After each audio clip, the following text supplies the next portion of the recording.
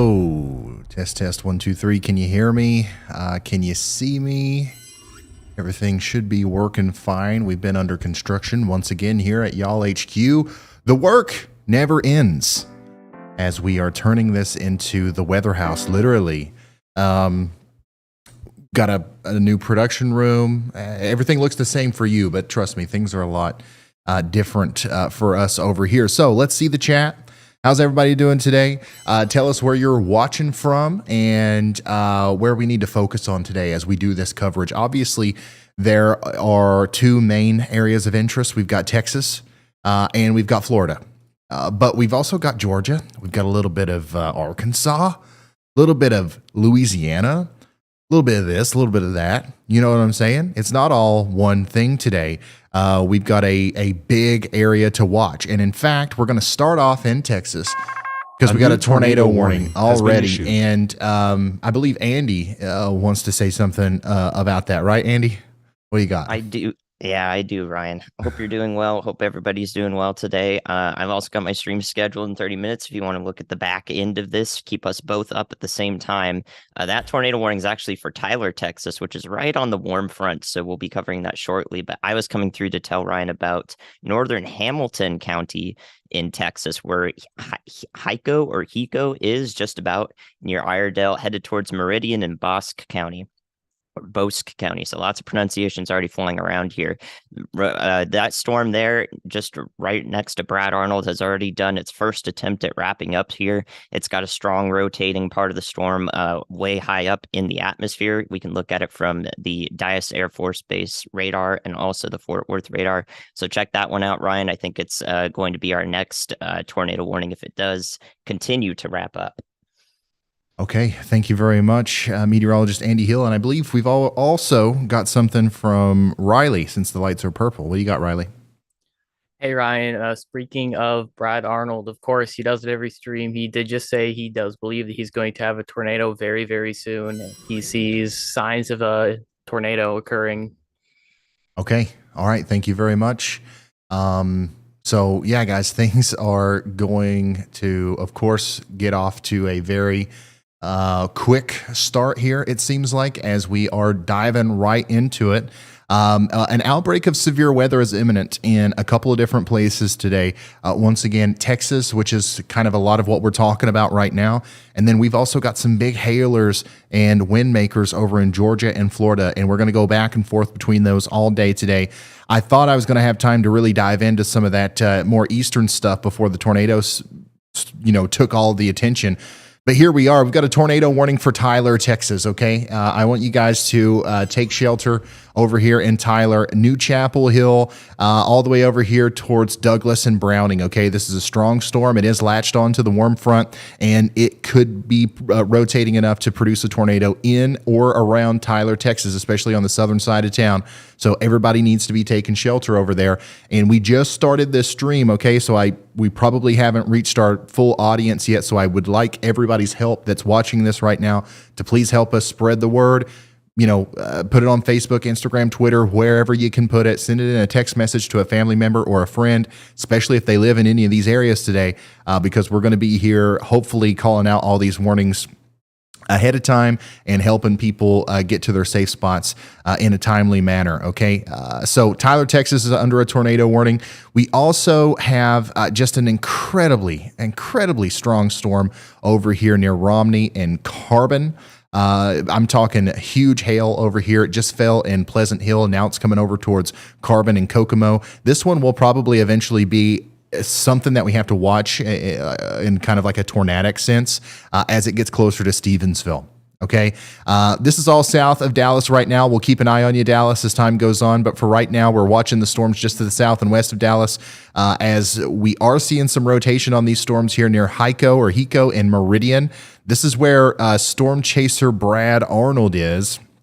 I'm going to turn on my storm chaser layer here in what's it called? Radar Omega, of course, Radar Omega. And you can see where our Brad Arnold is right there. If you guys have the app yourselves, you'll be able to see Brad's location. You can click on him And you can, of course, see his live video whenever he gets service. Okay, it looks like the video feed might be down temporarily right now, but we'll get him up. And it looks like a tornado is developing on this storm. Okay, so we want to watch out in Iredell, Texas, along Highway 6 over towards Meridian. And look at all these storms, by the way. Look at how curved they are. We got curved beans over here. That's never a good sign on a day like today where the atmosphere is ripe and ready to produce some tornadoes. And by the way, we could see some big ones today, big tornadoes, big nasty ones. That's why we're live. Unfortunately, I can't go live for every storm that ever happens. Okay, I've narrowed it down to where we only go live whenever we think things could really hit the fan. And today's one of those days. Okay, just we hope that it doesn't, but it could. Now, I'm going to skedaddle over here to the east just a little bit, because we have a bunch of severe thunderstorm warnings in Florida. Okay, one of them is going to be for Nassau, Florida. Okay, and I'm going to watch this. Woo! Automatically zoom right over to it. We're going to show you all the details of it. And look at this monster storm in Florida getting ready to come down towards Jacksonville. Okay. Once again, the main threat with these storms today is going to be the hail. We're talking about golf ball size hail or bigger coming right into the northwestern side of Jacksonville, Florida. A new storm just popped up moving towards Middleburg, and we had some large hail near Savannah earlier. We're probably going to see some more up here near Orangeburg and Harleyville in South Carolina. The southeastern U.S. is just really popping off right now with these hailstorms. And in fact, Albany, Georgia, you guys, you've got to watch out for this storm to your north and west, because that's probably going to cause some problems here very soon. And then way down here near Fort Pierce, we've got a big hailer moving down between Vero Beach and Port St. Lucie. So that is what we are looking at in Florida. Now, let's go back to the tornado warning. Okay, watch. Woo! Tyler, Texas. Once again, if anybody's just now joining, we do have a tornado warning for Tyler, Texas. Rotation signature right here.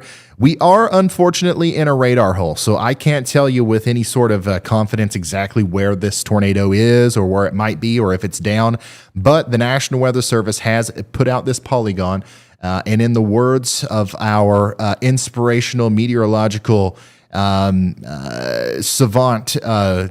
James Spann, you got to respect the polygon. Okay, so if you're inside of this box, you have to take it seriously and get to shelter right now in Bascom, New Chapel Hill, Douglas, Browning, and of course all the way over here to close to Overton in Texas. This is a dangerous storm. Even without a tornado, this is going to have strong damaging winds and some big time hail. Okay. Now, I'm going to come back to the west. I want you to notice something. We've got severe thunderstorm warnings and tornado warnings over here, right?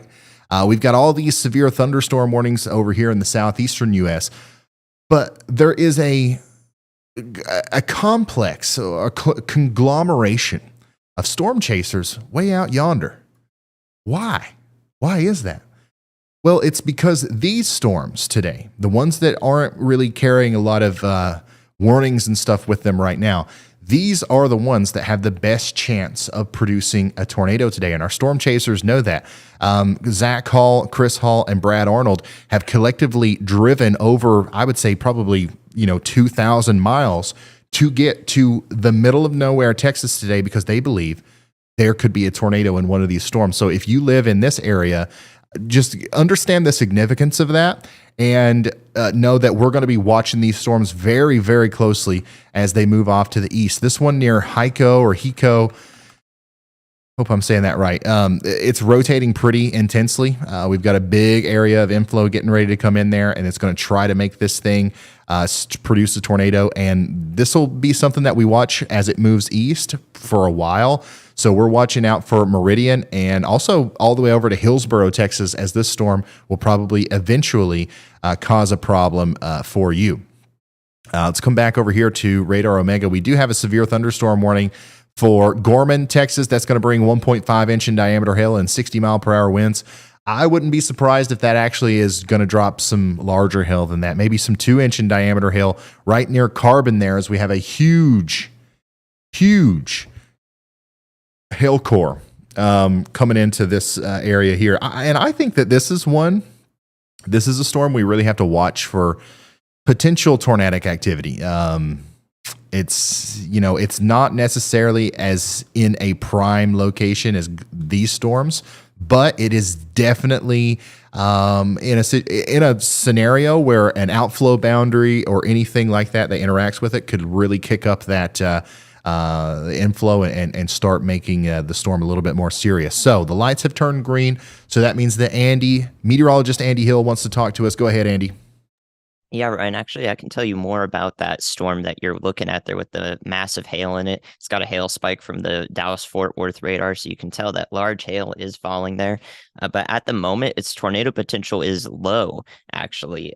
What I'm looking at here via observations, all these weather stations at airports that are showing us where the winds are blowing, it's actually well north of the warm front at the moment. So it's going to take some time for it to move east and the warm front also to continue to move north to where it could actually spin up a tornado. Because right now it's sourcing all of its air from above the surface. It's what we call an elevated storm. It can still drop a lot of hail, but it's going to have a lot of difficulty dropping any sort of tornado or spinning up a tornado from the surface into the storm. So right now, hopefully minimal tornado potential with this, but in the next 30 minutes or so, once it starts to interact with the warm front, if it reaches there, that's when we're going to have a problem.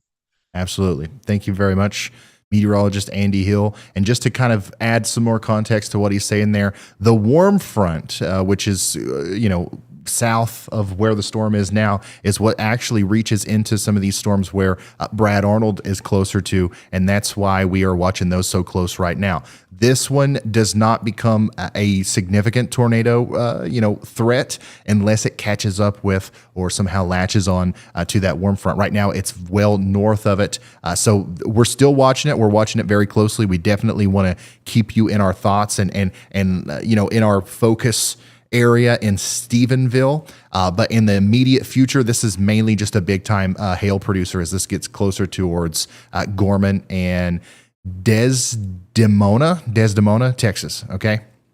So these, on the other hand, are rotating a little bit more significantly. You can see that it's trying to be a couplet there to the south and east of High Coast and south of Iredell, Texas. We are probably going to see a tornado warning or something with this storm soon. I don't know how soon, but whenever you do get that, make sure you know what you're going to do when that warning comes through in Meridian there, maybe Morgan, Texas. You want to get into the most interior room of your home. You want to take shelter with as many layers of protection between you and the outside world as possible. That includes a helmet on your head if you can, okay? So, if you've got a helmet out in the garage, the kids probably have baseball helmets, football helmets, something like that. You've got a bicycle helmet, grab it. It could prevent injury in a situation where your home is damaged and you got 2x4s falling down and stuff like that. Okay. So, keep that in mind. And we're going to watch these storms right now. No tornado warnings with any of these storms. However, there is currently a tornado warning. We have one on the board. Okay, we're going to fly to it. It's over here in Tyler, Texas. The storm is pretty intense right now in downtown Tyler. Okay, we've got probably some small hail, some strong winds moving through the east side of town, especially over here towards Old Omen Road and Old Henderson Highway. You're probably feeling the brunt of the storm right now. The rotating part of the storm is somewhere between Gresham and Bascom, okay, down here near the Alberta community. So that if there's a tornado happening out here right now, which, there might be, it's somewhere in that area, and then it's going to move towards New Chapel Hill and Douglas. The radar returns here are not, very illustrative of reality, though, because we are so far away from the radar site. However, we do see the rotation, and the National Weather Service has issued this tornado warning. So we want everybody to take shelter out here and don't come out until the warning is allowed to expire. Right now, it's our only warning on the board that is, tornado affiliated, I guess. This is the tornado watch, though. We got a big pink box here. It includes Brownwood, Waco, almost down to Austin and almost up to Dallas, Mahia, Corsicana, and Palestine, Texas. So All of these areas are under the gun today for tornadoes. I believe the watch wording. Hey Ryan, this is Chris. I am near Sap Springs, Texas. It's a little southwest of Gorman. We're looking up into the storm. Visually, this storm is now taking, at least the clouds are moving due south towards this outflow boundary. I do believe this storm's about to become a problem here in the next little bit. Just give you a little heads up, it is visually trying to with the outflow boundary. Okay. All right. Thank you very much. Guys, that was the voice of Storm Chaser Chris Hall. The voice of Storm Chaser Chris Hall telling us that he is looking at this storm. So the storm that we just talked to Andy about, Chris Hall and Zach Hall, both are on this storm, and they're giving us a view of it right now. I want to show you that if I can get my buttons to work. There's the buttons. Okay, give me just a second. And all right. Okay. Yeah, so this is a view of that storm. This is a live look from Storm Chaser Chris Hall. He is very close to Comanche and De Leon in Texas. And he's saying that, you know, from his vantage point anyways, this could become a problem very soon. Now, listen, tornado or not, this storm's going to be a problem for anybody it rolls up on. Okay, so I don't want to get too caught up on, you know, talking about the tornado potential, because man, this is a nasty monster storm here coming towards Gorman and Desdemona in Texas, and it's going to pack a punch with strong winds and hail. Okay, but we are watching this dangly bit right here. If it reaches down far enough and latches onto that the warm front, which is currently pretty displaced, it could have a potential of producing a tornado here. So we're watching that closely. We've got more storms popping up behind it. Man, we've got a lot of storms popping up here, and this is why we have the tornado watch, and this is why we are live today, keeping an eye on all this stuff for you. Big time.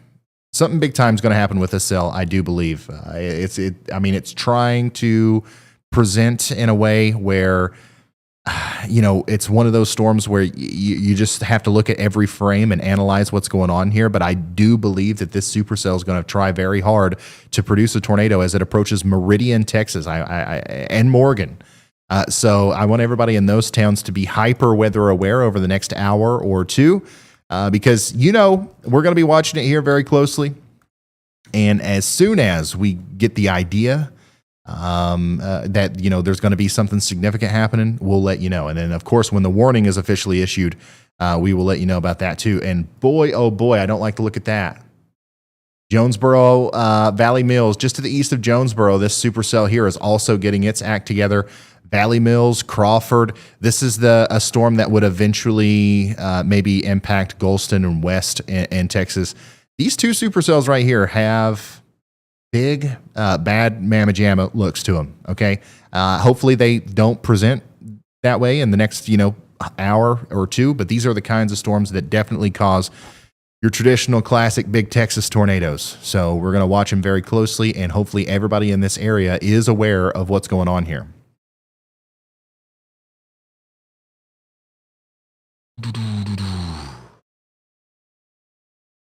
Let's see.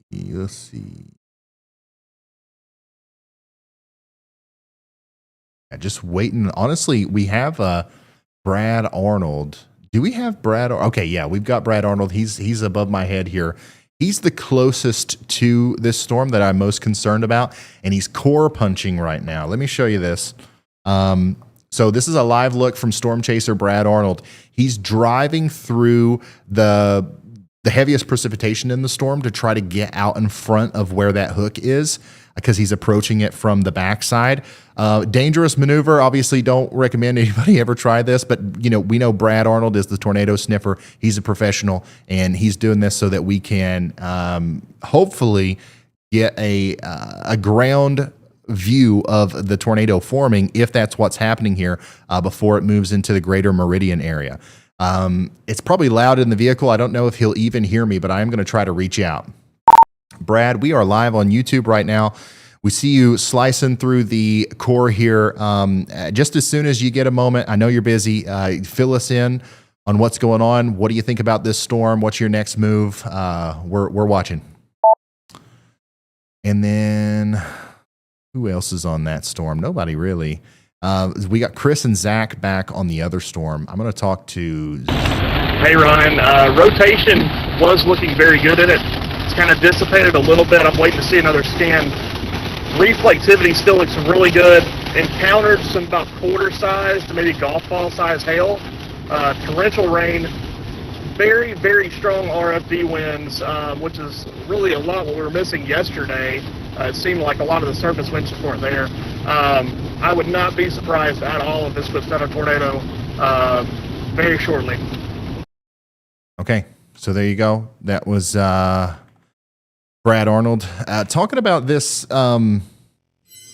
this little discrepancy here in the velocities. You can see how things are ramping up here. We've got a pretty good looking couplet. A lot of this is probably some sort of distortion at some level, but right here, this last scan just looks a little bit less impressive. But if we look at the actual reflectivity here, this is a strong storm that's going to exist in the environment that allowed for that initial rotation for a long time. So we're going to see this cycle up and down, pulse up and down, as it approaches meridian. And unfortunately, I think by the time it gets there, it has a very good chance of producing a tornado. So, Andy, go ahead. What you got?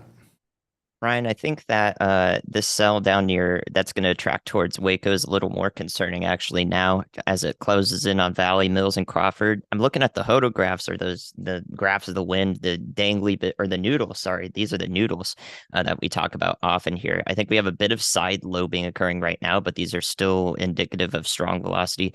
Those curved noodles are telling me that when this supercell matures, it can travel due east in this area. So our right-moving supercells tend to travel east in today's environment, which means it would take more of a line towards the Waco metro area here in McLennan County in Texas. So everybody along the north side of Waco should have an advance heads up for the track of the storm as it matures and potentially travels more to the east. So that's something we look at often, how supercells change in direction as they travel and as they mature. Yes, thank you very much, meteorologist Andy Hill, for moving our attention down to the south a little bit. We've talked about this storm a few minutes ago. It looks even more impressive now as we've got this rotation here approaching the Valley Mills and Crawford area, maybe even eventually Waco, Texas, okay? I do want to make it very clear that we're watching several storms right now. Both of these are concerning, and we're watching the Meridian, Clifton, Valley Mills, Crawford, and Waco areas. But one or the other here very soon is going to warrant a tornado warning more than likely. So we want you guys ready right now to get in your safe spot. If you're anywhere east of these supercells, okay, go ahead and have your plan in place. Know what you're going to do. Think about the stuff that you normally wouldn't think about. Have a pair of shoes. Have a go bag. If there is a tornado, and we don't want to scare you or anything, but in a worst case scenario where you do experience damage, what if you've got to walk over glass, nails, debris, to evacuate your home after the storm? Ryan, it is Chris. We are getting east towards D. Leon. Visually, I am seeing dislocation in the storm. It may be trying to get its act together here pretty shortly. I'm about to upload a video to Twitter. Okay, so that was Storm Chaser Chris Hall. He's talking about a completely different storm way back here towards De Leon, Texas. This is our big hail producer that's moving into Gorman and Desdemona right now in Texas. It is rotating, okay? This storm is rotating. It's got a huge rotating mesocyclone. It's got a huge hail core on it. It's not an imminent tornado threat as much as some of these other storms, but it probably will be at some point. So make sure you guys are paying close attention to this one as well. But once again, right here near Carbon, a 2.5-inch hail report just came in. So we talked about how right there near Carbon, we were thinking maybe there was going to be 2-inch in diameter hail. Looks like it's even bigger than that as it approaches Gorman and Desdemona now. So keep that in mind. Man, this storm right here really looks nasty, for a lack of a better word. I'm going to take a look at this from a couple different angles on Radar Omega. You guys can do this too. Once again, if you got the app on your phone, iOS, Android, any of that, you can go over to the high res velocity and analyze this for yourself. You can see the big inflow here. This could be a little bit of side load contamination, but the general structure of the storm is showing up here in that we have a lot of air being sucked into the storm right here. Okay, and then whenever the storm matures enough to promote a rear flank downdraft of cooler winds coming down this way, that's when the rotation's going to more than likely put down a tornado here as this approaches places like Valley Mills and maybe even Waco. We've got to watch it closely. Right now, the general motion of this storm is to the north and east, but as it matures and as it interacts with some of the mid-levels and higher levels of the atmosphere, there could be some steering that allows the storm to actually go directly east towards Waco. So we hope that doesn't happen, but if it does, it's a good hour or more before that happens. So you've got a very early heads up here.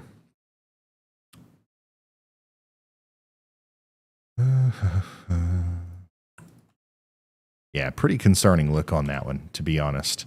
A little bit less concerning up here on the northern supercell, but we do have a new couplet right here that we're watching very closely. Storm chaser Brad Arnold is in front of the storm now, so if there is a tornado, we'll see it. We'll see it through his feed just as soon as he points the camera towards it.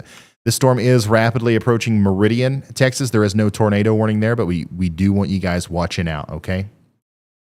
We do want y'all watching out. Big old dangly bit on the Gorman storm here. Big hail core too coming in on this storm. All of this, let me zoom out a little bit because I know that if you're just now tuning in, you might not have a whole lot of context. But this is Texas. This is Texas that we're looking at here. We currently have, I believe, no tornado warnings right now. The one that was for Tyler has been allowed to expire. So we're going to wait. That probably won't last very long, but right now we do have a couple of considerable severe thunderstorm warnings. One of those is in Florida. So let me take you over here. We've got 1 inch in diameter hail and 70 mile per hour winds over here near Martin, Florida. We're going to fly to that storm. And then boom, there it is. Okay, large storm over here. And we've got another one forming right behind it. Potential flash flooding situation could be unfolding here between Eldred and North River Shores in Florida. So keep that in mind. But also, these things are very strong storms with very big hail and wind moving towards even Delaspine as well in Florida. Now let's fly back over to Texas because we've got a brand new tornado warning. Here we go. And we got 2. We have 2 tornado warnings now. A new tornado warning has been both issued. of our storms that we've been watching have been warned now. So there we go. We've got a tornado warning for Boss County, Texas, and then we've also got a tornado warning for Coryell. A new tornado warning has been issued. And McLennan counties in Texas. So these are both of our storms in Texas that we have been watching. Brad Arnold is in the path of one of those right now, literally right in smack dab in the middle of it. So let's get an update from him. Brad, they just put out a tornado warning for your storm. You seen anything yet? Ryan, as of right now, no. With these storms that are on the warm front, they're extremely grungy looking. It's tough to get visual. I know that I'm riding on the warm front because I'll constantly look down and I can see first off the windows fogging up in front of me, so that's a pretty tall telling sign. But really tough to make any features out right now. I'm also keeping an eye on that storm that's south of Clifton. Typically, I choose the southernmost cell. So I'm going to continue to Meridian and continue to watch that cell down that's headed towards Waco as well. Okay, so Brad seeing the same thing that we're seeing with that southernmost cell potentially being the more concerning storm right now. Both of them equally concerning, though, if you're in the path. Okay, if you're in any of these polygons here, you need to be taking shelter. You need to be, trying to do everything you can to put as many layers of protection between you and the outside world as possible. And also, if you're just now tuning in and you haven't done so already, please consider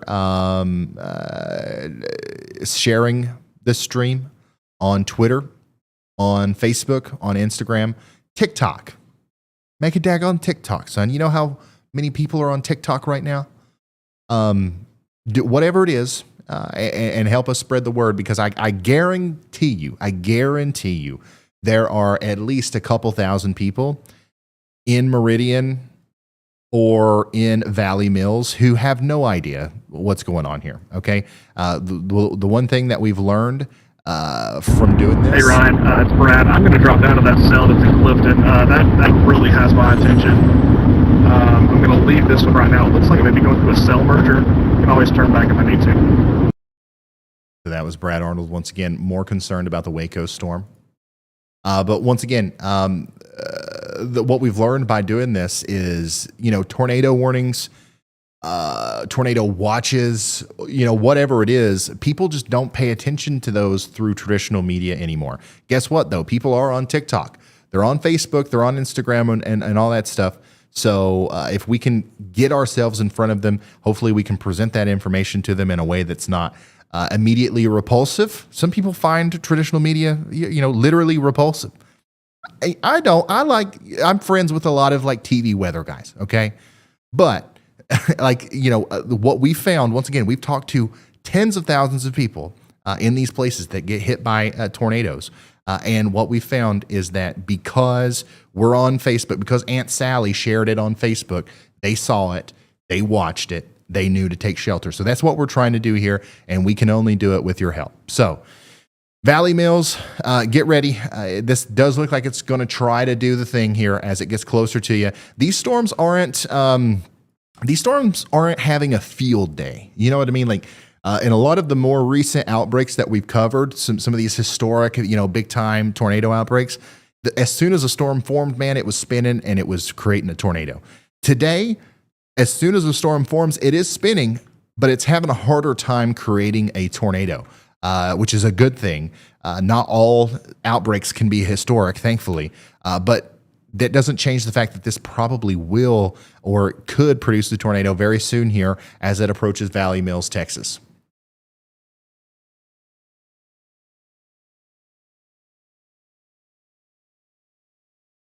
Oh yeah, if you don't have social media, just hit the like button like you would on a normal YouTube video. That'll get the algorithm to put us in front of people who need to see this information. Lots of people scrolling through YouTube. We can get in there recommended. That's the game.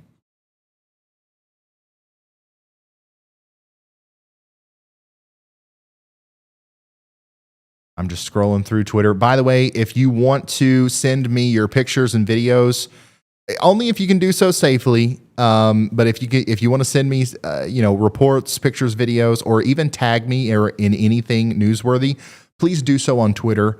My handle is @RyanHallYall. Ryan Hall Y'all on Twitter, Facebook, Instagram, the whole thing. It's all the same.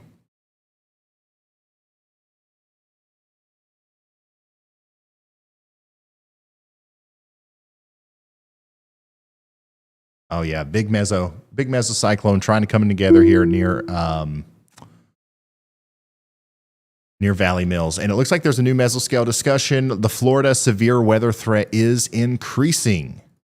So yeah, that's another thing. We are going to go back and forth quite a bit today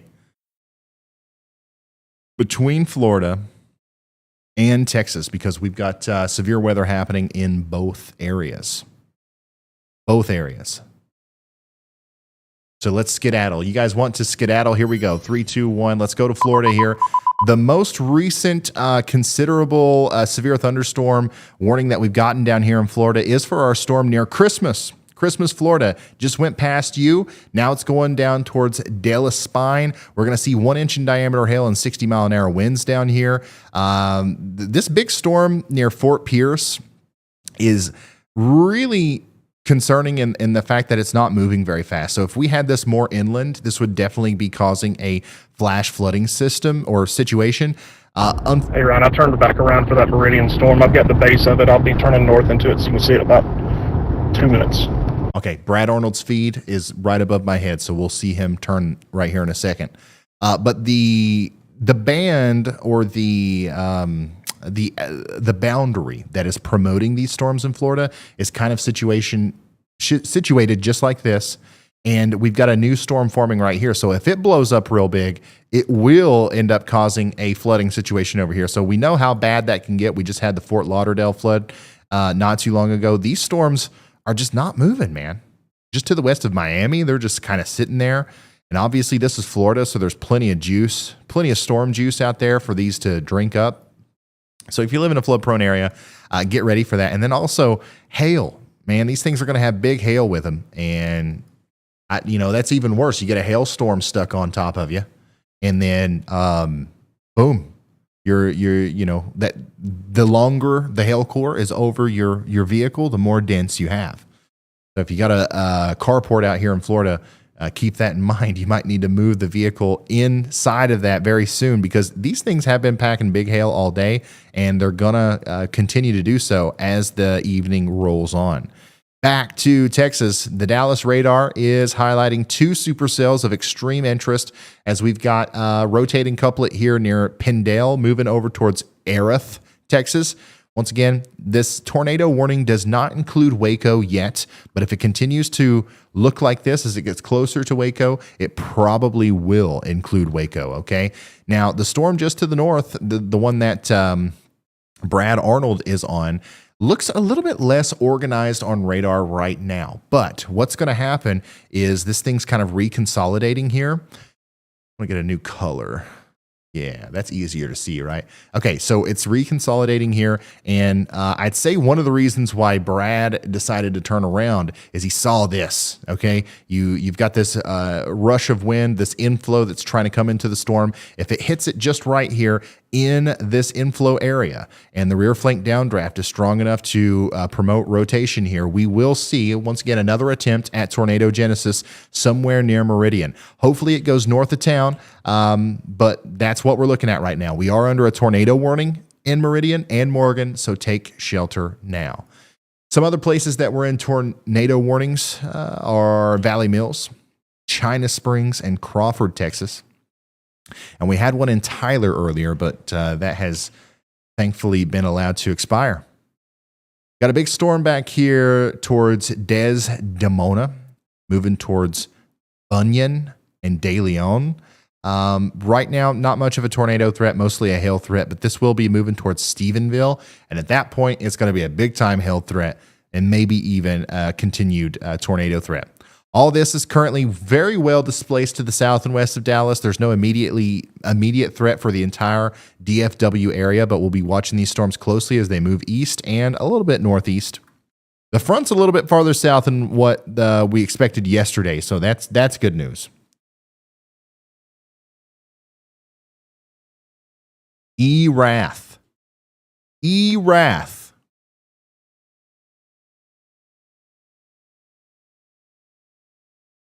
Yeah, that storm down there near Waco is I mean, if it doesn't produce a tornado, that's crazy. I mean, it's kind of perfectly set up to do so, you know? Perfectly. I do want to say a huge shout out to Heather. Thank you for the very generous super chat. It says, you do an amazing service, Ryan. Adore you, my friend. Heather, thank you. Amelia. Ryan, you may want to take this room. We may have something about to cross the road here. It's not strong, but I thought I saw some debris getting picked up.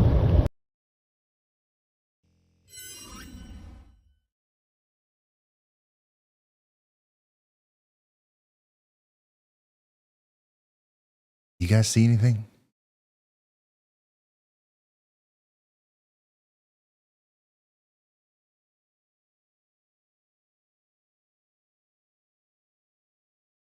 Now, Brad is the tornado sniffer. He can literally smell them.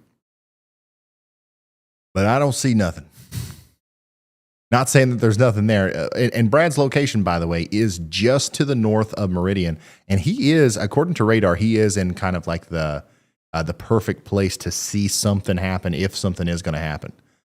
So this is a live look at just north of Meridian, Texas, in Bosque County. Storm Chaser Brad. Hey Ryan, it's Chris again. We are dropping south to near Comanche. There are some storms popping off the outflow boundary. We're going to check these storms out. We're still towards Dublin that we can catch back up to it. But these storms down south of Comanche, I want to see how those act where they're really close to the outflow boundary. We'll let you know here in just a little bit. Okay. Well, okay. So that was Chris. He's on a different storm, but this is Brad's view. And I definitely see more motion now. There's definitely something going on here right in front of where Brad is. And once again, if you're just now tuning in, this is just north of Meridian, Texas, where we have a severe thunderstorm capable of producing a tornado crossing the road right now near Brad's location. What road is that? So right in front of the road that he's on is Highway 144, just north of Meridian, okay?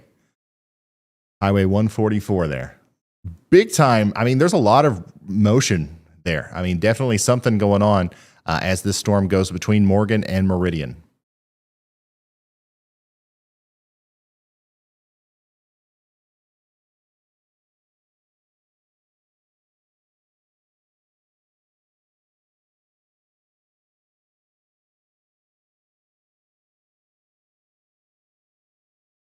So we're going to keep watching Brad here. We're going to put up the multi-view so we can see all of the chasers at the same time, but Brad's in the top left so that we can also look at the radar. Okay, this is where Brad is, and this is our dangly bit. This is what's going to try to produce the tornado right here. I mean, he's right next to it, so he's in perfect position to show us this thing if it's going to happen.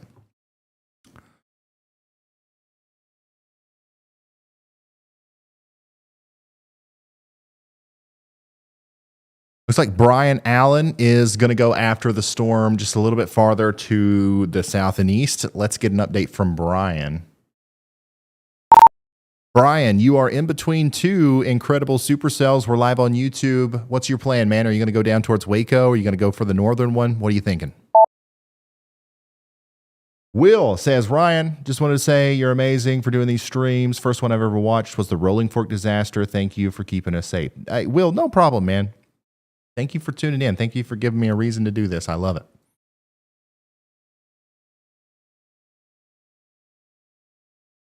Hey Ryan, yeah, we were gonna go on that northern storm, but looking at surface odds, it looks like that southern storm's in better environment, and we're blasting. We're 20 minutes away, so we're going for the southern one. I don't know why all the chaser volumes are so loud today. I'm very sorry about that.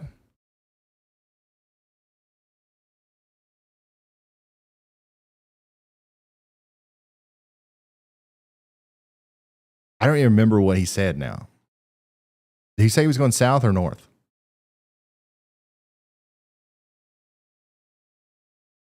Pop quiz, chat. Did Storm Chaser Brian say he was going south or north?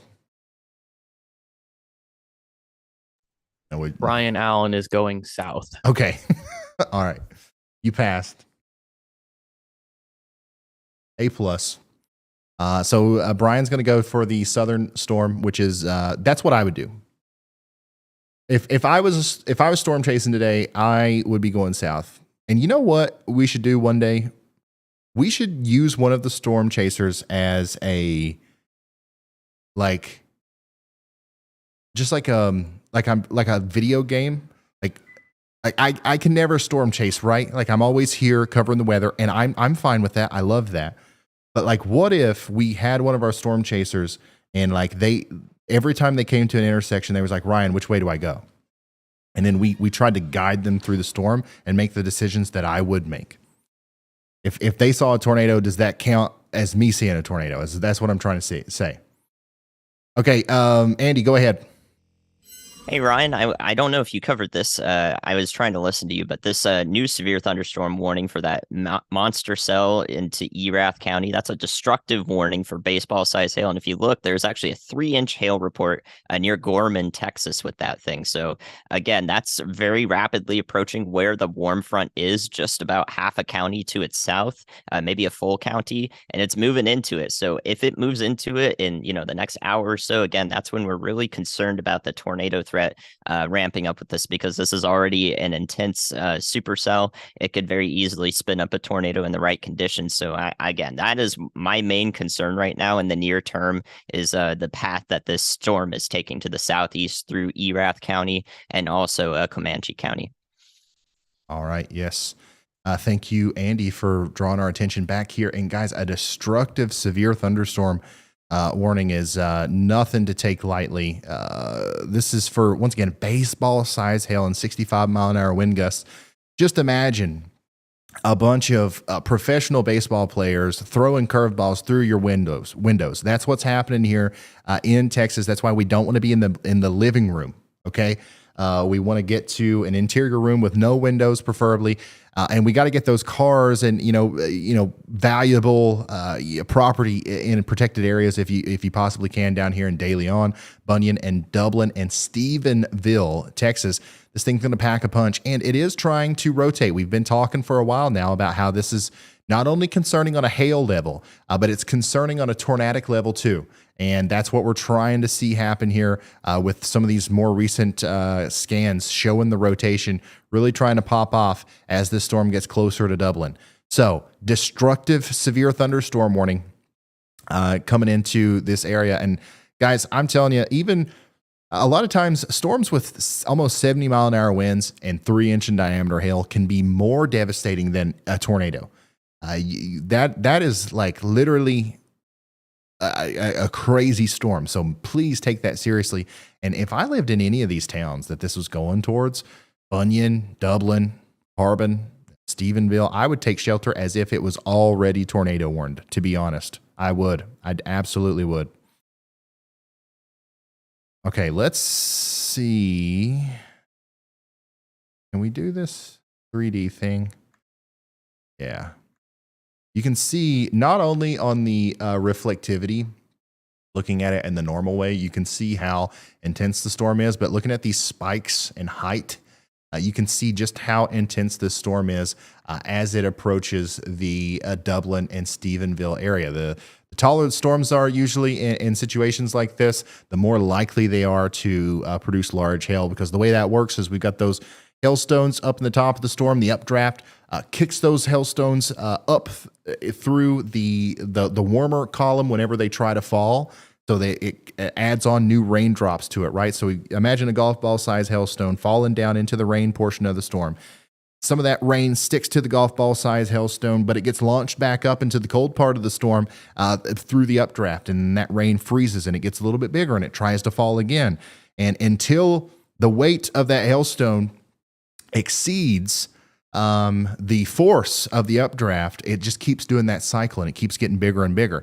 And the more column, the more room there is up here in the upper levels of that storm for the freezing to happen and for the updraft to kind of send them up high, the more likely it is that we see some significant hail. And that's what we're seeing here moving towards Stephenville. Please get ready for that.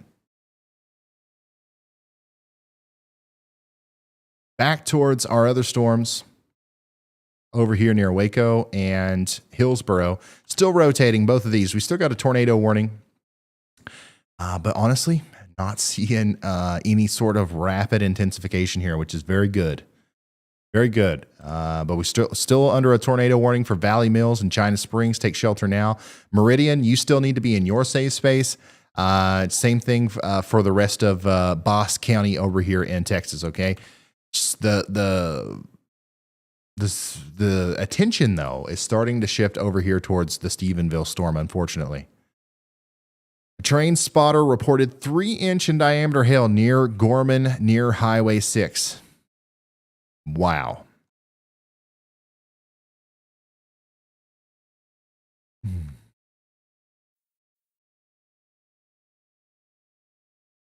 Jamaria says, I bet your weather small talk goes crazy. Oh, you have no idea, man.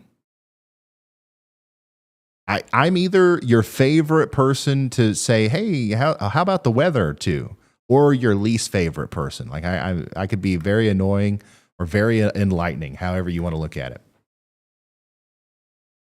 Go ahead, Andy.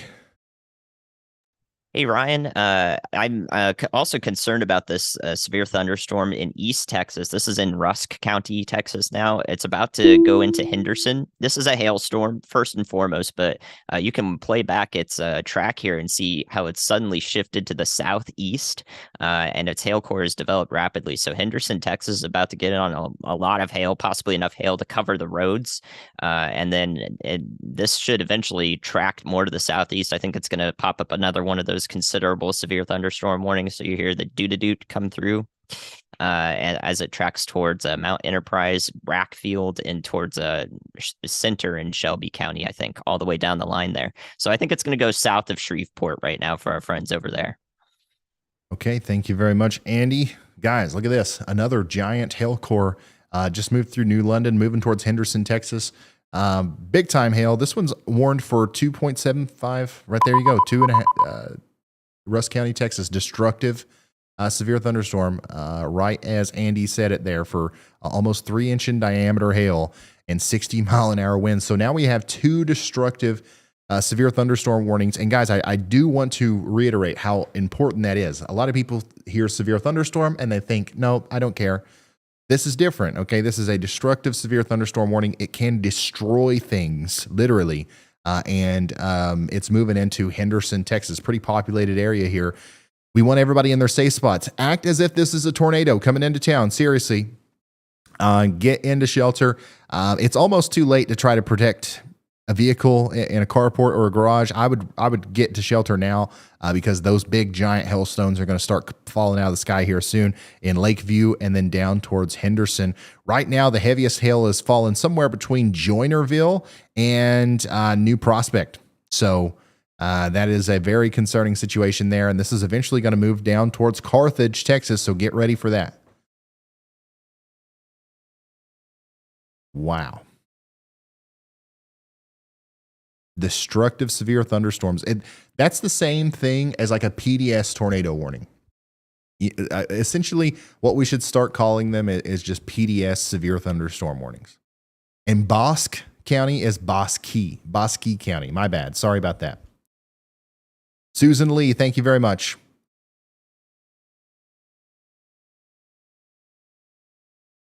These storms are trying their best down here.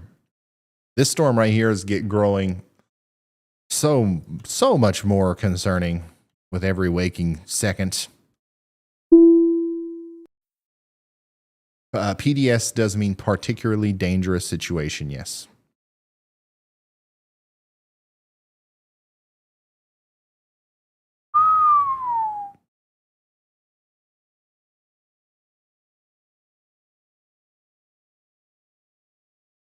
Watching this storm very closely, guys. Bunyan. No tornado warning for you, but I'd definitely be watching that one like a hawk. Stephenville, you too. Still got that tornado warning for Meridian, Texas, and it still extends all the way over here towards the eastern side of Bosque County. But the rotation has died down a lot with it. We still want you to be in your safe spot, but Brad was just on the base of that storm. He didn't see anything. Now, the storm that's approaching Waco also still has a tornado warning on it, and we still have our rotation down here, but it's not as intense as it was earlier. You can see how it's kind of led up here over the past little bit. That's good news. Unfortunately, the day is not over. In fact, the closer we get to sunset, the more that low-level jet's going to ramp up, and the more, nadir juice, I guess, these storms will have to work with.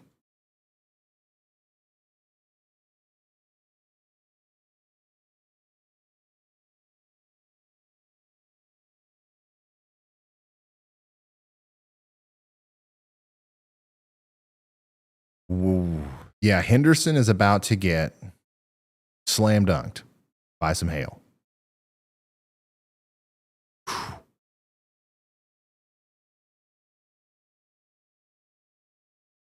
Oof.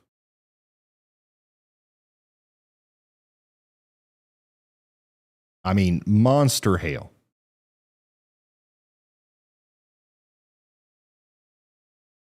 Hail emergency here for Henderson. Seriously, this is Carlotte's worst nightmare, and you know, even beyond that, as this gets closer and closer to Henderson. So make sure you're in your safe spot, and also make sure you, if you can do so safely, don't do it in the middle of the hailstorm, but after it's passed, send us a picture. Let us see what the hail looks like out there, so we can you know, confirm or deny what the radar is showing here, because it looks absolutely nuts on radar. I know you guys probably don't have them yet, but it would be pretty handy to have one of the new hailometers. I should have sent one. I should have sent those out to the storm chasers today, just to put them in use.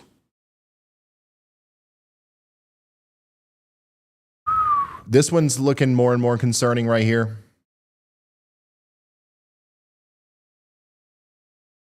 The storm approaching Bunyan.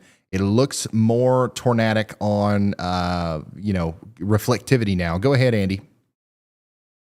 Thanks, Ryan. I want you to play the loop on the storm headed towards Waco, Texas. So I'm calling this one out in particular because about 15, 20 minutes ago, we were watching this storm as it was moving northeast. But now if you play the loop, you can see now it's traveling due east as we talked about those right-moving supercells. So now you can see it's going to head towards the northern part of Waco. Hey, Ryan, it's Brad. I think that storm that I was on earlier, that northern tornado warning storm, I believe that it is crossed the over tornado the threat warm with it front. is decreasing right now. It doesn't look imminently tornadic. I wouldn't be surprised if the warning was allowed to expire. So right now it's looking okay, but I wouldn't be surprised if this does ramp up again. So it warrants close watching. Let people in Waco know that the storm is moving toward them, and we have had eyes on it for a while now. Okay, thank you very much, meteorologist Andy Hill, for the update there. Yeah, like we've been saying for a while, we've been watching these storms for a while, and this one is, like Andy said earlier, starting to take the shape of that photograph. The top of the storm is reaching some of those, winds that are allowing the steering to move this more towards Waco. So this is going to be a problem for downtown Waco, or at least the northern extent of Waco, as we go later on into the day. And that's going to present either, unfortunately, in a potential tornadic situation, or maybe even some damaging winds and hail. So everybody in Waco needs to be hyper weather aware over the next little bit, okay? And we've got a developing mesocyclone on this new storm just to the west of Clifton as well. Shoot, man. Like these storms are all really trying to do their best here as things start to come together. I'm going to replay Brad's message because I didn't hear any of it. Here we go. Ready and go. Hey, Ryan, it's Brad. I think that storm that I was on earlier, that northern tornado warning storm, I believe that it has crossed over the warm front. The reason I say that is because I'm dropping south right now, and my windows are fogging up, and it's gone up about 6 degrees in the past 30 seconds. So very strong warm front. That's telling that this storm to the south could be problematic, headed towards Waco. Okay, so this is the situation that we're in right now. We've got this warm front that is somewhere in this area, right? It's floating around here between the Stephenville storm, the Meridian storm, and the Waco storm. And if any of these storms latch onto this boundary for any significant period of time, what's going to happen is the dynamics are just going to come together for a tornadic supercell in a way that we haven't seen yet. Now, all the parameters are in place, right? We've got the strong upper mid-level winds. We've got the strong inflow on these storms. We've got the correct motion. But any leftover, parameters that aren't being met are going to be made up for by this warm front if the storm can latch onto it. So that's what we're waiting for. And when that happens, whichever storm it is, or if all three of the storms do this, we will see tornadoes today. So that's why we're live, and that's why we're trying to spread the warning as quickly and efficiently as possible. Significant hailstorm in Henderson, Texas. right now. I'm seeing some pictures here of definitely golf balls, potentially even bigger than that. Whoa. Yeah, I've got a that's a, I don't know, that's definitely baseball right there. That's from De Leon and Gorman in Texas. Retweeting that. I'm going to retweet everything. A lot of this stuff, especially stuff from storm chasers, and pretty much anything that we don't have that's not being sent directly to me. I cannot show it on the air because of copyright and all that good stuff. So what I'm doing is I'm just retweeting it. And if you want to see it for yourself and share it and help get the word out, you can just be a part of that on Twitter by hitting the retweet button yourself.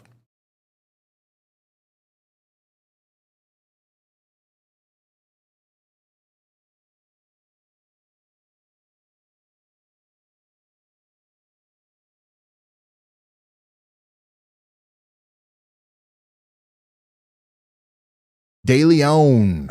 Gotcha. My bad. I'm not from Texas, but I will be after this stream. Essentially, that's the goal.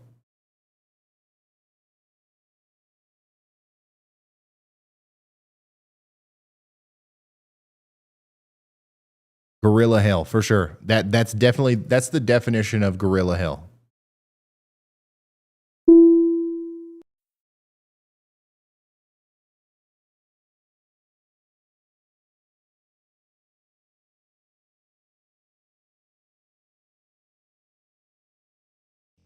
And of course, we do have a team of some of the best storm chasers on Earth out there helping us right now. For some reason, our locations aren't working. Hopefully, we're working on that. But all these guys are in Texas, pretty much, okay? And they're chasing these storms in and around Stephenville and Waco.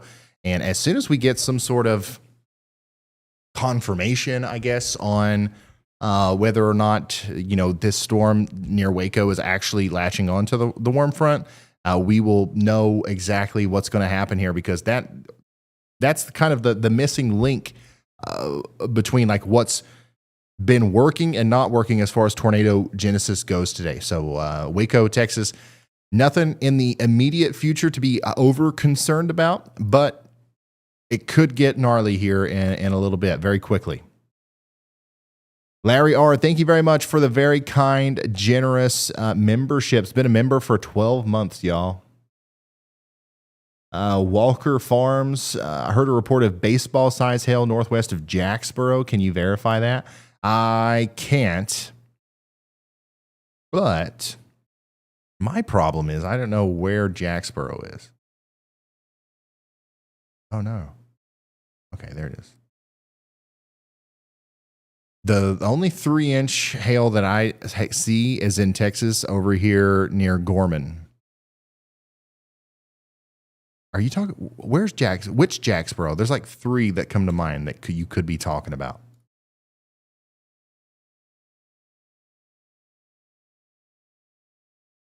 Because remember, guys, we are focusing not only on Texas today, we're going all around the world.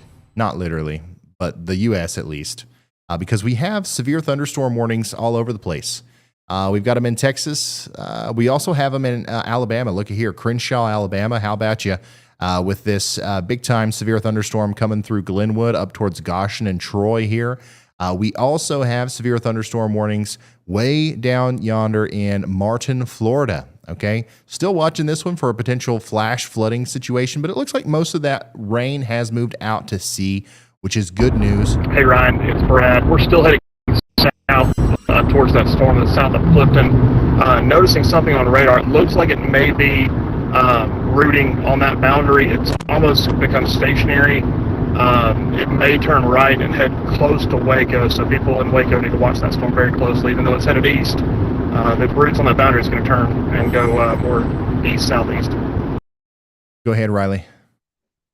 Hey, Ryan, I just heard from storm chaser Brian Allen that he has one of his friends on the southern tornado warned storm moving in towards the Waco area, and there's a rapidly lowering and rapidly rotating wall cloud associated with that storm.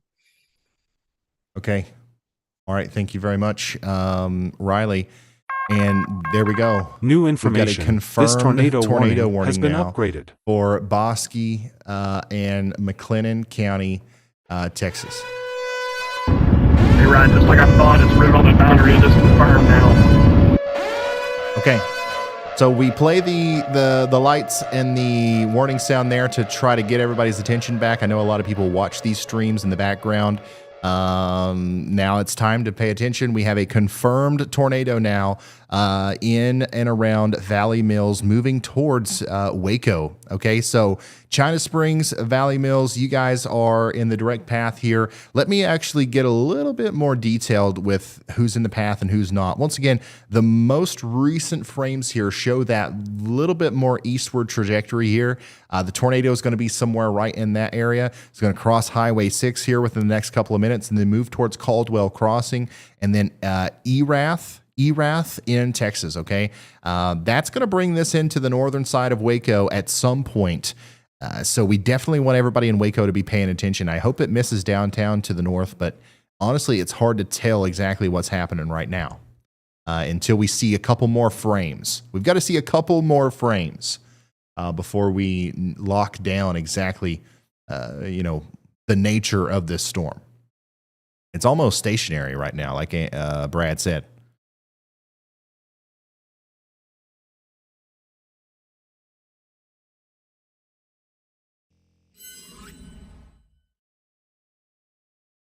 So here we go. The first confirmed tornado of the day. First confirmed tornado warning of the day, moving right towards Waco, Texas. And the surface parameters are, relatively high today for tornadoes.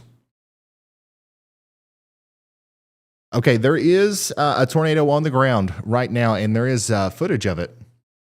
I believe that we're going to be able to see that. One of our partners has that. If we can get it up as soon as possible, somebody let me know, and I'll take it full.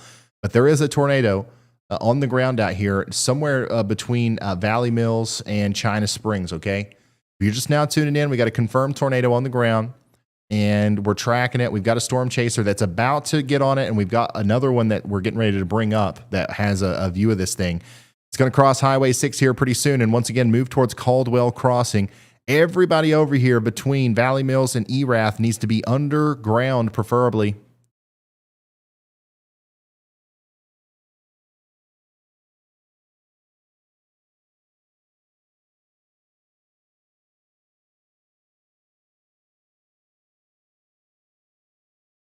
Brad Arnold's getting awfully daggone close. Ryan, I've got visual. It is on the ground. Okay. Brad has got visual. It's on the ground. Storm chaser Brad Arnold has the tornado on the ground. And I believe it's right there to your left. If you see the lowering on the left side of the screen, as soon as we get past these trees, we might be able to see it better here. And Brad's exact location right now is he's on Highway 6. He's getting ready to go through Valley Mills. He's getting ready to go through Valley Mills right now, and he's got eyes on a tornado that's on the ground. Okay, and this is just very close to Waco. Very close to Waco.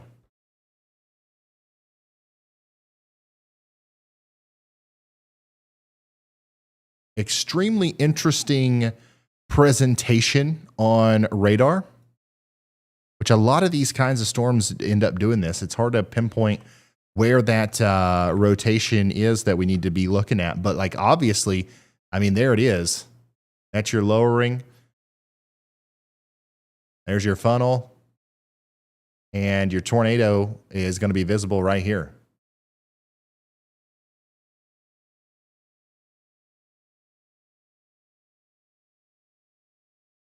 We're going to let him get by these trees. I'm going to make sure that we can see the radar too.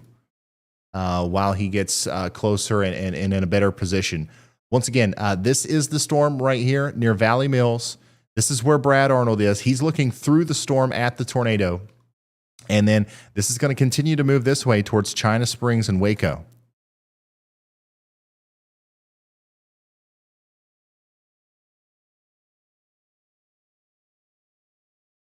And once again, if you know anybody in Waco, please let them know of the severity of the situation.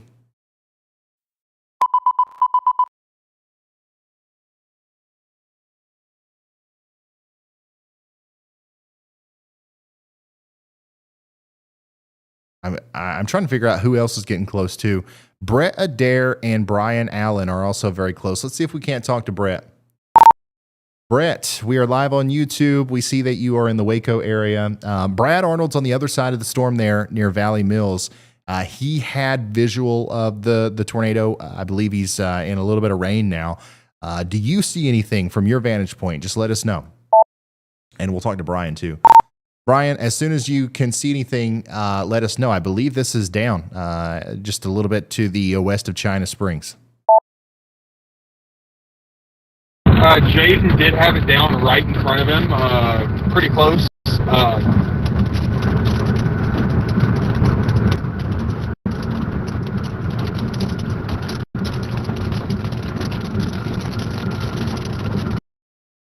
Okay. All right. Thank you, Brian. I think that he thought we got disconnected there.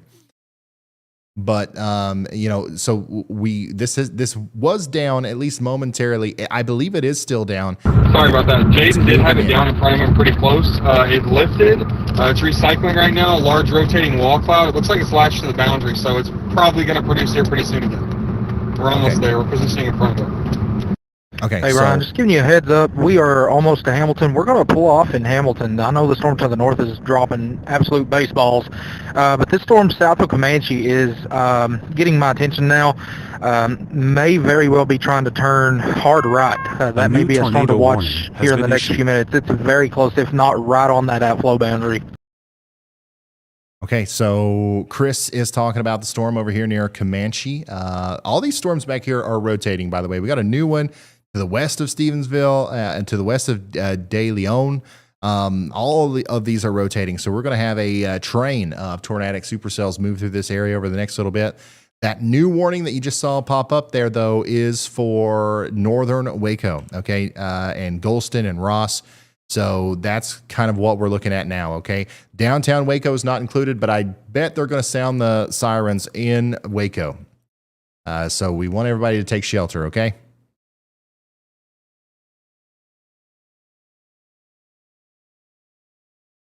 Tornado warning. Here's a graphic on that. This is back to radar indicated, so we're back to thinking it might not be down at this very moment, but honestly, it's kind of pointless to even talk about that. It's going to come up, and it's going to pop down, it's going to go up, and it's going to go down. Let's just assume that it is down in China Spring, Golston, Ross, Elmont, and Lacey Lakeview, okay? 40,000 people in the path of this thing.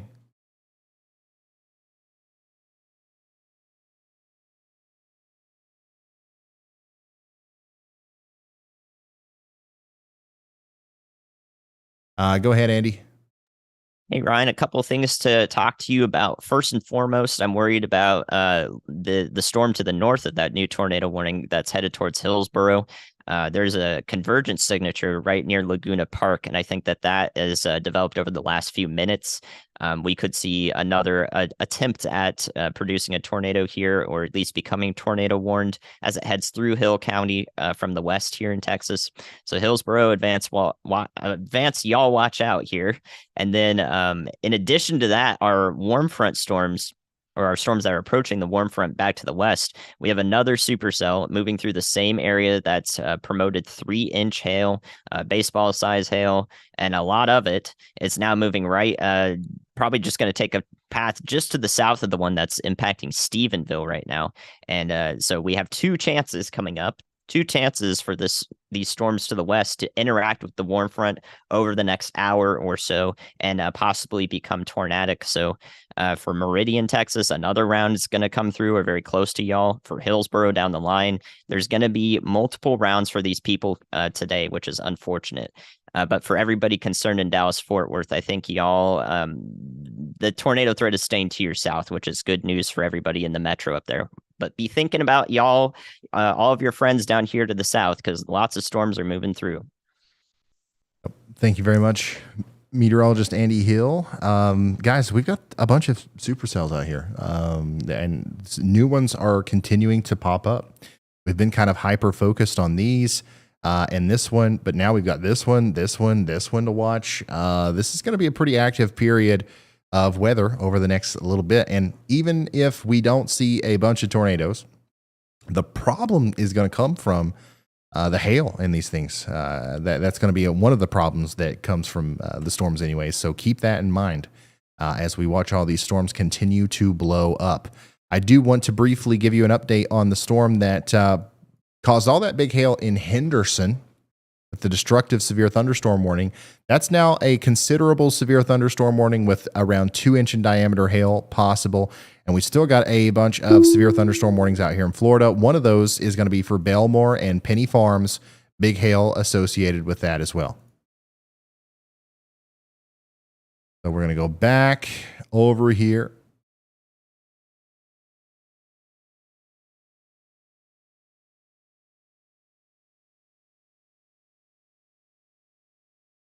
And we're going to reload that up real quick.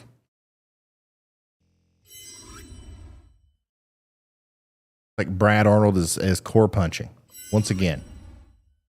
Going through the center of the storm.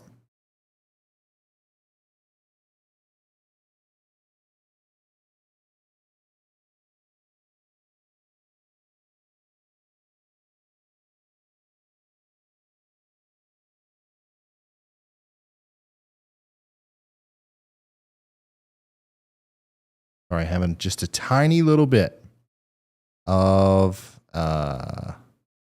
technical difficulties here.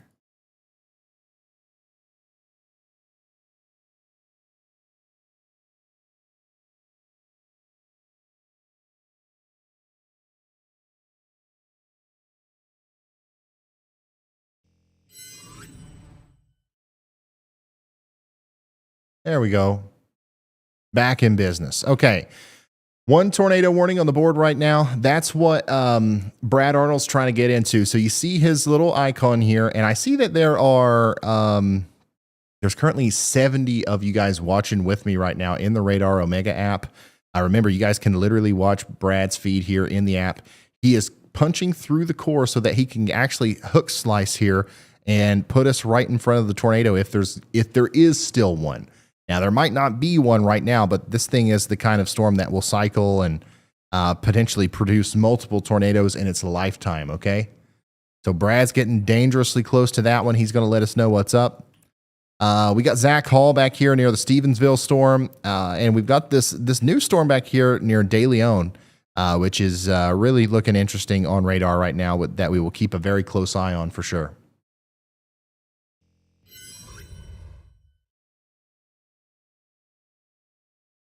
Milo, thanks for becoming a slight risker. Susan, thank you for the generous super chat. Huge rotating wall cloud. Oh wow. Okay, we're gonna take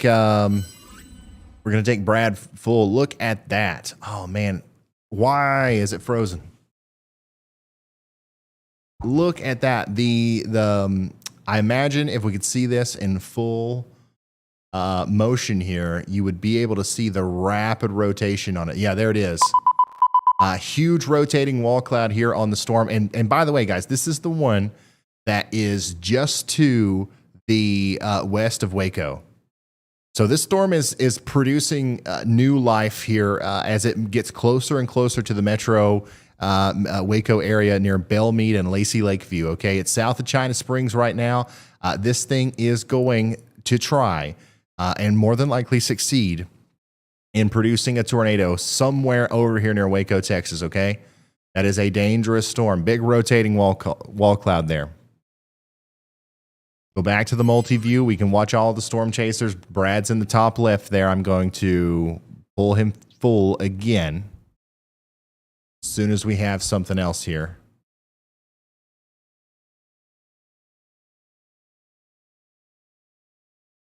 Lots of supercells out there, big time hailers, but also this one in particular has a very unique opportunity to produce a tornado here as it gets closer to Waco. And Brad's given us a great view of the rotating wall cloud. Here we go. We got a smooth connection again. Wow. Hey, funnel cloud dropping down right now. Wow. Holy smokes.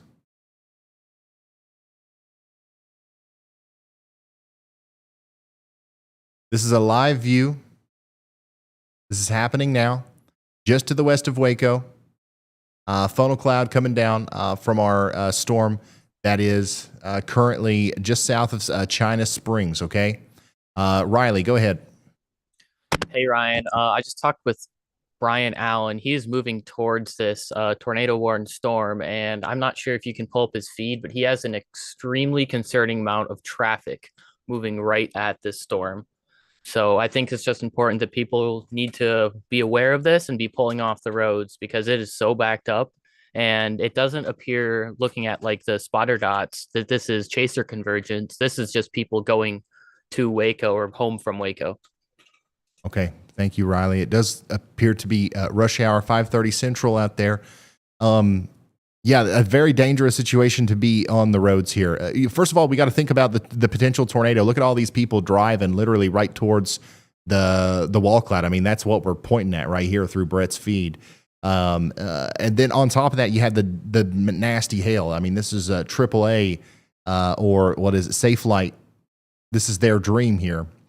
But we don't want like a million people out here with busted out windshields. So if you are planning on going anywhere, don't, especially if you're around Waco and Hillsboro. Let's say you're trying to make the trip between Hillsboro and Waco. Definitely don't do that right now. And then also all these storms back here along the warm front between Stevensville and Comanche, those are also causing some big time problems as well.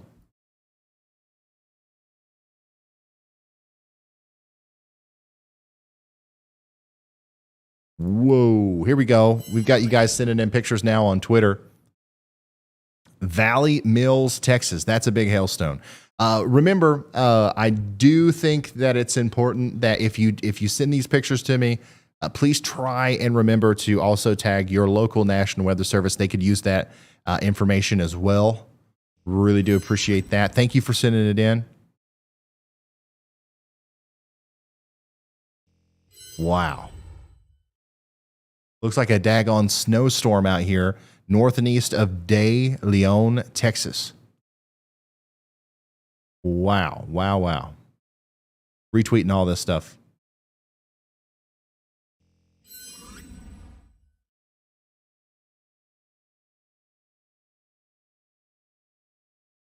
Emily, this is once again in Valley Mills, Texas there. Is this from two different people?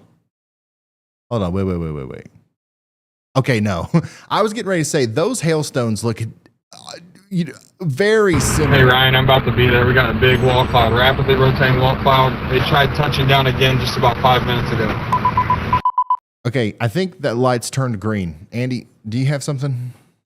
Yes, I do, Ryan. Thank you. I was actually going to tell you about that baseball-sized hail, large amounts of baseball-sized hail in Valley Mills. So that Texas. So that's the storm headed towards Waco, especially the northern side of Waco.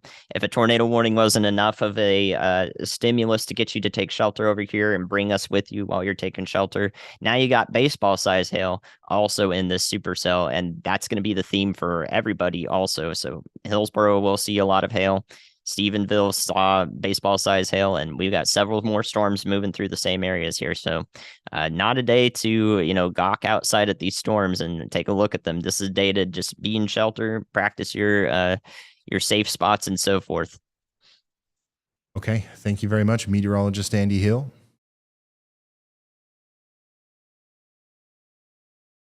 Vital information there. Big hail and big tornadoes trying to happen here as these storms continue to get their act together. I'm becoming increasingly concerned once again about the storm over here near Selden and Johnsonville, the one that just went through Stevensville. This is trying once again to produce a tornado here as it goes towards DeFau. Okay. And then, of course, like all eyes are on this storm near Waco right now. Brad Arnold is giving us a view of it, and we still have that huge rotating wall cloud.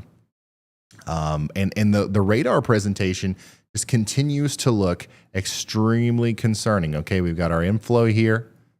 All right, we've got our rear flank downdraft. The rotation is happening right here, and that's where the tornado is trying to form. Now, it's successfully planted a couple of tornadoes already, Is it going to do it again the closer it gets to the more populated areas of Waco? We hope not, but unfortunately, it looks like it could. It looks like it could.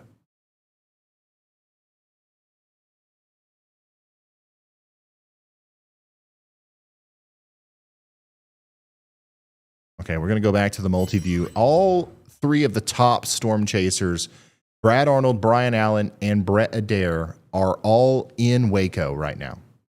So keep that in mind. Those three top streams there on the top row.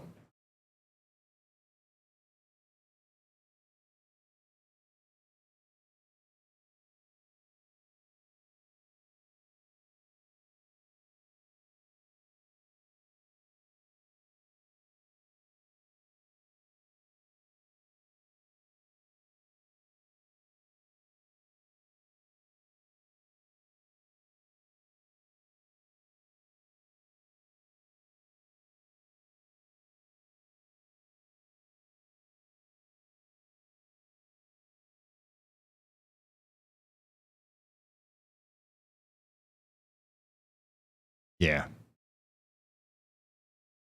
Wow. I'm retweeting a video right now on Twitter. Can't share it, copyright and all that stuff. But it's a video of some of these baseball-sized hailstones making impact with the ground. And you can really just look at that and understand why it's so dangerous, deadly even.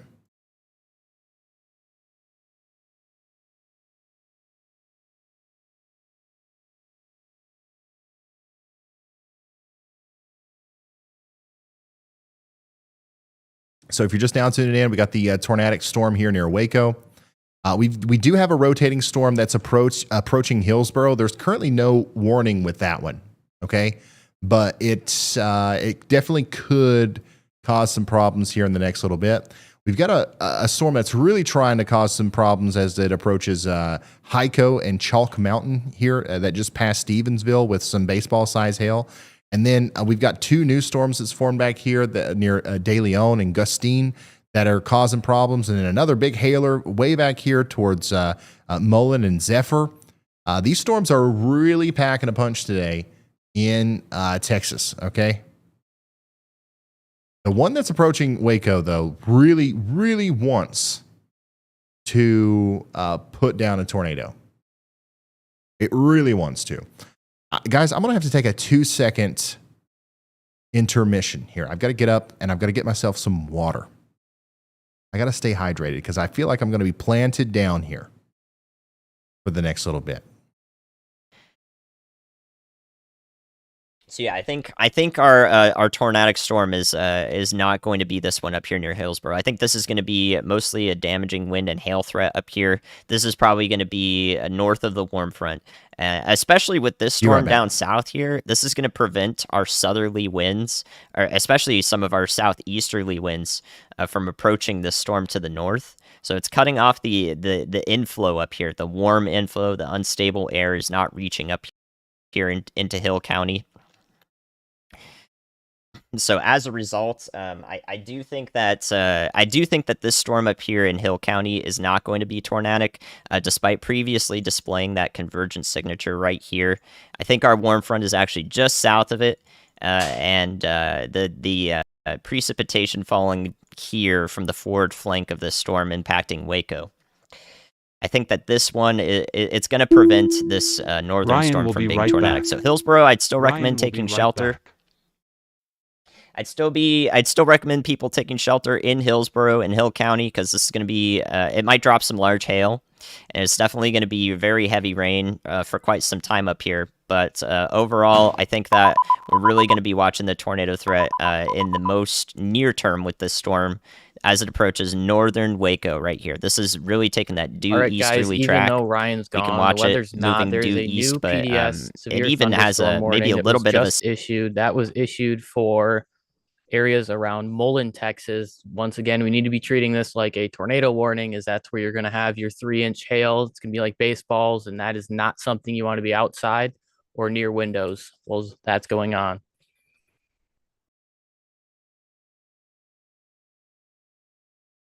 Okay. All right. I'm back. Sorry. Oh, no. I'm moving my desk for the first time since we've changed some wires. So I was nervous that something was going to come loose. All right. Well, we are up to 3 PDS severe thunderstorm warnings now. Okay. We've got 3 PDS severe thunderstorm warnings now. Okay. So we're going to pause Andy's stream and we are going to get right back into looking at the radar here. Okay. And we have, of course, we still have all of our storm chasers here. Oh, for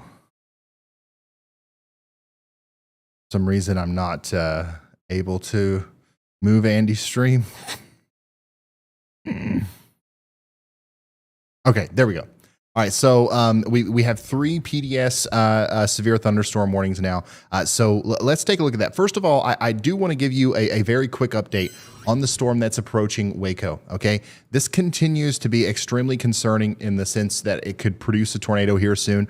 But I mean, it's very important that we talk about these destructive severe warnings as well, okay? We've got one over here in Comanche, Texas. This is the one that is going to be coming through a De Leon and Coleman right here in a second. I hope I'm saying that right. And this is the one that's got 2.75 inch in diameter hail and 65 mile an hour winds. This is a life-threatening storm. Just take shelter now. Additionally, we've got the one down here in Mills, Texas. Same thing, baseball size hail, 65 mile per hour winds. And then another one down here for Erith, Somerville, Hamilton, and Bosque, Texas, as this one is, in my opinion, probably the most impressive one, as this one is working towards a 3-way Johnsville and DeFal and Glass in Texas right now. Take shelter immediately.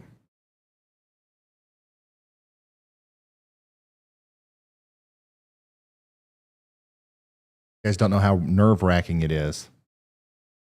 Move this desk up and down with as many monitors and computers that are connected to it. Okay. Anyways, I'm standing now because we got to stay focused. We've got to be hyper vigilant here as we continue to track these storms. Several tornadoes could be on the verge of happening here, but certainly several huge hailstorms are getting ready to cause like tremendous damage across Texas here over the next little bit. Let's talk to Brad. Brad, this thing looks like it's trying to get a little bit impressive again. Are you seeing anything now that you've gotten a little bit farther down the road here? Brad, by the way, you can see his feet above my head. He's in that position there. Ryan, not seeing anything just yet. We had to kind of go around over the Lake Waco over there, so had to go up and around that. So it's really getting its act together. The hail core has grown exponentially, but low-level rotation's really ramping up in it. Anyone in Waco needs to be taking this very seriously. I don't have visual on it, but I should very shortly. And once again, windows are fogging up, so this is rooted right on the boundary. Not good. Yeah, not a good situation for Waco here. We hope that the tornadic part of the storm is going to go to the north of Waco, but unfortunately, it doesn't look like that's going to be happening here. Look at that. Look at that. It's like it's got a mind of its own, and it's just decided that it's going to take a turn right at the last minute towards Waco. And we've got a lot of rotation down here. So unfortunately, this hey Ryan, is it going is to Chris. try. I'm sorry for keeping on breaking in. Near Gustine, just to my west, is getting the look. Okay, the look. All right. So Chris is saying that this storm here near Gustine in Texas is getting the look. So Chris is watching this storm for us. This one doesn't have a warning. Out of all the storms, this one does not have a warning. So this is a very early heads up for Gustine and areas to the east of there, as this could be coming together and trying to produce a tornado. But I'm telling you right now, y'all, like Hey Ryan, very large wall cloud. I'm going to get up here where there's a clearing so that way you can see it. It is definitely organizing. Yeah, so this is, this is just really unfortunate, guys. This is going to produce another tornado here, more than likely, at the wrong time. These kind of storms are common, right? They are going to produce a tornado and then not, and then produce a tornado and then not. And you always hope that the not times are whenever it's going over nothing. But this one's going to try to produce a tornado as it gets close to Bosqueville in Texas on the northern side of Waco. Okay. And then even all the way down there towards Spiegelville. Everybody in Waco should be taking shelter, though. I'm surprised we don't have a new warning yet. Due to the obvious south and southeast movement here, Waco should be included in this warning. Right now, it's not. So let's hope that we get a new warning here and the sirens start going off in Waco if they aren't already.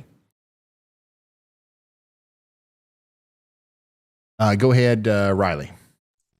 Hey Ryan, Chris is on one of those PDS severe thunderstorm warnings, and if you pull up his feed, he has a very ominous look as he's looking out across the horizon. Okay, let's get Chris's feed up here, and there it is. Yeah, very ominous indeed. That's the storm that's rolling in towards Wilson and Sperlin. He's in Hamilton County, Texas. So this is another one that has the look to it as it's going to try to cause some problems as we go forward. All of our storm chasers are on significant storms right now. Those top three, they are in Waco. Okay, so if there's going to be a tornado in that general area, we'll see it through Brad, Brian, or Brett. Now, Chris is a little bit farther to the west, closer to Gustine. Zach and Frankie are, where are they? Where's Zach and Frankie? I don't know. Let me talk to them real quick. Hey, Zach, we're live on YouTube. Just wanting an update from you. Where you at? Where you going? What's up, man? They might be. Hey, Ryan, one more thing. Just visually, I think the storm that's coming through Gustine right now is taking some steam from the northern baseball hail producer. Just from the view I'm looking at right now, it is definitely still in the thunder near Gustine for the northern storm. Hey Ron, me and Frankie are coming up on Iredell, Texas from the west. We got a big supercell behind us, but it really hasn't, outside of producing some massive hail, it hasn't done a whole lot. So we're just kind of waiting to see what this thing does downstream. We'll give it just a little while and go from there. Okay, so that was Storm Chaser Zach Hall. Chris is saying that storm that he's on is probably the new one to watch over here. And I agree. We always, keep an eye on the more southern storm, and that's what's happening here with the storm near Gustine. So Chris is in position to potentially intercept a tornado here as these storms really get in to the atmosphere. Whoa. Okay, Andy, go ahead. All right, Ryan, lots to focus on. I know you just saw that hail core. I think that this is going to be a very costly hailstorm for Waco, the northern part of Waco. If it doesn't produce a tornado, you can see the hail spike on it. But my concern actually is not the storm that Chris is talking about, if he is listening to us. The warm front is now just south of Hamilton in Texas here. It's in southern Hamilton County, which means that the storm in Mills County near Goldthwaite, that's moving due east. That's going to be the next one to ride the warm front, I think. And that means that the storm over there has my utmost attention for tornadic potential in the next hour, especially as our nadir juice starts to ramp up. As you know, we get into the evening hours. The nadir juice is our problem. So I'm really concerned about Goldthwaite in Mills County as this passes into Coryell County. You can see observations. Lampasas County has winds from the south-southwest. And then Coryell and Bell counties have winds from the south-southeast. So we have convergence right out ahead of the storm. And I think that that's going to be our next possible tornado producer here. I think the warm front has moved a little bit more south of where it was before. So Hillsboro is in on a hail and wind storm. And Stephenville, that storm up there, is going to stay north of the warm front, which means it's not going to produce a tornado more than likely. So that's my current thinking. Okay. Thank you very much, meteorologist Andy Hill, dropping the knowledge on us. Once again, we're starting to watch these storms as they have just really blown up back here to the south and west of the ones that we have been looking at. And we're watching those very closely. We're keeping an eye on the significant hail threat with these up here. And we are continuously impressed and concerned about the the hail and the continued potential tornado Hey, threat. Ryan, we do have a visual on a lowering just to our west.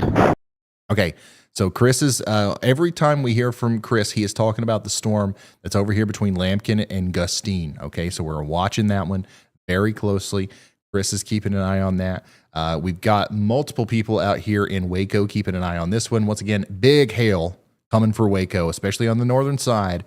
If you know, even without a tornado, this is going to cause significant damage. So please take this seriously. Riley, go ahead. Hey, Ryan, speaking of that storm, going past just the hail and the imminent tornado threat, Brian Allen was just parked measuring the wind speed of the inflow. Hey, and he Ryan, had gusts very up tough to to get visual on 65 it. miles an hour. Being in the So city, damaging I'm gonna head winds will east of the also city. be That way I'm a not slowed significant down threat by to the storm. anything, but it looks like it heading straight for the Thank you, north Ryan. side of Waco. Okay. All right. So we just heard from Riley and Brad. So we've got very large hail, and we've got a new tornado warning that just come out. Let's see that. There it is. Okay. Thank goodness. Here we go. Now Waco is under A new the tornado warning has Okay? been issued. Waco is under the tornado warning. Hopefully, to goodness, we've got sirens going off down here, and we've got the people of Waco aware of what's getting ready to happen. Once again, a very real threat for a developing tornado here that's going to come through Waco, and a hailstorm of epic proportions about to come through Belmead, Bosqueville, East Waco, and potentially Lacey Lakeview. Okay. So now that puts us in a situation where we've got almost 200,000 people under a tornado warning here. So hopefully we're sharing this, and hopefully we're getting the word out on this very significant situation that's unfolding in Texas. We got storm chasers on it. Hard to get a visual. Let's hear what Brad had to say again. Sorry, guys. I've got so many things Hey, to focus Ryan, on. very tough to get visual on it. Being in the city, I'm going to head east of the city. That way I'm not slowed down by anything, but it looks like it heading straight for the north side of Waco. Okay. All right. So that's pretty much what we've thought ourselves. But there you go. You've got Storm Chaser Brad Arnold on the ground out there in Waco confirming this suspicion for us.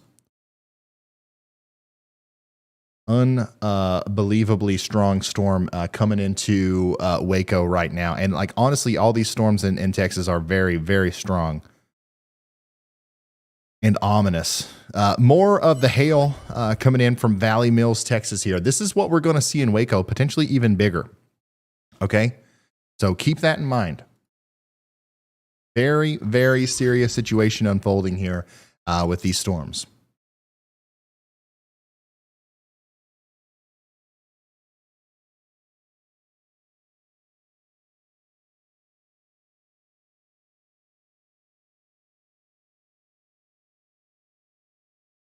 And we're also getting huge wind and hail reports coming out of Florida as well.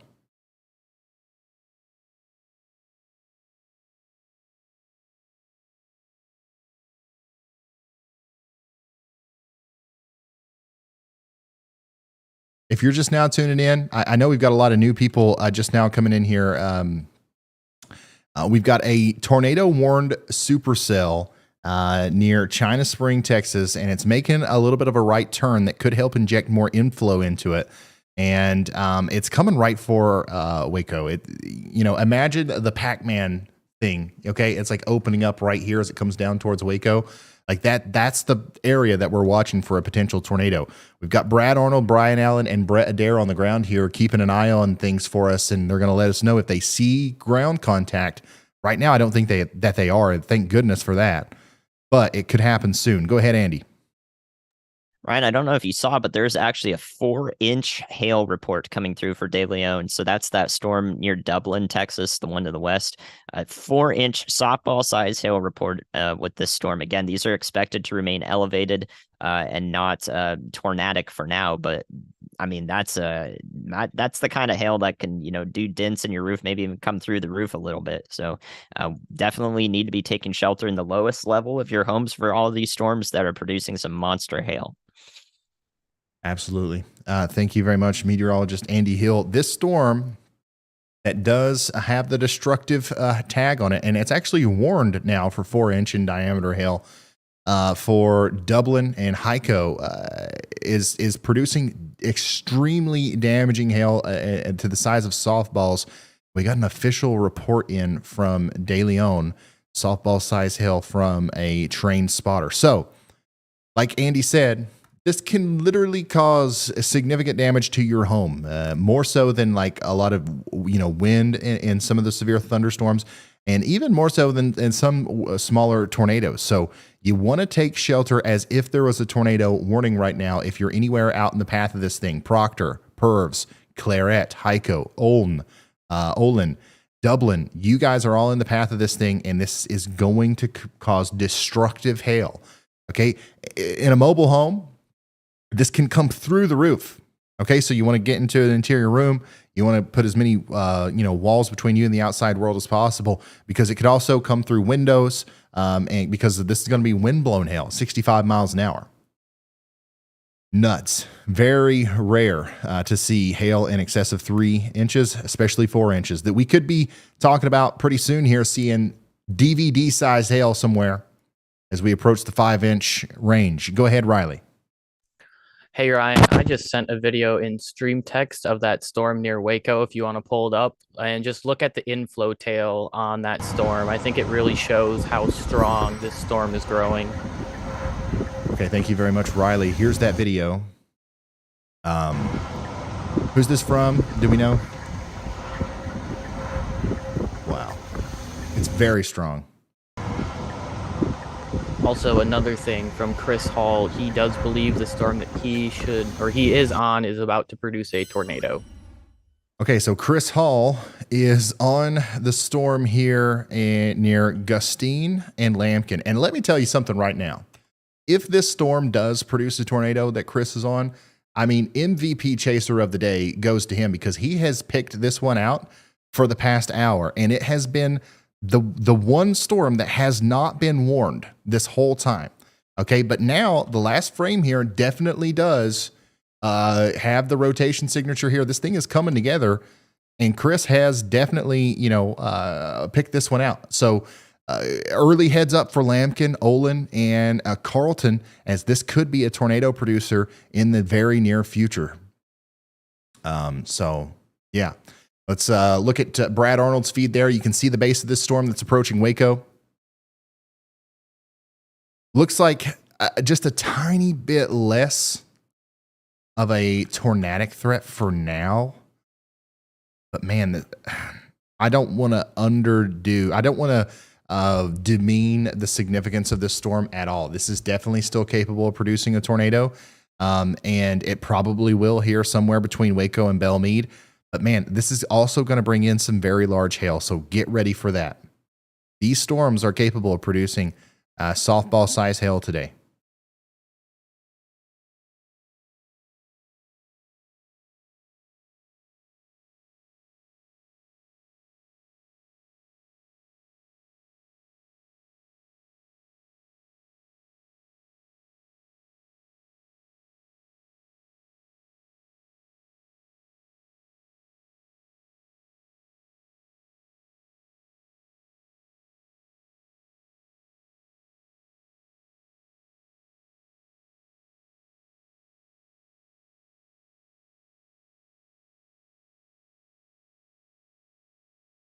Sorry for being silent. Just looking at Twitter. Continuing to monitor the situation here. Brad's got us a close-up view of the wall cloud that is over Lake Waco right now.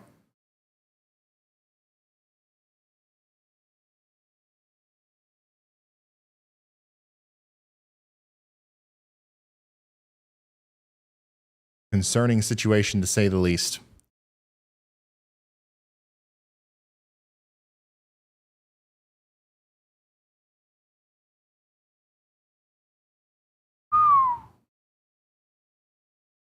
An incredible image of it, just retweeted.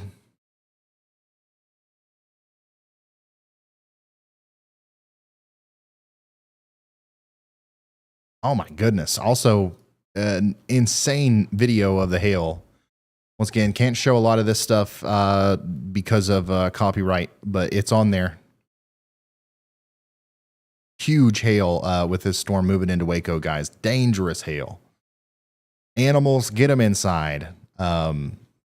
Cars, get them under something. Brian, we have a lowering wall cloud now due west of my current location. Okay, so Chris Hall is talking about Olin and Carlton in Texas, lowering wall cloud with this storm that could be trying to produce a tornado as it moves off to the east. Chris has been watching this storm closely for a while now. I just to give you guys a heads up on some of the hail here. Once again, we've got a monster hailstorm coming for Lacey Lakeview and Belmead and Waco. Okay, we've also got a terrifyingly large hailstorm coming towards Walnut Springs. Okay, and Seven Knobs in Texas. Even bigger one potentially coming into Dublin right now, and eventually Wilson and Alexander in Texas. And then potentially an even bigger one down here near Mullen and Bozar. We are talking about the potential to see hail the size of golf balls, or I'm sorry, baseballs or bigger, even softballs here over the next little bit.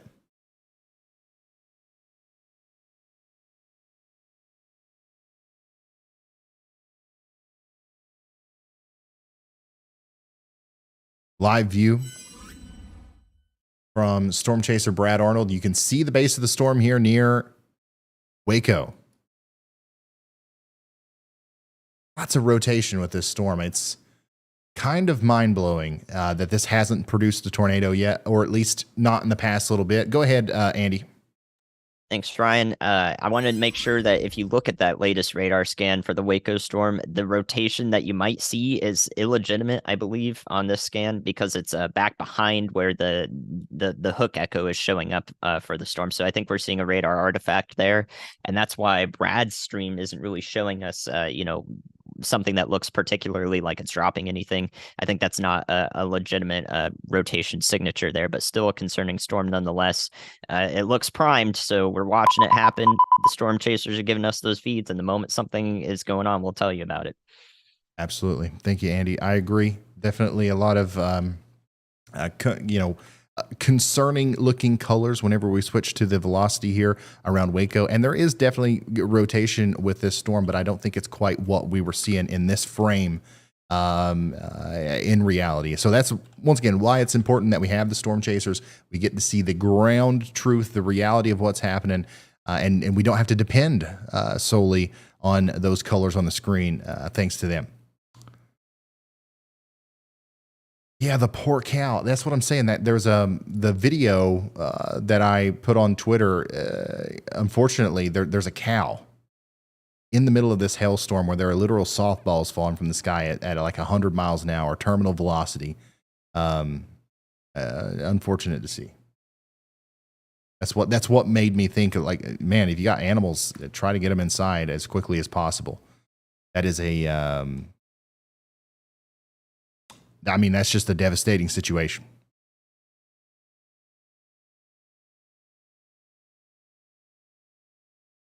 Okay, so we've got a lot of places that are under the gun for that big hail here, and hopefully we've done a good job of letting you know where those are. But as you can tell, we're trying to focus a little bit on the Waco storm, because I know we have a lot of people in Waco who are very concerned about what's happening here, and rightfully so. The rotating part of this storm, the part of the storm that would be producing a tornado, is going right over downtown Waco. Okay, look at this. Look at this, the movement of this storm. It's kind of like just seemingly purposefully moved itself right there towards the downtown area. But thankfully, right now, it's not rotating enough to actually put a tornado down from what we can tell at the current moment.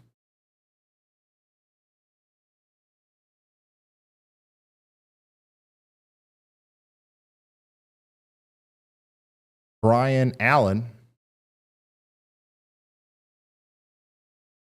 is out here sporting the Ryan Hall y'all shirt. And it looks like these guys are getting drone in the air near Waco to try and see if we can get a better vantage point on whether or not this is down. Should be able to tell by their reaction here in about 4 seconds whether or not there's a tornado down with the storm.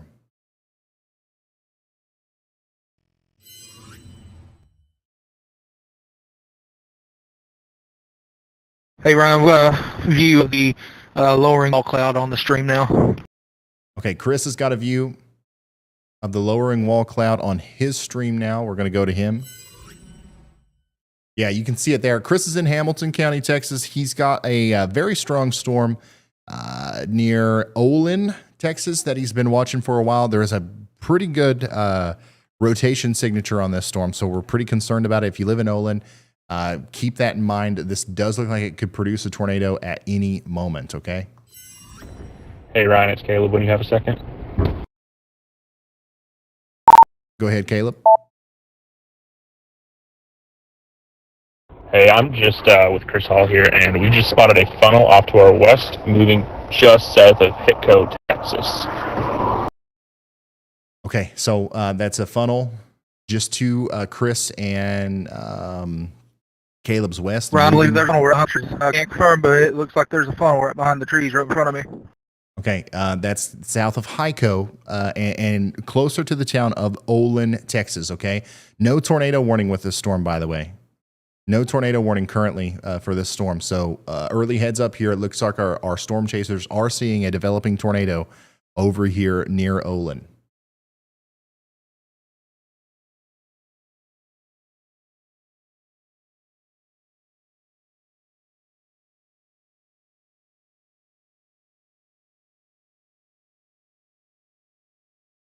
Already seeing some of that big hail in Waco. I see your guys' pictures. Remember, do not send pictures and videos unless you can do so safely, okay? Don't wait until the storm passes to get those hail pictures. You don't want to go out there during the storm. Go ahead, Riley. Hey, Ryan, I just dropped the pictures from the drone in the stream text. We can see right now that it does not appear to have a wall cloud, so hopefully this tornado threat is diminishing, although we still need to be taking it seriously. All right, let's go look at that. There is so we just saw those guys with the drone. That's what they are seeing, and that's the base of the storm. So no tornado from what I can tell right now. This can change pretty rapidly, but this is great news. Right now, the storm is over downtown Waco, and it doesn't look to me like it's imminently producing a tornado. That can change, but that's great news. Just to the north, though, of downtown Waco, we just got a report in of another 4-inch in diameter hailstone, softball size hail near Pikeville to the regional airport there near Waco. Like Andy said, a costly hailstorm is about to wreak havoc here between Pikeville and Belmead on the northern side of Waco. This is dropping humongous hail, giant hail. It's trying to wrap up, though.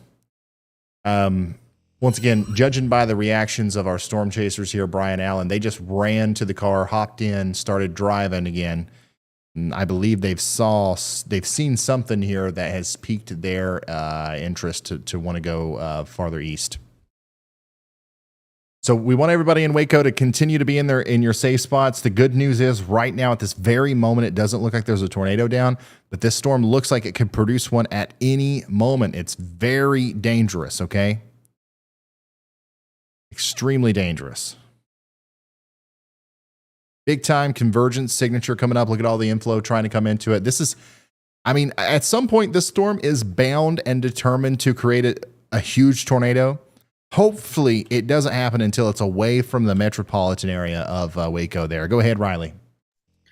Hey, Ryan. So what we just saw, if you want to pull up Brian Allen's feed, this is actually kind of funny. So they also saw that hail report. And what they were doing is you can kind of see that roof rack on the car in front of him. That's Jordan Hall. So what that actually is that's a big chicken wire mesh rectangle. So he pops that out, unfolds it, and it covers both his front and rear windshield. So I believe he's actually going to attempt to drive into the hail core to test out that contraption. Uh-oh. All right, that sounds like quite the experiment there.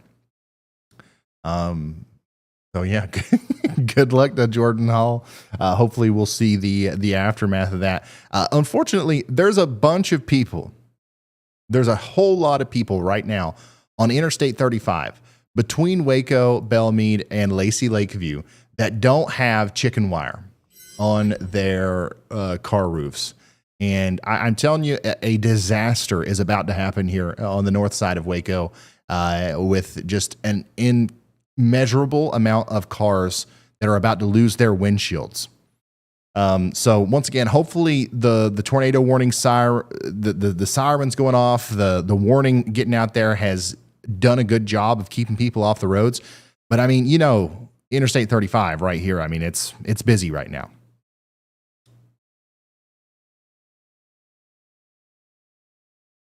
Oh, oof.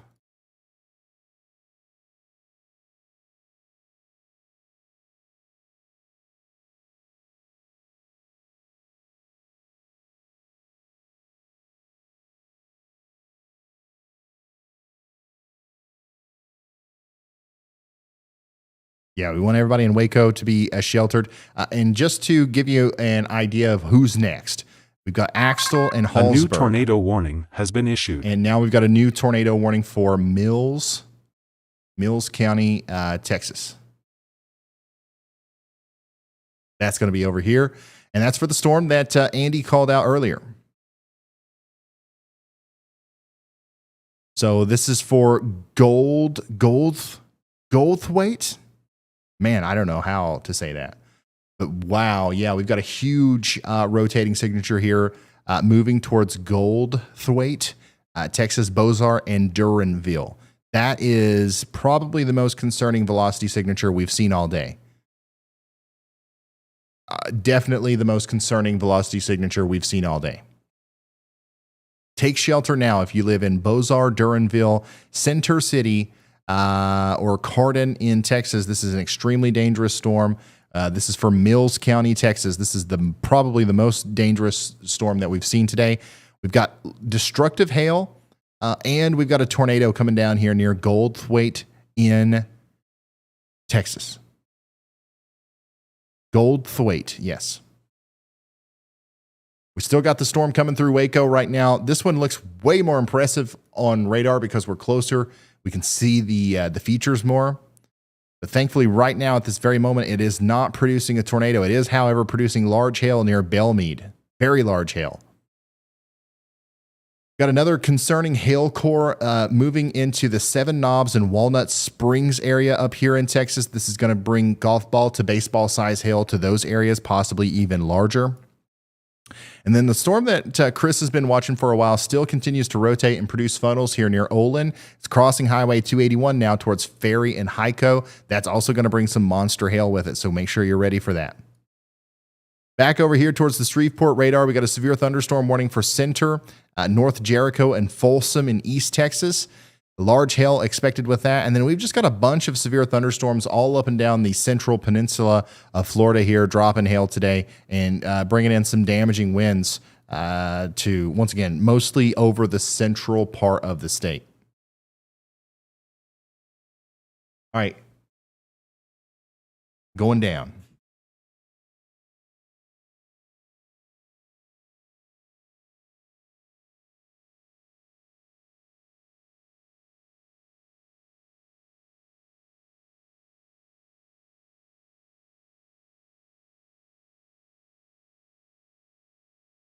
Okay.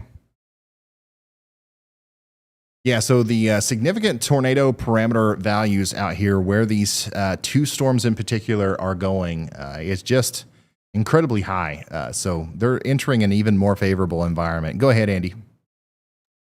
Thanks, Ryan. Yeah, I wanted to talk about the Waco storm now. For our friends in Limestone County in Texas and out ahead, this is going to remain, I think, a discrete supercell for quite some time. It's out in front of every other storm that's going to congeal into a line with time tonight.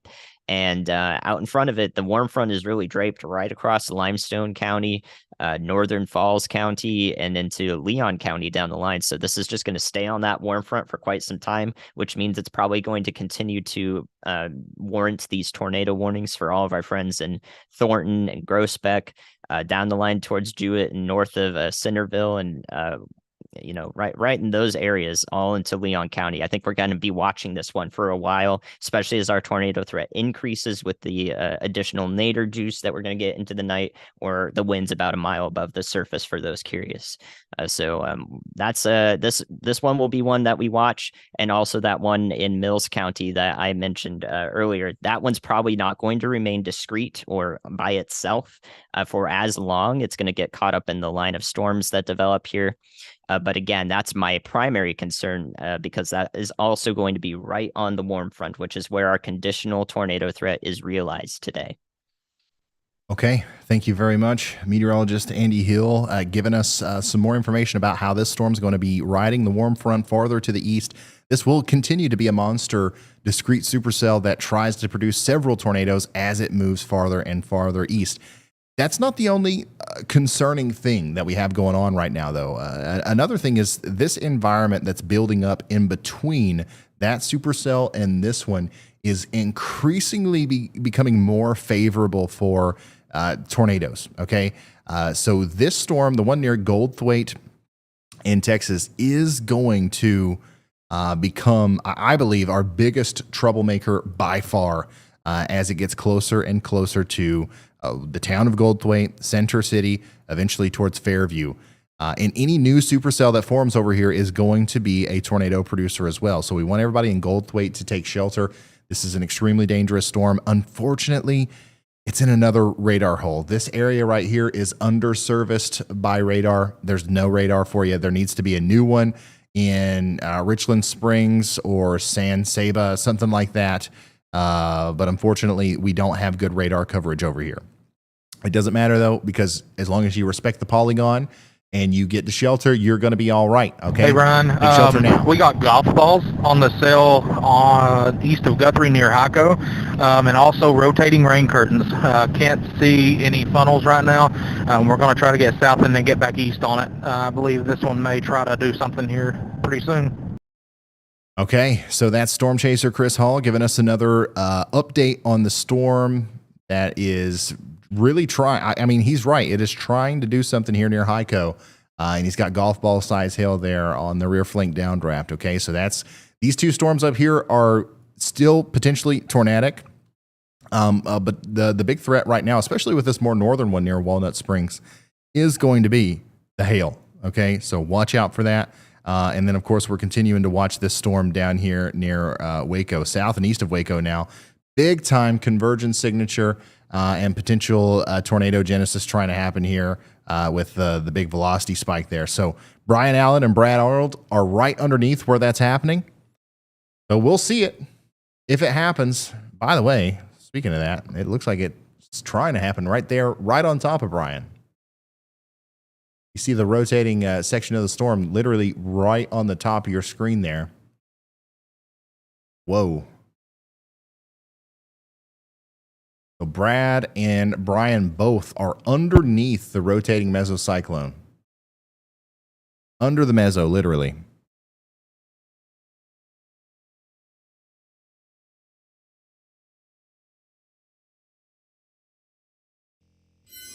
Pull up the multi-view and continue to track these storms for you.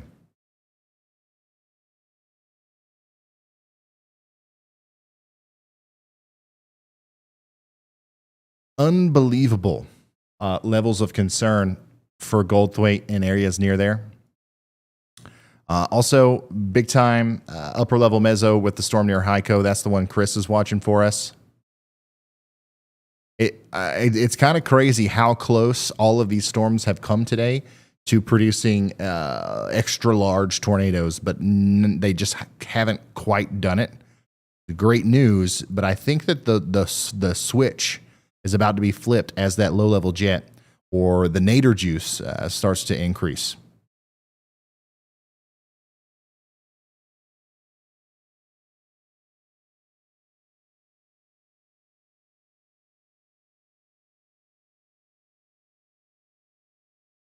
Ooh, big dents here in Ryan's car near China Spring.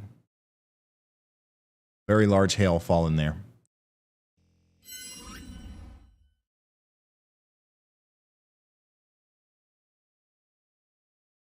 Oh yeah, and I've also got pictures of skylights and windows being busted out by the very large hail.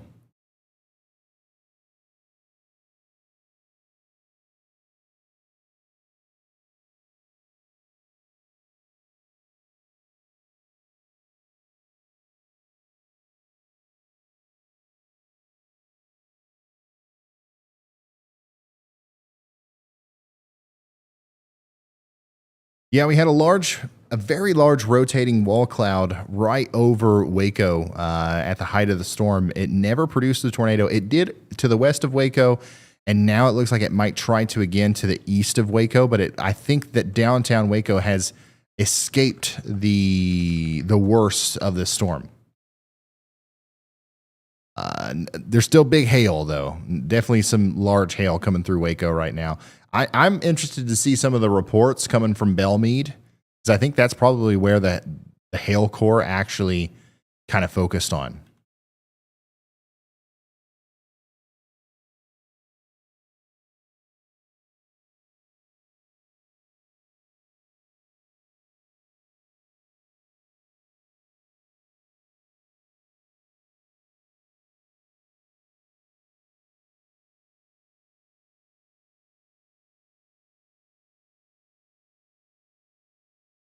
Yeah, I'll draw out the warm front here in a second.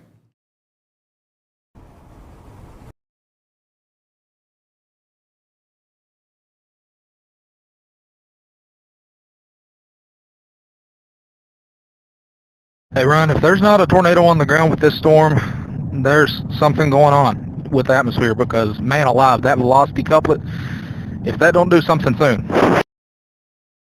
So that's Chris talking to us about the storm that just went through Olin and is now heading towards Ferry. Okay, we do have quite the velocity couplet here. And, I mean, this storm is rotating, and it has been for a while. And it is starting to drop down a little bit. Whenever you start to see that last-minute southern tick in these storms, it means that there's a change. They're becoming right movers that might have latched onto the warm front. It also could be pushed along a little bit by the cold pool of air that's forming behind it. But I agree. I mean, something's definitely happened with this storm here, and it probably warrants a tornado warning. So I would get ready for that in Ferry, Cranfield's Gap, and all these places. Still got a big time tornado warning going on here in Goldthwaite. A huge rotating storm here. I don't know what happened in Goldthwaite. We don't have a chaser there, and the radar isn't that great because you're so far away from the closest one.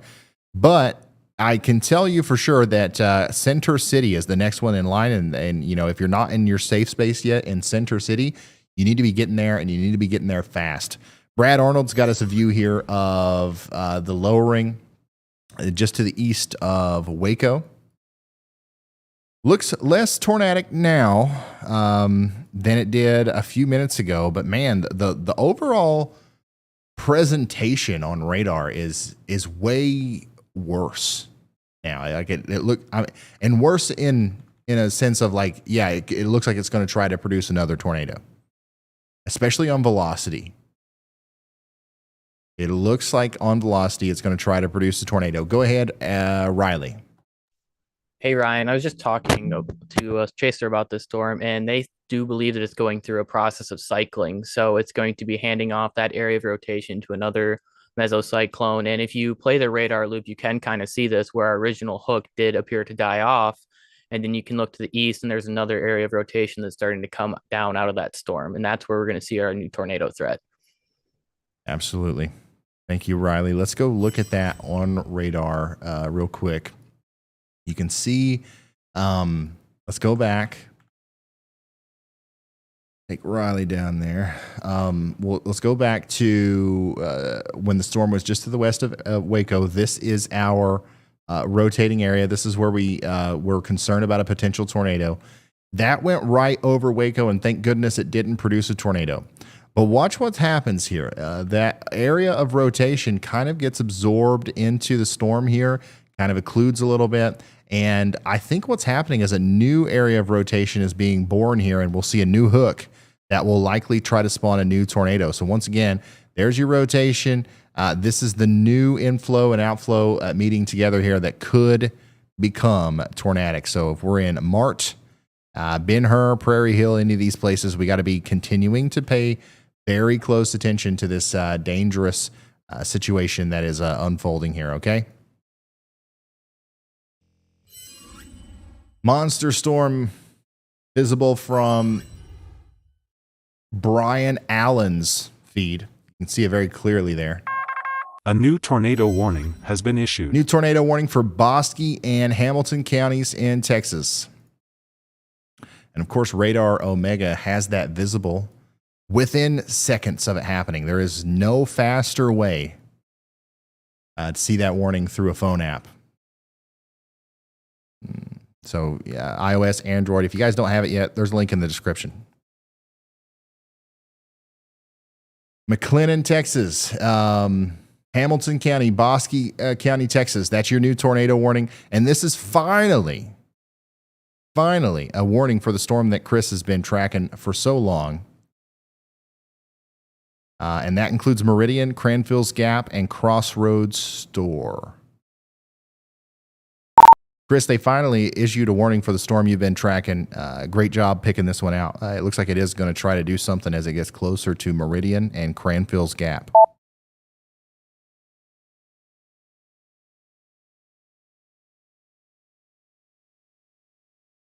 Here's an array of hailstones collected in the Waco area and a foot.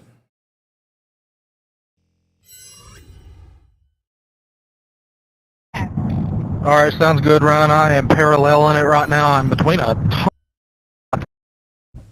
I'm trying to get it back up. We're going to be paralleling it. We're going to come up to it around Kranz Gap.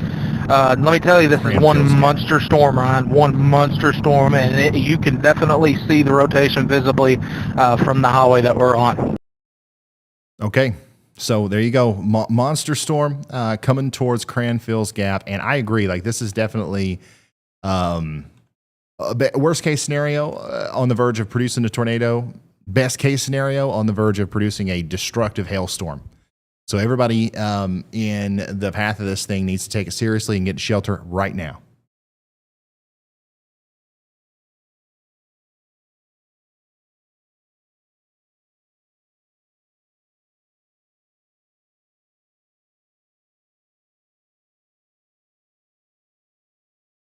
Oh no, apparently we're not going to be able to see the chicken wire experiment. Jordan's car apparently broke down. Throw it on Brian's car real quick and let's go.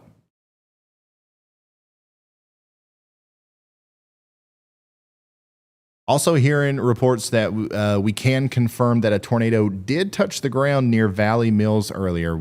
It was very brief though.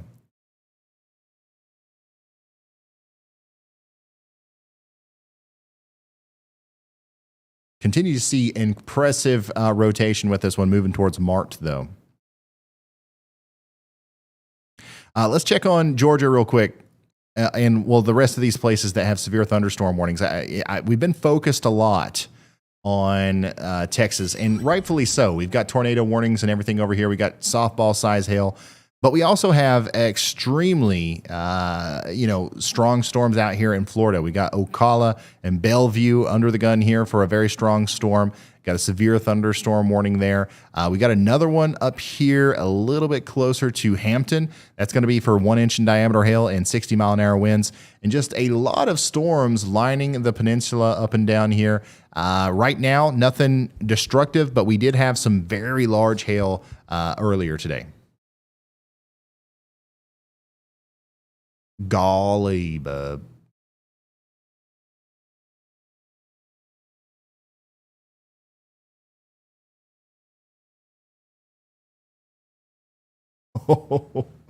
The biggest hailstone stone I have ever seen.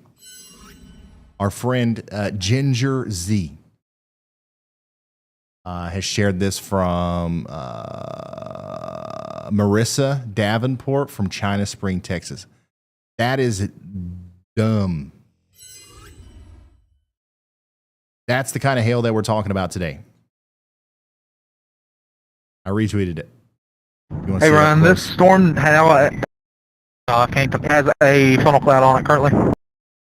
Okay, Chris Hall is bringing our attention back over here to Waco and Cranfield's Gap. Okay, we got a funnel cloud on this storm that is approaching Meridian and Cranfield's Gap. Okay, and in the core of that storm, there we could have more hailstones like the one we just saw. Man, that's deadly. This is a deadly hail outbreak, is what we're seeing. Do not allow yourself to be caught outside in a situation where you can get conked by one of those things. Animals too. Every storm today has a potential of producing hail like that. Currently, the best potential is probably going to come from this hail core near Hallsburg and Axtell here, moving towards Prairie Hill and Mart in Texas. And now we are still watching this storm with the funnel cloud that Chris and Zach Hall are on. Okay, and we can see all of these. We can see all of these feeds on the screen here at the same time from all of our storm chasers.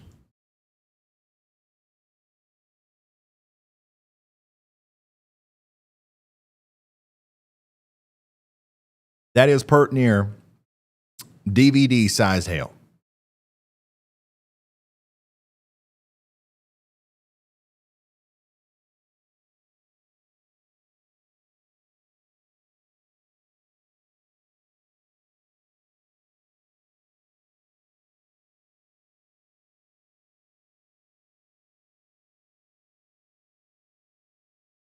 Grapefruit size hail near Waco, Texas, being reported now.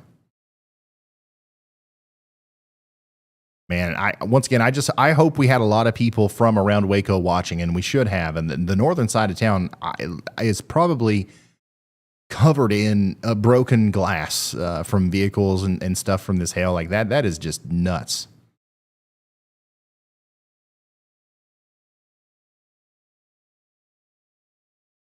Absolutely nuts. And now we're continuing to watch that storm move east of Waco and towards Mart, Ben-Hur, and Otto, and continuously produce more rotation. Like, it does look like a new tornado is going to try to happen here as Brian and Brad continue to follow the storm. Oh, wow. Yeah, 4.5 inch in diameter hail located 2 miles east of Waco. Millions, maybe even tens of millions of dollars in damage is being assessed right now in Waco after that huge hailstorm. That is just absolutely unfortunate, and we're not done. We're not done. I would suspect that we're going to see more, tornadic storms and hailstorms like that throughout the evening here. I would be watching out for this in Hamilton, Gatesville, Crawford, Waco again later tonight, maybe, as these storms move farther east. In the near term, though, like the biggest hail-producing storm is moving towards Ben-Hur and Kirk right now. It's getting ready to hit Elk as well in Texas. All these towns are in Texas currently.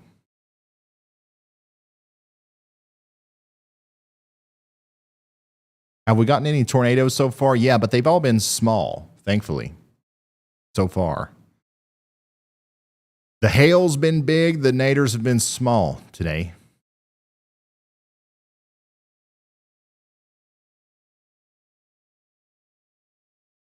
Hesitant to say whether or not that's a good thing. Obviously, extremely detrimental to those who are suffering from the significant loss of property from that hailstorm there. And you got to think about the animals. I retweeted that video earlier of the cow being battered by 100-mile-an-hour softballs falling from the sky. In Texas, there's no tree to get under anything. So another reminder, if you have outside animals, try to get them under something soon.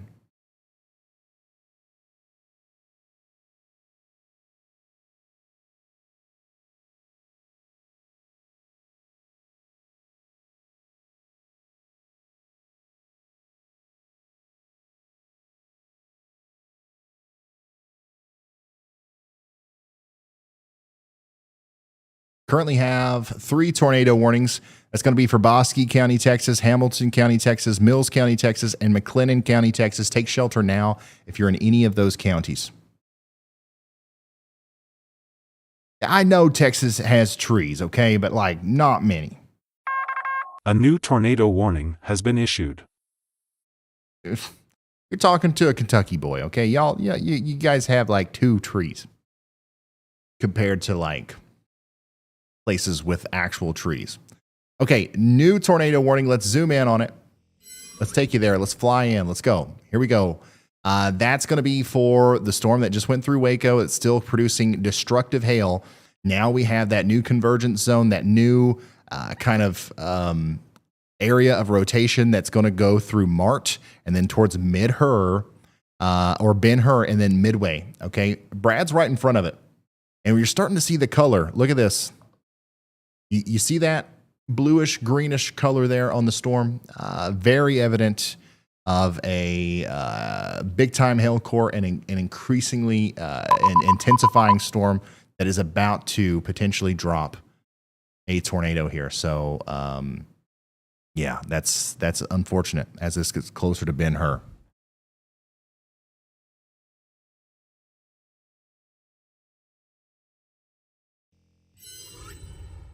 So now we're up to 4 tornado warnings. That's going to be for Falls County, Texas, Limestone, and McLennan County, Texas. That's that most recent one, okay?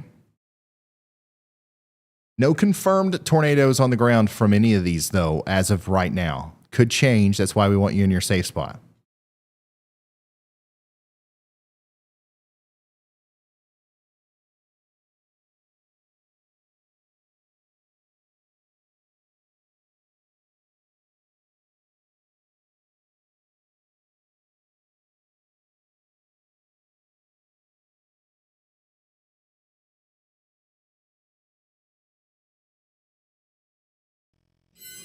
Jake says, I enjoy watching the stream. I've been watching since the December 11th outbreak. You actually kept me and my family safe during that. Jake, thank you so much. I am very appreciative of you. You didn't have to do that. Very generous super chat. And I'm glad that I could be there for you, though. That was an insane night, the December 10th and 11th outbreak. It was nuts. I mean, we've had a lot of really intense coverage moments here on the channel, but that one was definitely a beast of its own, and I'm sure a lot of you guys remember that.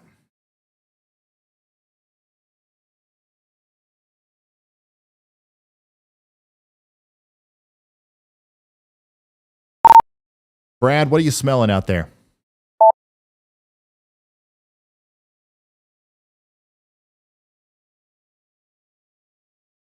Brad is the tornado sniffer, so it's important to understand what he's smelling, you know? He is, I mean, he's right here in this new convergence zone. If there's going to be a tornado, it's going to plop down right on top of him. He's in McLennan County. Man, I'm about to start smelling that low-level jet kick in here in a second. If it's going to tornado, it's going to tornado in the next hour and a half. That's when that low-level jet really kicks in. It is, I mean, it's had a walkout on it the whole time. There just has to be something that's limiting it, and I think it's that low-level shear is not what it needs to be. But like I said, that low-level jet's kicking in right now. It should last till a little bit after 8 probably. So it's definitely not done. It's a very impressive supercell. I expect rotation to tighten up in it at some point. All right, go ahead, Andy. Thanks, Ryan. I want you to look at this storm from the GRK radar. That'll give you a much better idea versus the mess that you're seeing from the Fort Worth radar.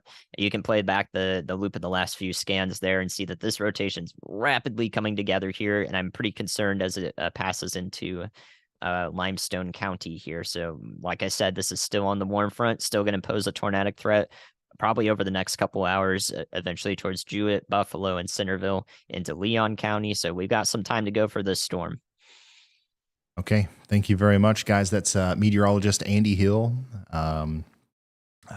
pointing our attention once again to this prolific supercell storm, the southeast mover now that has dropped a grapefruit-sized hail in Waco, produced a tornado near Valley Mills, and now is about to produce another tornado here near Rysel, Otto, and Ben-Hur. As the rotation is looking as good as it has ever looked. As this storm, it remains discreet, and eventually it's going to move over towards Groesbeck and Thornton too. So we got to keep that in mind.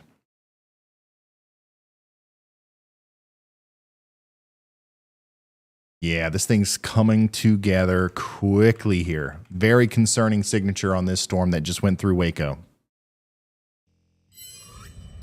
Cameron says, my family and I want a bunch of restaurants all over Kansas, Texas, New Mexico. Therefore, I drive a lot. Oh, okay. They must be your restaurants, Cameron. And I'm constantly listening to your feeds. Thank you. Kansas has been rather calm lately. Kansas has been a little bit calm lately. But I appreciate that. That's one of the things that we like. We know a lot of people who travel a lot, especially truck drivers, find value in these kinds of broadcasts. So thank you for tuning in. I'm glad that we can be here for you. And thank you for your very generous contribution. Looks like another big hailstorm is going to be coming towards Hillsboro, Texas here soon. You're not out of the woods yet up there. Also, Goldthwaite, that storm that we were hyper concerned about, is still very concerning. It's still rotating, but it looks like a little bit less concerning now than what it was before. Hopefully this continues to happen where we've got this big line of storms and these don't, remain discrete, kind of like this storm has over here. Okay. Ryan getting pounded right now with golf ball size hail. Okay. Brad Arnold is getting pounded with golf ball size hail. This is a live look at that happening. He's right on the edge of the forward flank downdraft to the east of Mart. He has to take this road, Highway 164, to Midway, okay? And the storm is really starting to slide more southeasterly, so he's got himself caught here in the precipitation, and that hail's going to get bigger. So the Bradmobile is in danger here as we continue to watch this storm slide off to the south and east.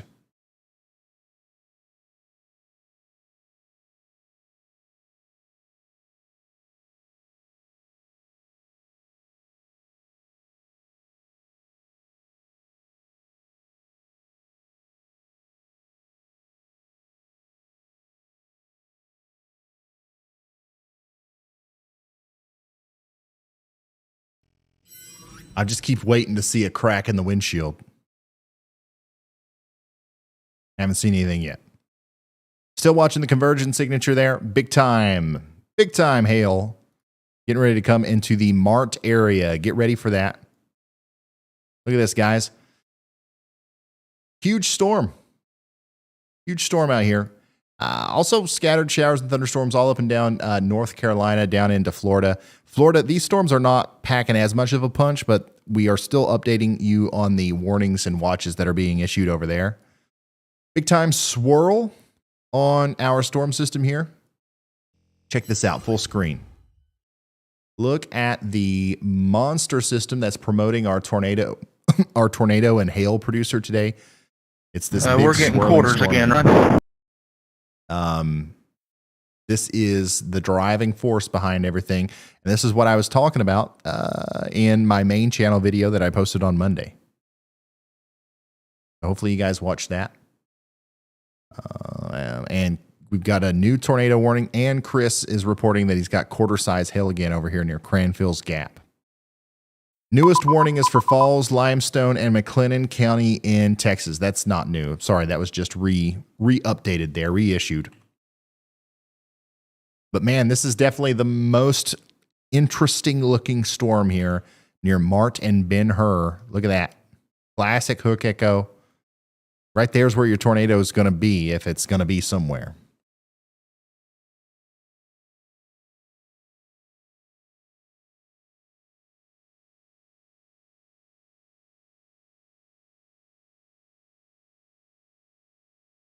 Oh no, what's this? Why are there clips of me on Twitter? What's happening? What did I say? Pounded. Okay, Brad Arnold is getting pounded. Oh my God. Guys, literally, it's a hailstorm. Come on now. Get your head out of the gutter. Come on now.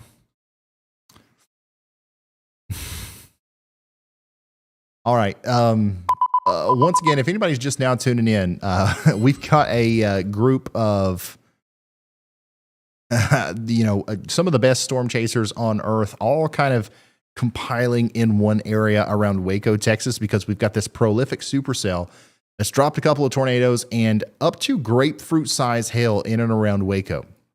And we're continuing to watch this thing cause problems as it moves farther and farther east. Okay. So that's what's happening here. We got a new tornado warning for Ben-Hur and Groesbeck in Texas. And this is what we're watching right now it's a very concerning signature, but we do have like full coverage on this thing. All these cameras you see up here, this is live storm chasers. They're all like, we literally have a storm chaser at just about every angle of this thing. So the moment this thing touches the ground, you're going to see it here first before you see it anywhere else.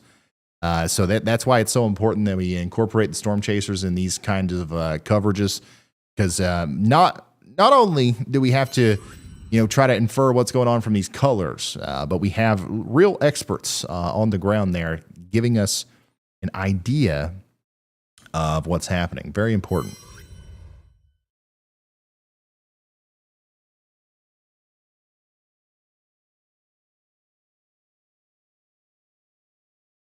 Looks like some more rotation might be trying to happen over here where Chris is, too. We'll keep an eye on that. Still rotating back here to the east of Star and Goldthwaite, but not as bad. Not as bad.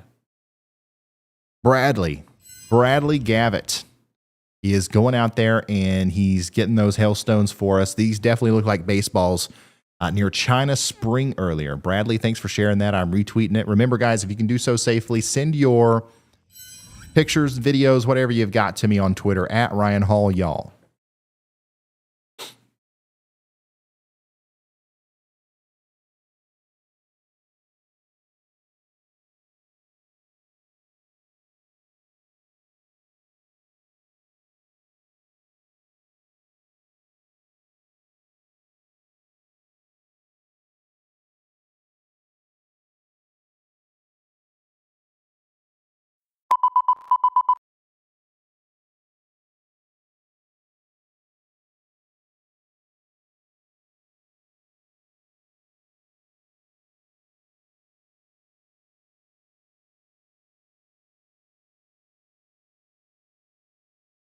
Severe weather threat is going to persist for another 1 to 2 hours in Florida there. If you're seeing big, rain and hail and storms there in Florida, that's going to go on for another 1 to 2 hours. Those storms are heavily dependent on the heating of the day.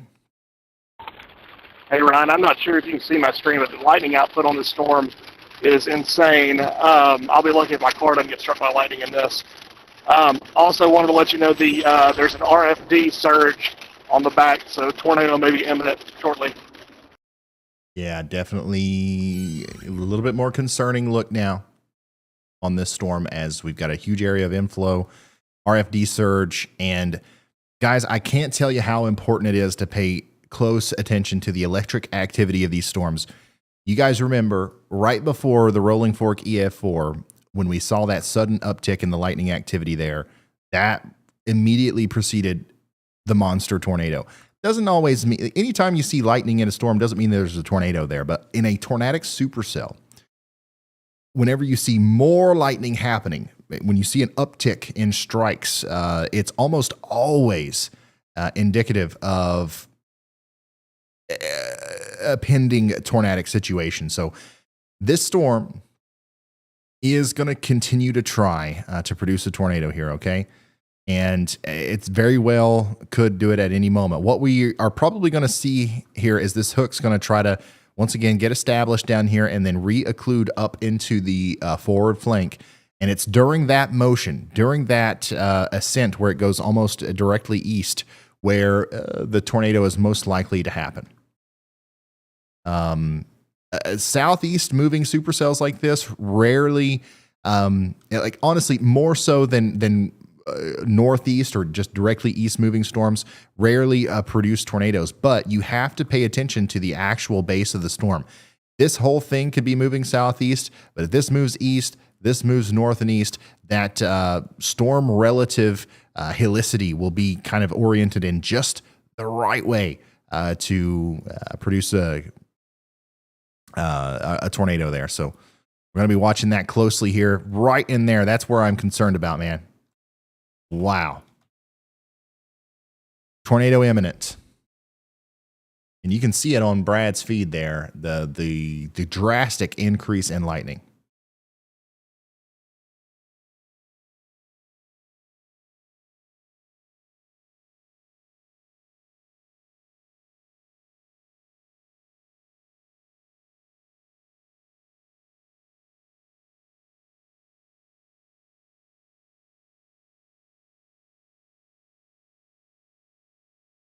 Shane says, are you still running the lights and siren for your new tornado warnings?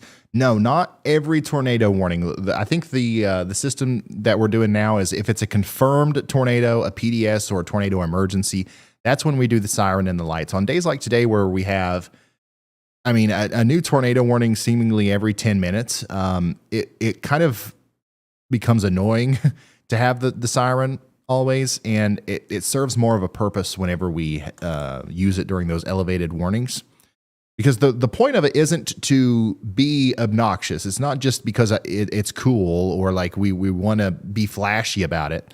It's to refocus everyone's attention whenever something significant happens. So a lot of people watch these streams. There's 40, 50,000 people watching right now. You know, half of them are in the kitchen. Some of them are like, you know, in the living room. Everybody's gathered around and there's another conversation going on. But whenever the lights turn red and you hear that siren, okay, let's see what's happening. Let's regroup here and just make sure we're all on the same page. You know, that's the idea behind it, anyways. So we try to use it sparingly.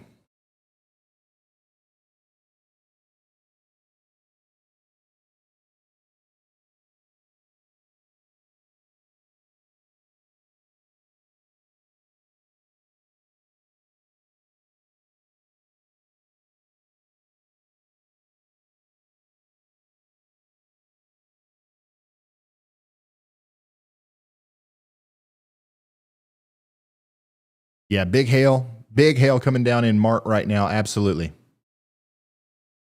No doubt in my mind. Mart and Grosbeck's getting ready to get it as well. Chris and Zach and Caleb are still over here near Clifton on this storm. Don't think there's much of a tornado threat there now. Honestly, the most tornado ready storm is still going to be this one right here. And unfortunately, this one's going to remain discreet for quite some time before that, front back there catches up with it. It's riding the warm front.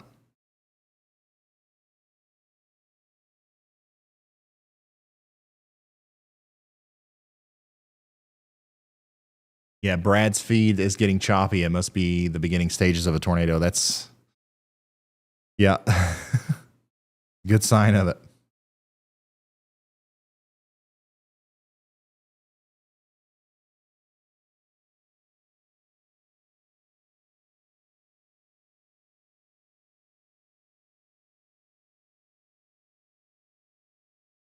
I'm in DFW. I've been watching radar. I've been watching the radar since these storms started.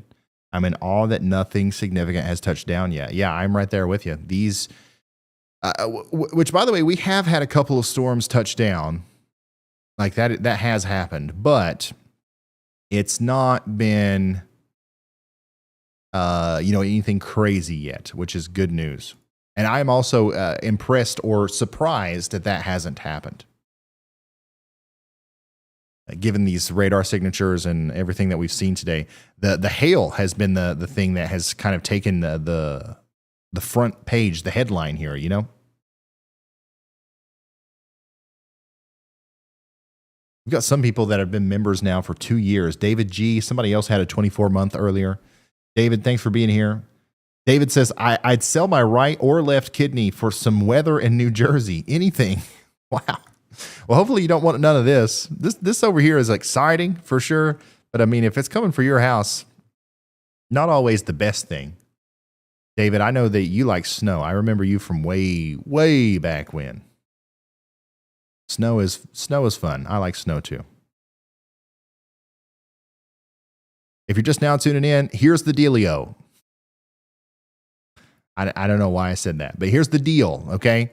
We have a tornadic thunderstorm trying its best to produce a tornado right here near Ben-Hur and Otto and Thornton, okay? It's moving southeast, though, and my rule of thumb is southeast moving storms are hardly ever prolific tornado producers. It's not impossible. It definitely happens. It happens, okay? So don't twist my words here. But the more south and east this thing moves, the more I am concerned about the hail and not the tornado. But if this dangling bit of the storm starts to move more east or occlude up into the storm, that's when I become more concerned about the tornado threat. This is riding the warm front, so it is a potentially tornadic storm, and it will be for a while. That's why we've got the tornado warning there for Hamilton, Bosque, Falls, and Limestone, and McLennan counties in Texas. Now, all of these storms back here are kind of congealing into a line.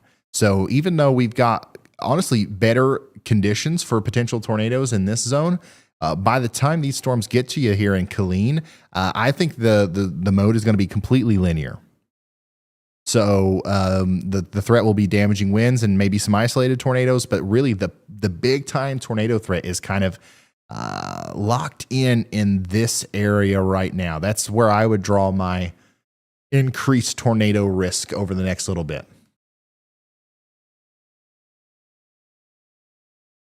Definitely not letting our guard down, though, with any of these other storms. Big hail, lightning, damaging winds, and potential tornadoes still possible with any storm that forms today.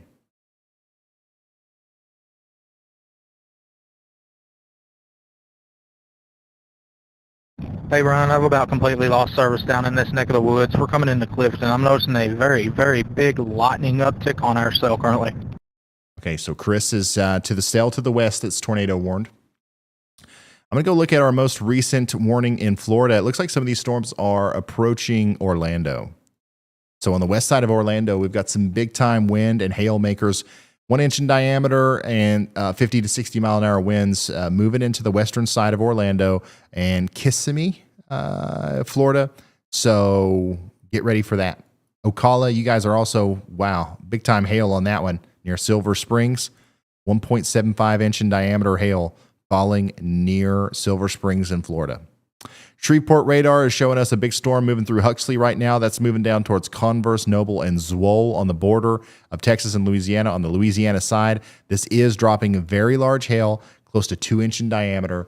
Get ready for that right now. Brad Arnold is back here on our most interesting storm, where all of our storm chasers are really, giving us a view of what that looks like. And boy, it looks ominous. That's for sure. I wouldn't want to be under that thing. It's trying again to produce a tornado. You can see the lowering there. But even without the tornado, this is causing significant damage in the form of grapefruit-sized hail.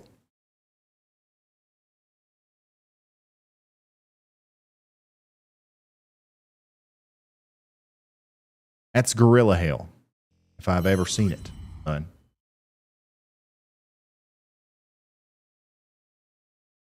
A huge shout out to all the members. I see you guys. Thank you so Ryan, much. we have a lowering with a looks like a funnel coming down to the ground. Okay, we've got a lowering with what looks like a funnel coming down to the ground on the storm here. Now we've been watching near Otto. Okay, so let's take a closer look at that. Yes, something is happening right there. That's for sure. Guys, this is a live look from Storm Chaser Brad Arnold's feed. He is in Limestone County, Texas.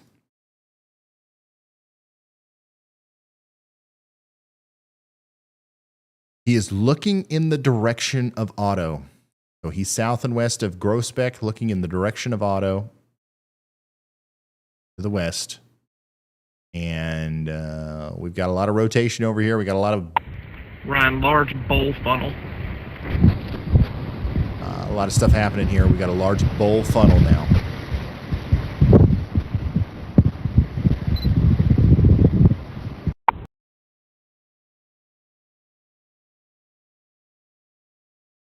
So yeah, this is a live view from near Otto in Texas. Brett Adair is pretty close too, and we'll pull his camera up intermittently. You can see it on the left side of your screen there, but Brad's got an amazing view of this thing as it's trying its best to produce a tornado here. You see the rotation on it? You see the rotation? You can literally see it swirling there.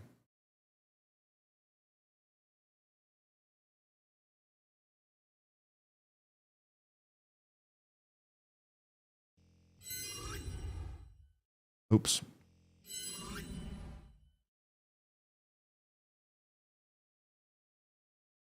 It's trying extremely hard, yeah.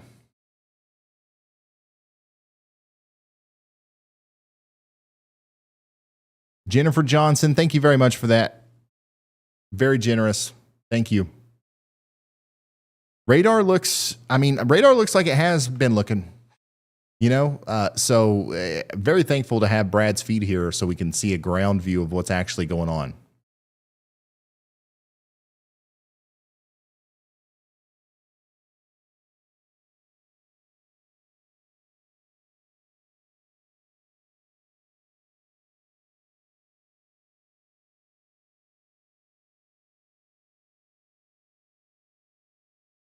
Yeah, if you're just now tuning in, this is a live look at our storm chasers trying to intercept a potentially tornadic storm here near Thornton and Groesbeck in Texas. This is one of 2 tornado warnings that we have. The other tornado warning is back here towards Clifton, and storm chaser Zach Hall and Chris Hall are on this one as it's continuing to show rotation.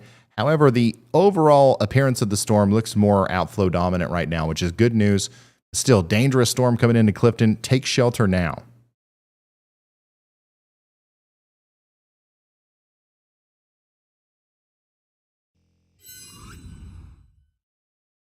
Wow. Yeah, just really ominous views here from storm chaser Brad Arnold approaching this storm, coming into Groesbeck now. Sherry Smith, thank you so much for that. That's a big move.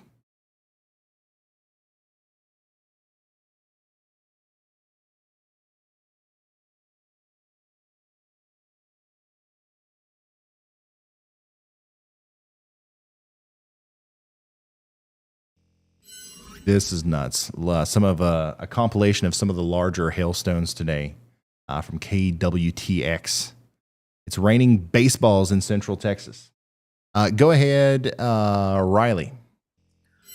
Hey Ryan, I just posted another picture in Stream Text. That is from Brian Allen. He went behind the path of this storm that we're looking at that's currently tornado warned, and that hail is absolutely massive. I mean, the picture speaks for itself. Okay. Well, yeah, storm chaser Brian Allen has sent this to Riley, and yeah, there you go. Once again, a huge amount of hail here.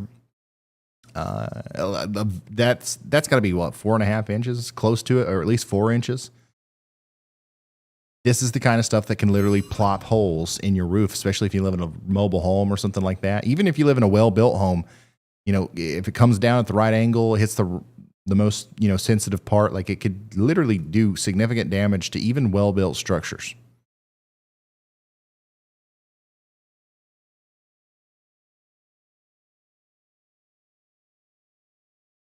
Go ahead, Andy. So Ryan, we've been watching the storm west of Waco now, has been developing a little bit to its south and west as it moves east. So that part of the storm is actively developing, and now there's another destructive severe thunderstorm warning in place again for parts of Waco as well. that are going to see up to baseball size hail again. So if you've already had your windows smashed, I had somebody show me their windows smashed here with baseball size hail in Waco. You have another storm moving through. It's not over. You might hear the sirens again, especially if the sirens make it through smashed windows. You might be able to hear them. But they'll probably sound the sirens again for this next destructive severe thunderstorm warning moving through the same areas, especially right along Interstate 35 there into McLennan County. So again, the tornado threat, I think, it's too far north. The storm is going to be elevated, which means no tornado threat with it, but it will pose once again, a very damaging hail threat, especially in already impacted areas. Absolutely. Thank you very much, meteorologist Andy Hill. Destructive severe thunderstorm warning now in effect for Waco. So once again, a large population area under the gun for an extremely strong storm with hail potentially the size of baseballs or larger. So it's important that everybody knows that. Once again, if you haven't already, please consider sharing this stream on social media, send it a text message to family members, friends, whatever. We don't want people to think that just because the sun's going to come out for a brief moment here in Waco that it's over. We've got another destructive severe thunderstorm with more potential tornadic activity coming as we go later on into the evening. 3-inch in diameter hail, at least 65-mile-an-hour winds. That's all getting ready to come through Pendle, Coyote, Tyson, Abbott, West, Wiggins, Golson, Erath, Spiegelville, and Crawford here over the next little bit in Texas. So please take shelter now. Treat it as if a tornado is barreling down, because these kind of storms do not play around.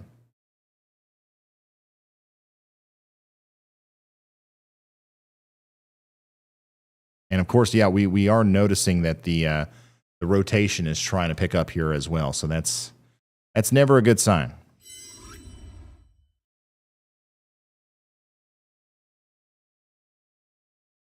Cole's mapping, thank you so much. Ashley Cramney, thank you very much for gifting the 5 memberships. 5 people now have randomly been selected to get free memberships. Thanks to Ashley. Thank you very much.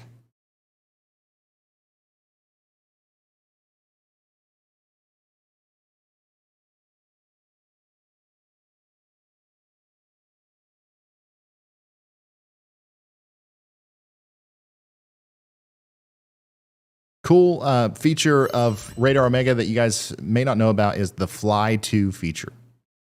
So we do officially have a flash flood warning now, and we can just go right into it here. Morgan, Meridian, Whitney, and Hillsboro are all under a flash flood warning now. This is after 2 to 3 inches of rain has fallen in a short period of time to get to higher ground.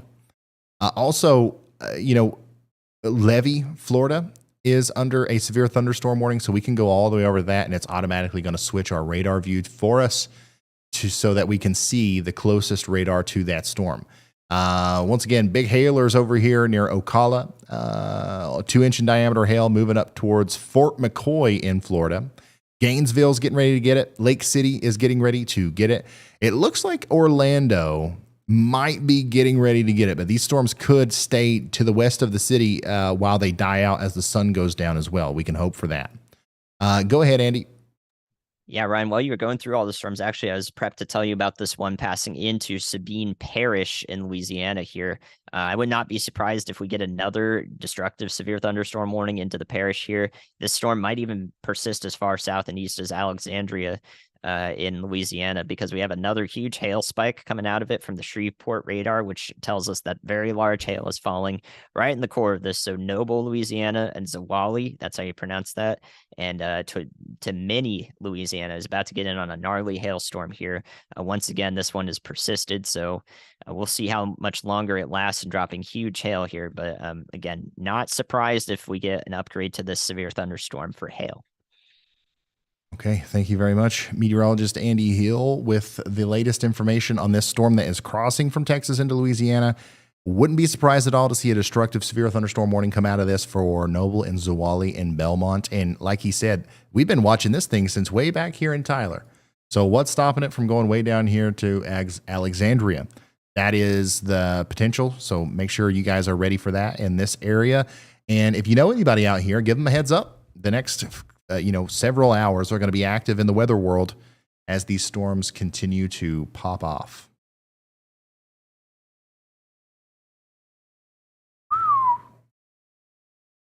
Impressive supercell ongoing here near Groesbeck. It's almost going like due south at this point. That's crazy, man.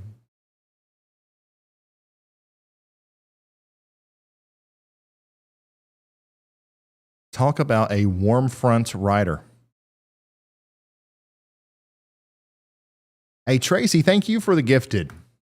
Everybody's being super generous today. And congratulations to all the people who are being gifted memberships. That's awesome. We're going to do a members only live here soon. As soon as the weather stops happening. I don't know when that's going to be.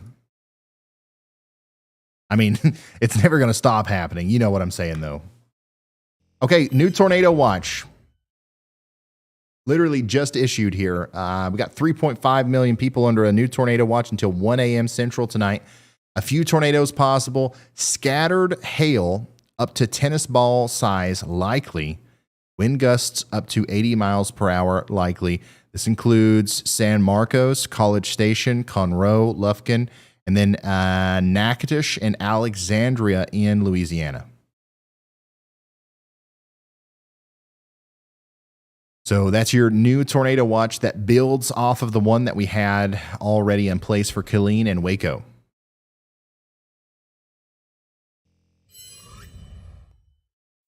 A new tornado watch has been issued. Hey, Brian, I think the storm underwent maybe a cell merger near Clifton, and it now has a really defined hook on it.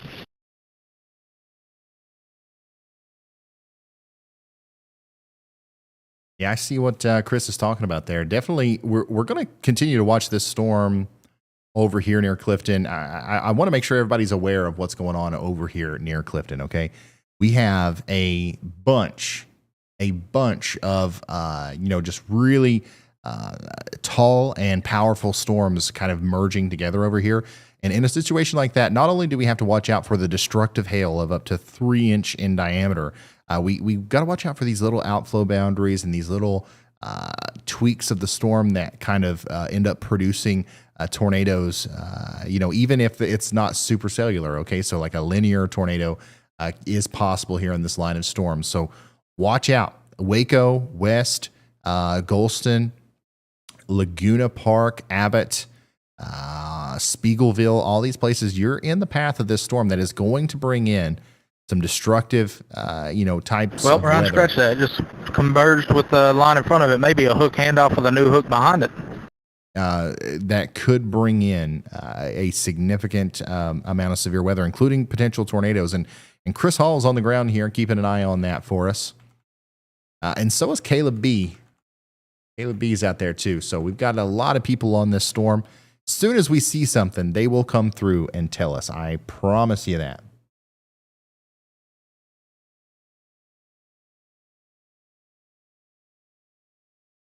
Jan, thank you so much. J&S Custom Woodworks, thank you. Angel Medley, thank you. Sebastian Wright has been here for 2 years as a member. Thank y'all. I can't believe I've been doing this for 2 years.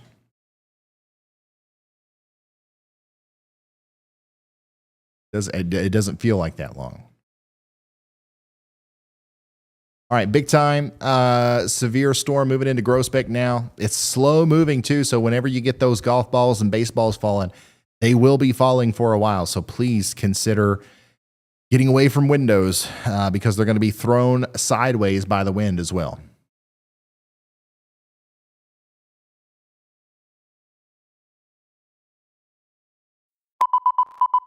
Considerable severe for Coryell and Lampas County, or that Lampas County in Texas.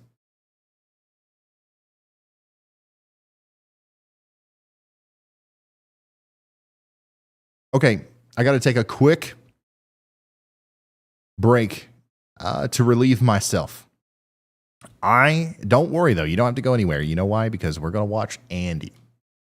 We're going to watch Andy while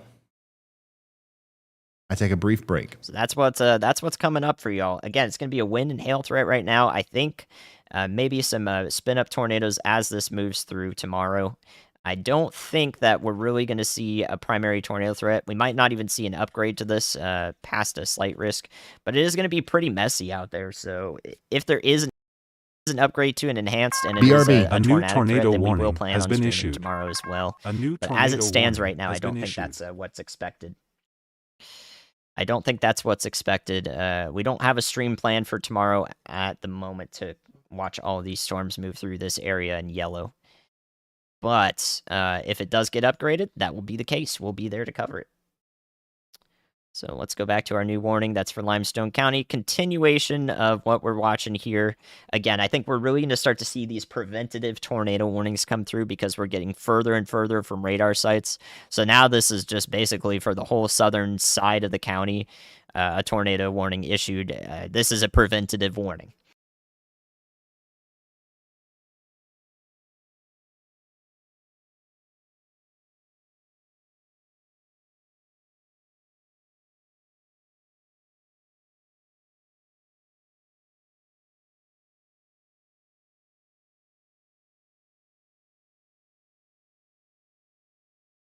This is what a preventative warning looks like here in the pink.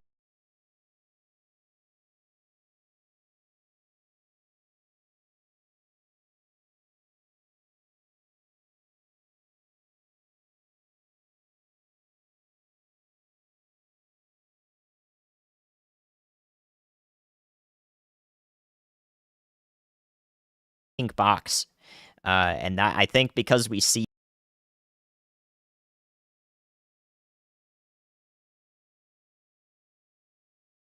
this already, we're looking about a mile, just above a mile into the storm over Oops. here. As we move Andy further and froze. further. I am back though. Sorry, I didn't mean to cut Andy off. But we have brand new information. This storm's still a monster. Coming down here through Groesbeck. I am increasingly concerned about Groesbeck. I know I've said that town name at least 87 times because the storm is slow moving and it's taking its sweet time to get into Groesbeck. But we are going to have another costly hailstorm, I believe, here in Groesbeck as this storm gets closer. So get ready for another one of those big hail cores. We're talking about potentially baseball or larger hail coming in. And then we do have, once again, maybe a tornado trying to come together still between Thornton and Groesbeck, moving towards Farrar now in Texas.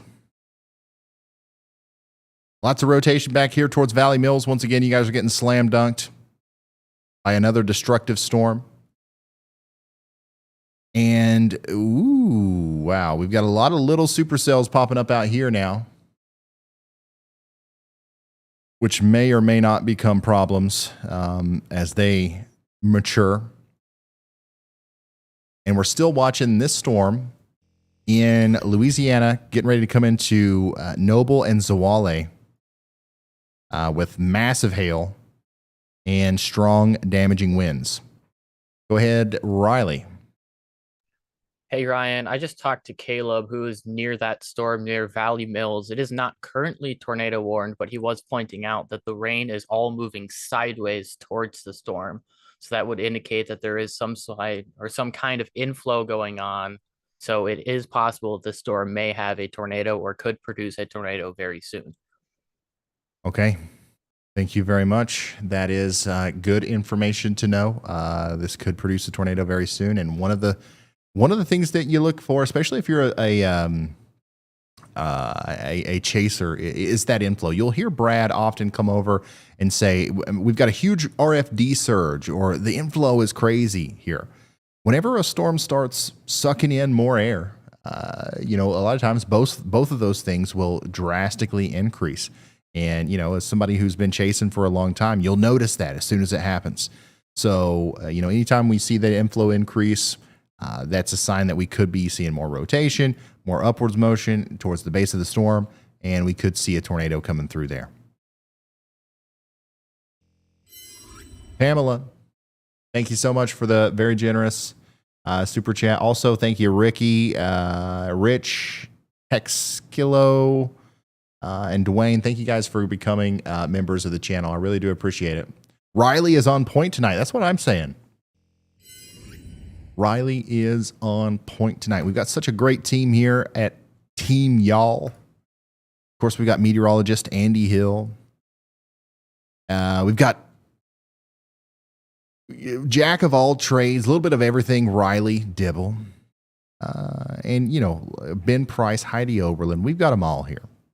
And I don't know if you guys know this or not, but every like all your local TV weather guys are leaving their TV jobs.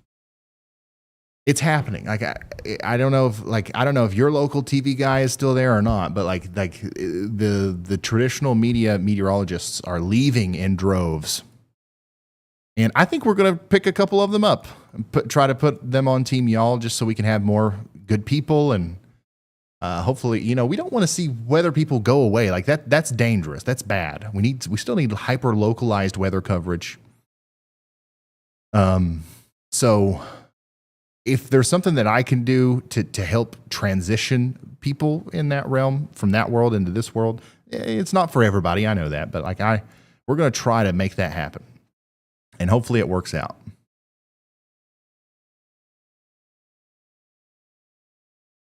So we'll always have Andy and Riley and everybody, but we'll probably introduce some new faces here soon. Let's see. A quick update here. I'm sorry, I'm looking at Twitter. I often do this. I look to see if there's anything newsworthy, and I get distracted by a picture of a cat. Thank you for sending that in, Jordan. If you're just now tuning in, we are experiencing a very intense hailstorm near Groesbeck.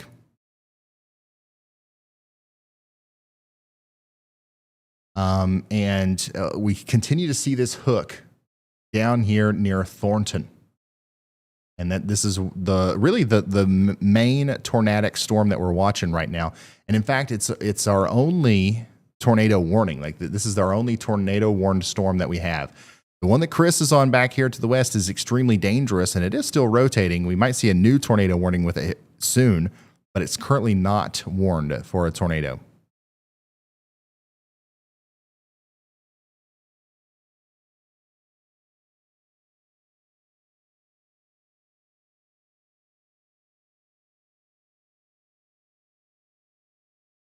Go ahead, Riley.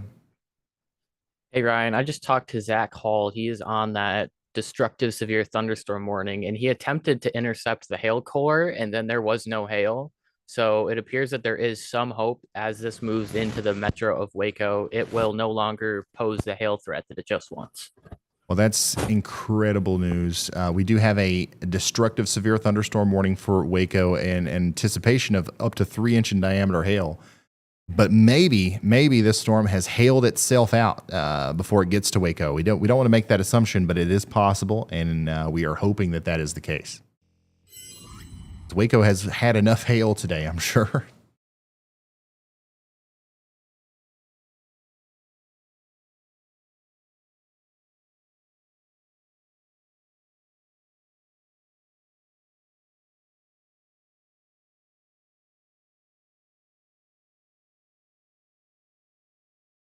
Would you try to have a meteorologist for every region of the U.S.? Potentially, yeah. I think that'd be cool.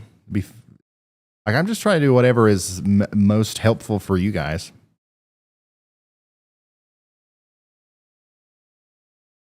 Have no aspirations to become like a super CEO weather businessman. But you know, if I can do something that makes that happen, and it's easy and it's fun and it's good for everybody, and there's no, you know, it's just got to make sense. But yeah, we're working on it. We are working on it.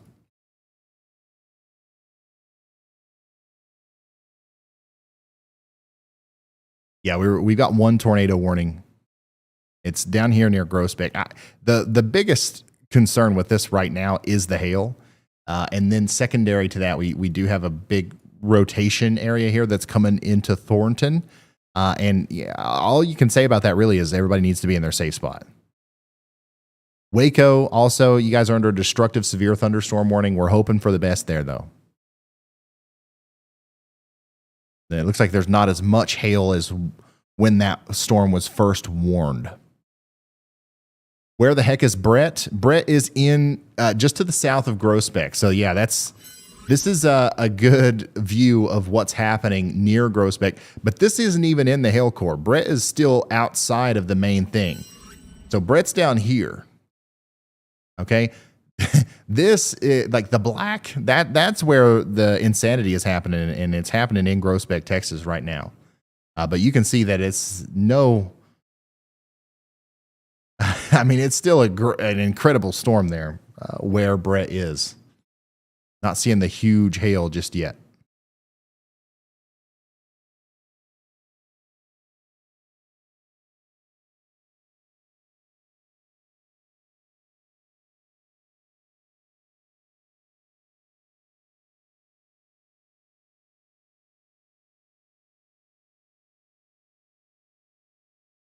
Go ahead, Riley. Hey Ryan, I was just looking at the radar loop for our storm near Groesbeck, and it does look like there is convection starting to push into that from the south. So hopefully that will start to weaken this storm.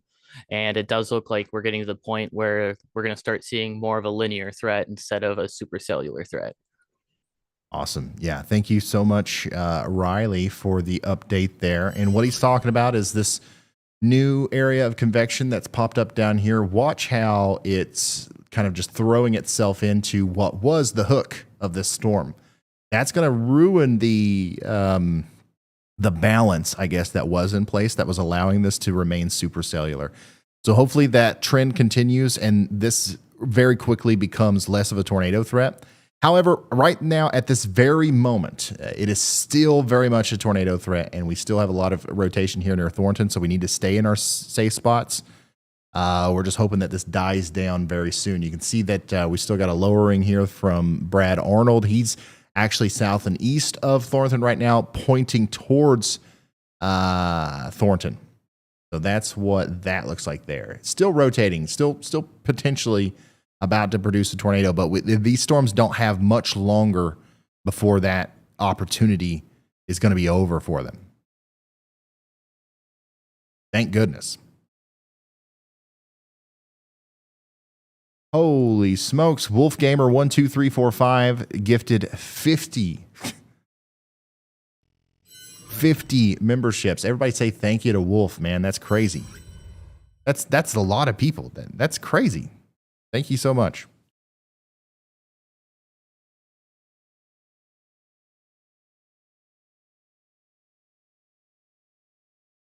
We have the largest community and most enthusiastic community of weather nerds on the planet. I do believe that's true.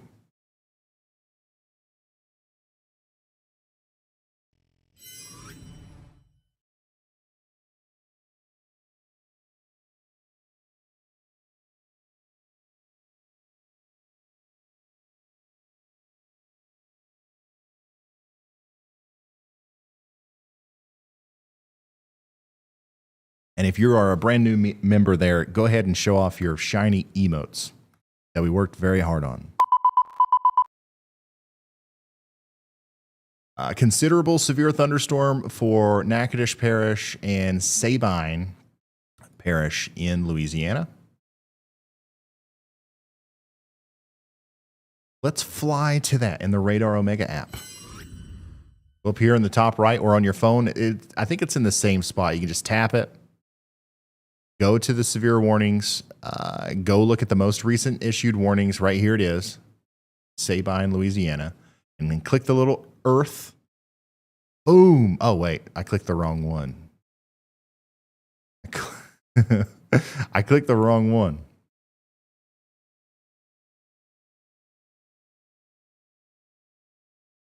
Oh, man. I keep clicking the wrong one. Here, let me go back to the tornado. Okay, that's how it's supposed to work when you click the right one. And then I do want to show you this. It's moving through the Zawale right now. Next up for the potentially destructive hail here is going to be Manny, Fort Jessup, Loring, Fisher, and Vowels Mill in Louisiana. And once again, this storm might have enough juice to make it all the way to Alexandria. So keep an eye on that tonight.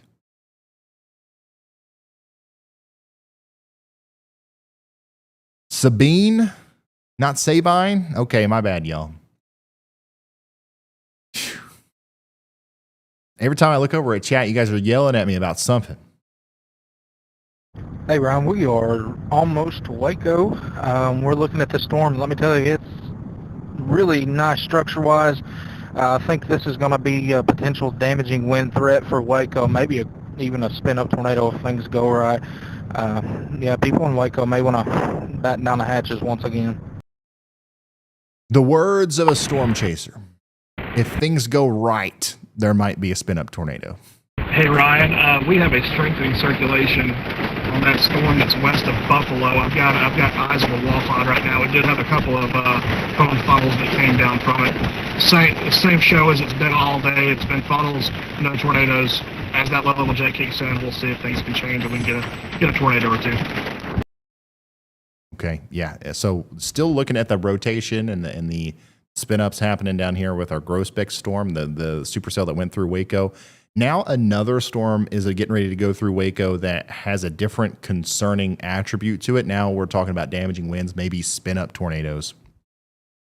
That's happening there. Big hail, damaging winds, 2.5 inch in diameter hail, 60 mile an hour winds now expected in Waco as that storm comes through. Also, Gatesville, get ready for much of the same as that storm comes down the pipeline as well.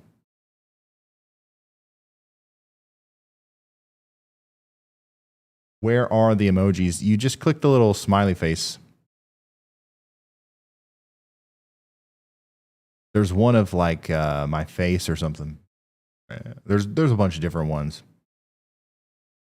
Exclusive.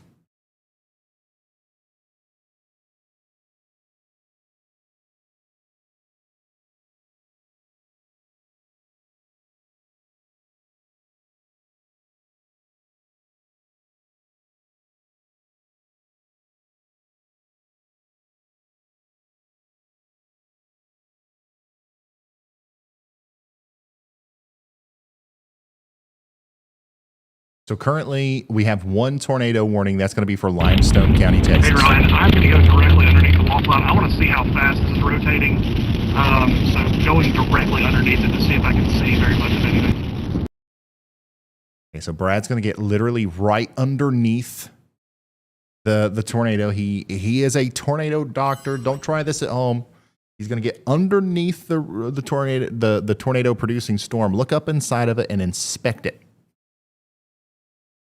Dangerous maneuver here from expert extreme storm chaser Brad Arnold here near, and his location, by the way, is near Old Union. So the part of this storm that's trying to produce a tornado is between Olathe and Old Union on Highway 937, okay?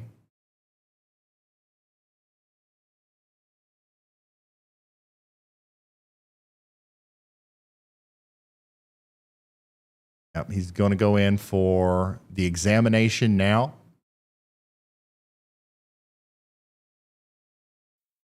He's going to approach it from the bottom and point up into it just to see, once again, how fast the inflow is and all that stuff.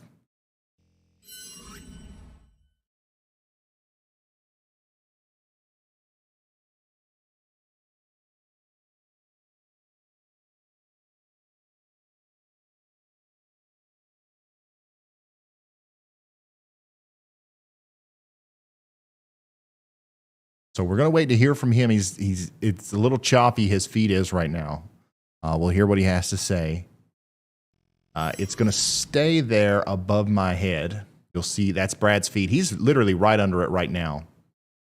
But Hugh Gabby sent me these AI-generated storm photos, and my goodness, that's nuts. That's crazy. Thanks for sharing those with me. It's getting scary how good AI is at doing art, I guess. Okay, let's go back up to Brad. Brad, have you found anything in your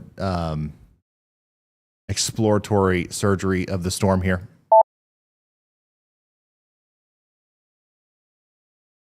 A new tornado watch has been issued. Man, I have given it everything I've got today. Sometimes you just can't turn water into wine, but I've seen probably 4 to 5 different funnels, elevated funnels. I mean, it's constantly had a low. The storm has constantly had a lowering. I believe we got cut off there.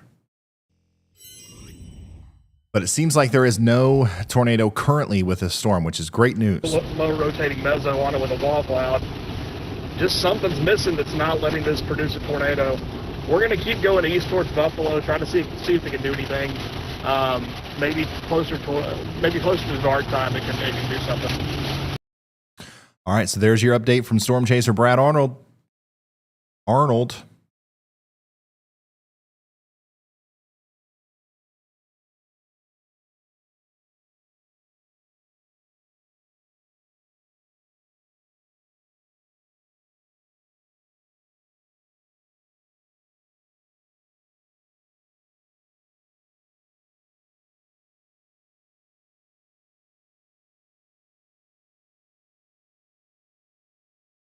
We've got 17 minutes left on this tornado warning. So I'm interested to see what happens next. If they allow it to expire, we could, for the first time of this stream, be down to 0 tornado warnings, which would be very exciting. Still just got a ton of storms to go, though. What's going on down here? Storm near Austin, Texas. Doesn't look too bad, but that's something to watch as this comes up towards Austin. Maybe some small hail, some wind.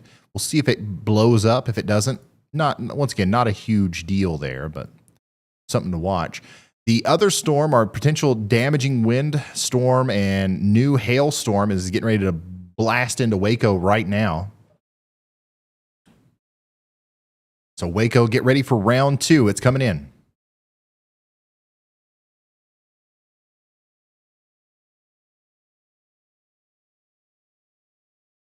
Yeah, for everybody asking in the chat, Radar Omega is what I'm using. You can use it on your phone. It's the app I use. I use it on desktop to guide millions of people through severe weather events. You can use the same thing on your phone to check if it's raining.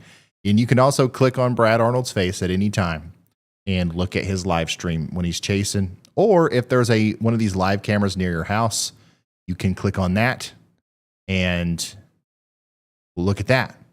You know, there's a bunch of them over here in Tennessee with live weather data in them.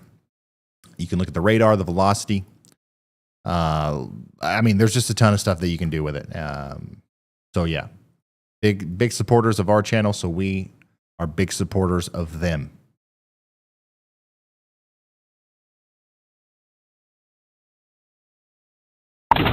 All right, Ryan, here's my last-ditch effort on this storm to work some magic. Crossing over a body of water right now. Sometimes that can do some weird things to make a storm produce a tornado, so we'll see. Also getting pelted with large hail. Yeah, you can hear that hail hitting the Bradmobile here. You can see it bouncing up off that bridge too. So the rotating portion of the storm is crossing over a body of water, which, you know, sometimes can do the thing, but I just don't see it. I think this storm is really hitting its last stride here as it kind of becomes a big mess of rain and hail, which it's still going to be a dangerous storm. Hey, Ryan, you should take a look at my stream at the storm coming into Waco right now. Wow. All right. Storm coming into Waco right now from Chris's stream. Oh, wow. Yeah. Big time shelf cloud. Oh, so Chris is in Waco. He's on the southern side of Waco looking towards Woodway. And that is the view of the storm coming in to Waco right now.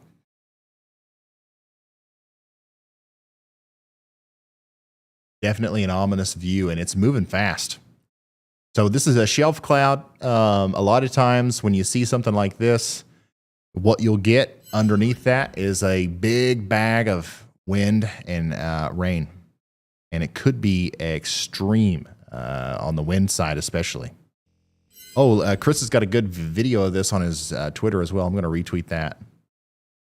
An expansive shelf cloud coming into Waco, Texas right now. What's underneath will be pretty intense. Here's a picture of some hail in central Florida right now. This is near Davenport. That's some of the storms that we've been looking at over there in the central portion of the peninsula. The good thing about those storms is as soon as the sun starts dying or starts going down, those should die out very quickly. Moose, thanks so much for gifting the 10 memberships. I think we've got something like 100 new members today from gifts. So that's very cool. We will celebrate with a members only live just as soon as we don't have any major weather to cover. We'll hang out, nerd out. I don't know what we're going to do, but it'll be great.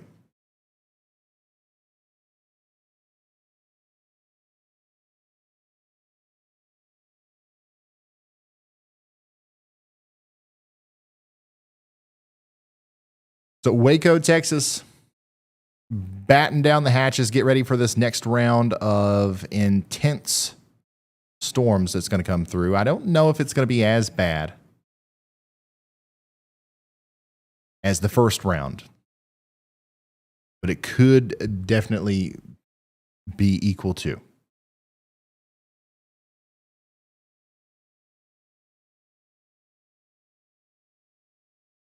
Okay, so the big hail situation that we had over here in Groesbeck, this is also leading to a significant flash flood. I'm getting a report now that there is a highway in Groesbeck. I believe it's Wagona. Wagona Street. I think it's somewhere right in the middle of Groesbeck where there is a flash flood ongoing. Ryan, I found protection, but you can I'll zoom in and you can see the big hailstones hitting out in the lake. Oops. Okay, so this is a live look from, Brad Arnold's feed here. You can see the hail, the big hailstones hitting the water there over the lake. This is in Limestone County. Brad's exact location is just south of Lost Prairie.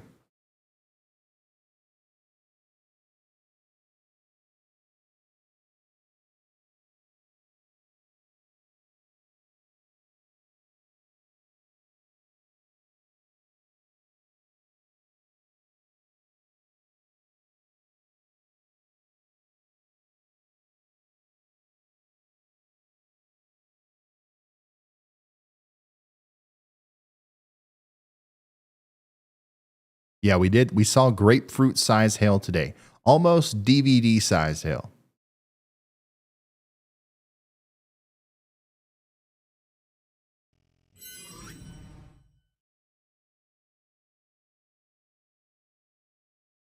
So the warning for Waco has been upgraded to a considerable severe with 1.5 inch in diameter hail and 60 mile per hour winds. Still looks pretty dangerous, but not the 4-inch softball size hail that we were talking about earlier. So that's good.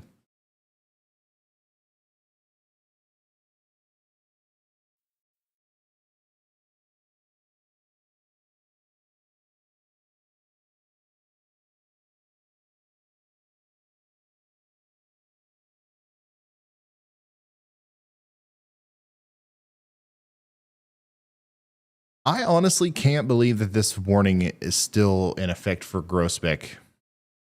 The tornado threat is over for Groesbeck and Thornton. There is a tiny little area of rotation that's still over here and coming towards Farrar, but I mean, I would be extremely surprised if this warning was still on the board here, I don't know, 5 minutes from now.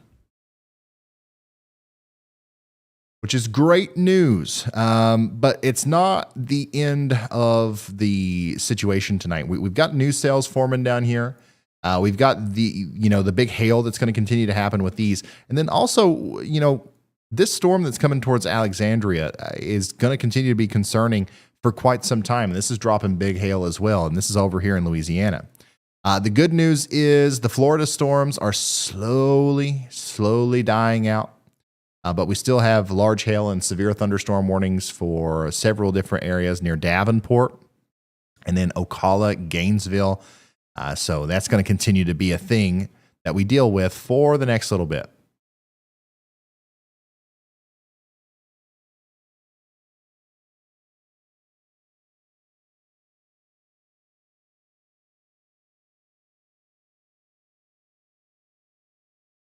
And there's been some incredible downbursts in the Florida storm. Extensive damage is being reported in a mobile home community in Florida near Melbourne associated with some of those storms. But once again, thankfully, those are dying out. Go ahead, Andy. Hey, Ryan. Yeah, I'm watching the actively developing situation north and west of Fort Hood, Killeen here, right on the warm front and also on outflow boundaries. This is west of Interstate 35, not currently tornado warned, but you can watch over the last 8 minutes or so, just watch as that shower really develops right along those boundaries that you could see faintly showing up there on radar, and it kind of explodes as it heads north into the supercell, and now it has its own small hook echo there already forming there just north of Copperas Cove. I think that because that new shower has developed, moved into the supercell, and is now right on those boundaries, that we could see a tornado threat coming near term from that. But the rest of the areas of rotation around Pidcoke and to the north of Pidcoke in Texas here, those are elevated. So that's not where our tornado threat might be, but we might see one actively develop here as the shower comes together and it already starts to hook on its own. So that's what my eye's on, watching this every frame that comes in. Okay, thank you very much, meteorologist Andy Hill. This is the shower that he's talking about. Let me show you the progression. Tiny little blip here. Boom. Now, like you said, a little bit of a hook there on the southern side. Could end up producing enough rotation to provoke another potential tornado. So we're watching that one very closely. You should be keeping an eye on it in Killeen and Leon Junction as well.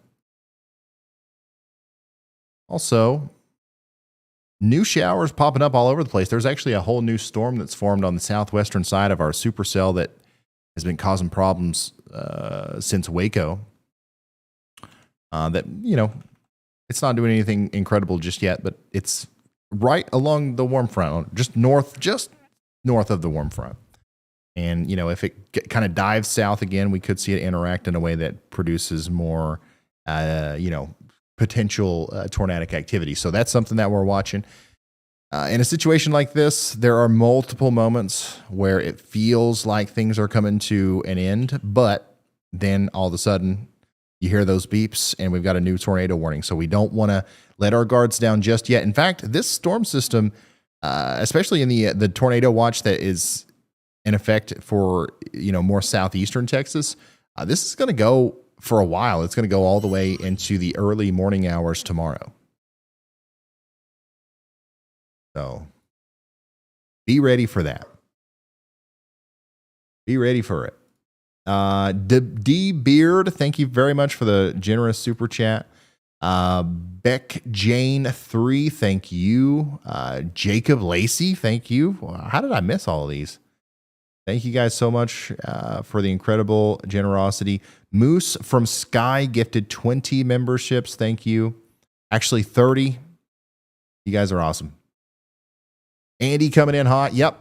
Andy always coming in hot with the latest information. We don't miss anything. When you've got the tornado sniffer Brad Arnold, when you got the weather machine Andy Hill, and you got, I need to think up something for Riley and Chris and everybody involved here. You don't miss it. You don't miss anything.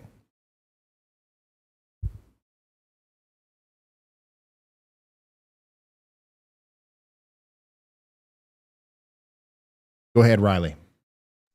Speaking of not missing anything, looking at Brian Allen's feed, it does look like there is an area of lowering that we can see. He is on that destructive severe thunderstorm warning, and he is looking north. Okay. All right. Thank you very much. Brian is in the southeastern or the eastern side of Waco. And this is another one of those little showers that have just popped up here ahead of the storm that are kind of converging with the main thing. And the base of it is, rotating it a bit. So this is going right towards Brian's location. Could have enough rotation to at least produce a spin up tornado in the near term towards Hallsburg. So keep that in mind. This big severe thunderstorm will have intermittent embedded tornadoes as it moves off to the east. Definitely something going on there.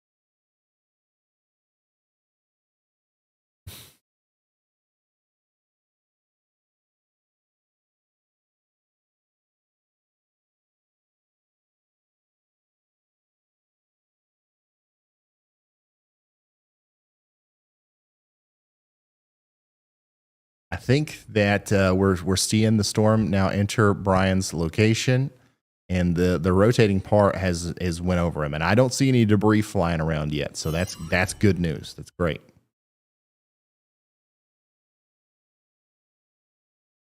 It's absolutely nuts that the Groesbeck storm still has a tornado warning. Who is in charge of that? Somebody needs to go down there and turn that off. You still need to be in your safe spots. We're going to respect the polygon regardless.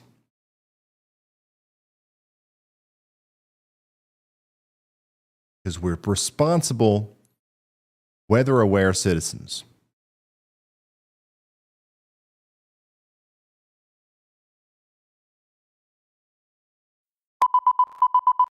We got a destructive severe thunderstorm warning now for Coryell County, Texas. Let's inspect that one.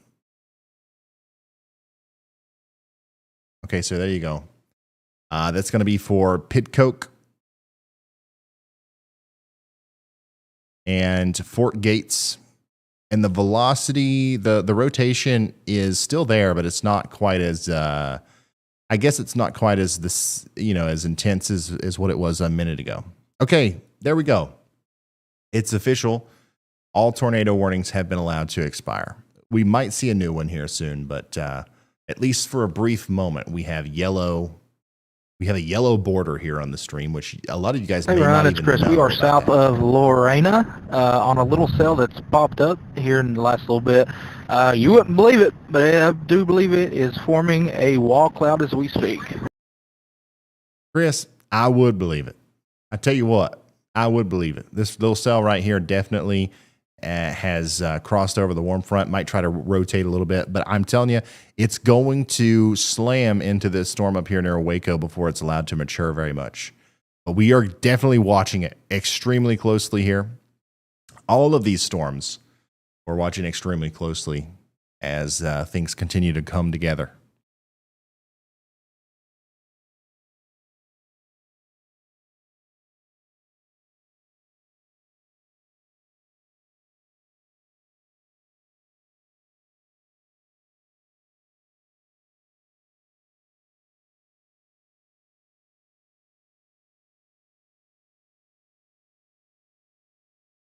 New supercell down here has developed a wall cloud. And look, that last scan on the radar there looks very different. You can see the shape coming together there. You can see the hook literally coming together. We might have one last shot here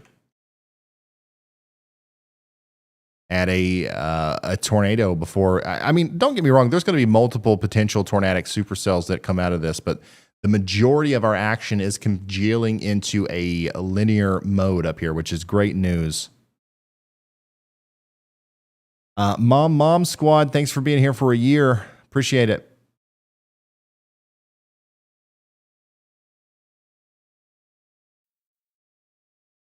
Yeah, I know. We got to get Chris a halometer. We got to make sure the next time Chris goes out, or Brad or anybody, we've got to make sure if they're going to go in and get hit by hail, that they need a halometer. We need the promotion. We got to promote our products, guys. And I keep seeing that being suggested, and I promise we're going to make it happen.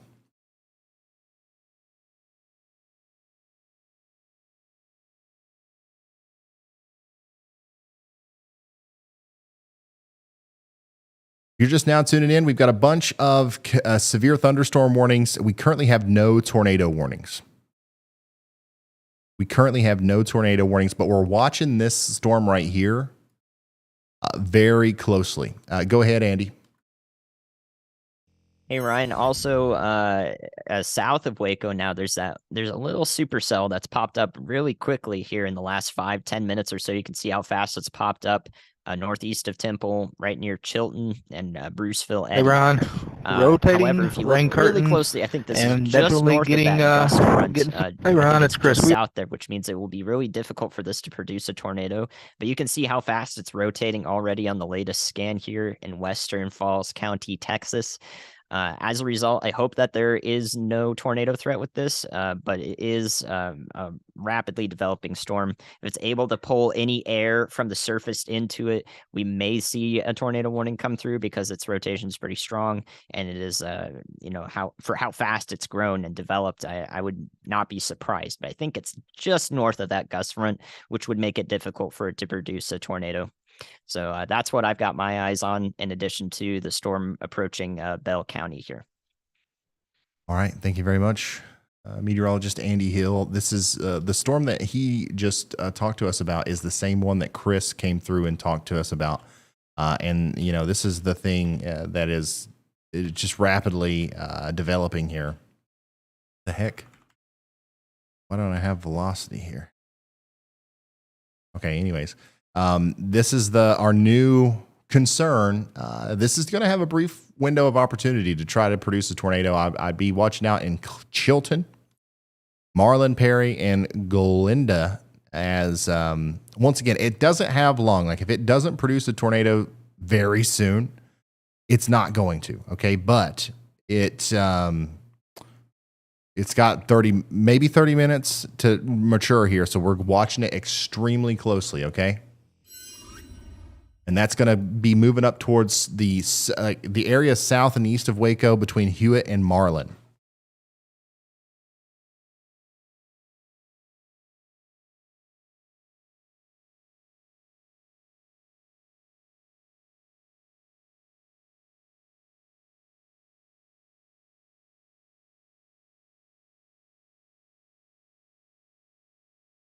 There's a discrete cell south and west of Austin as well. Yeah, I know. There's a couple down here. These aren't rotating that much yet, though. I think that we don't have to worry about those as much. I could be wrong. We'll see. But right now, they're not really that big of a deal.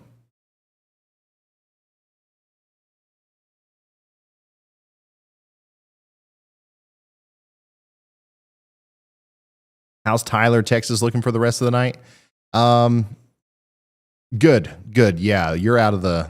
I think for the most part, you're done. I mean, it'll still storm, but I think the big storm threat is over for Tyler. I'd be on the lookout around Austin, up towards College Station, Temple, Lufkin, Natchitoches, Longview. Areas still out in front of our storms. That's where I would be most concerned right now. I wouldn't be overly concerned.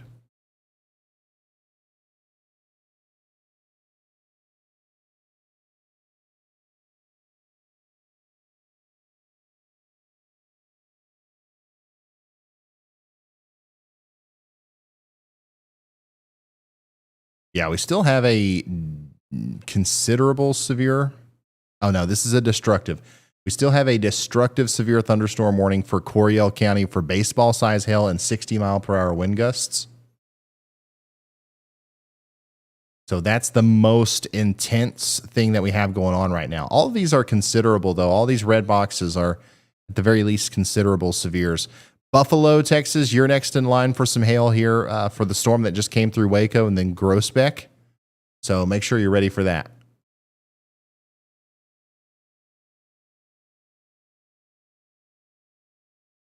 What radar do you use? This is Radar Omega. There's a link in the description.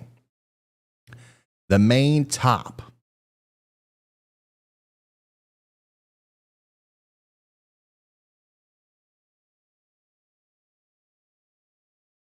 And you can find our, well,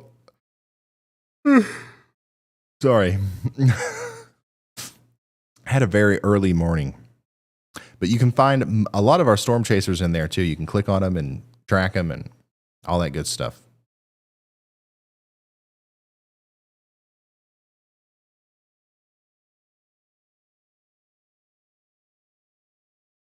Yeah, at this very moment, there is no tornado warning. We just have several big time severe thunderstorms moving through Buffalo, Texas. How many people do we have watching in Buffalo, Texas? I think you guys are next in line to get the significant hail. Also, Fort Gates and Mound, Texas. That looks like another place that's going to be a pretty concerning hot spot for hail over the next little bit.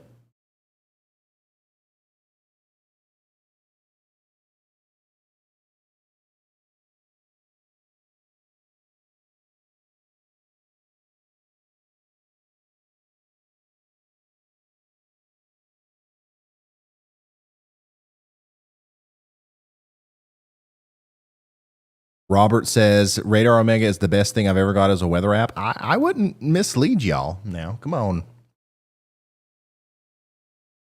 It doesn't have like, it's not a weather app in the sense that it'll give you a 7-day forecast. It's literally just radar. And I think that's what makes it special. They don't try to be anything that they're not, you know, it's just radar, man. And it's good. It's good stuff.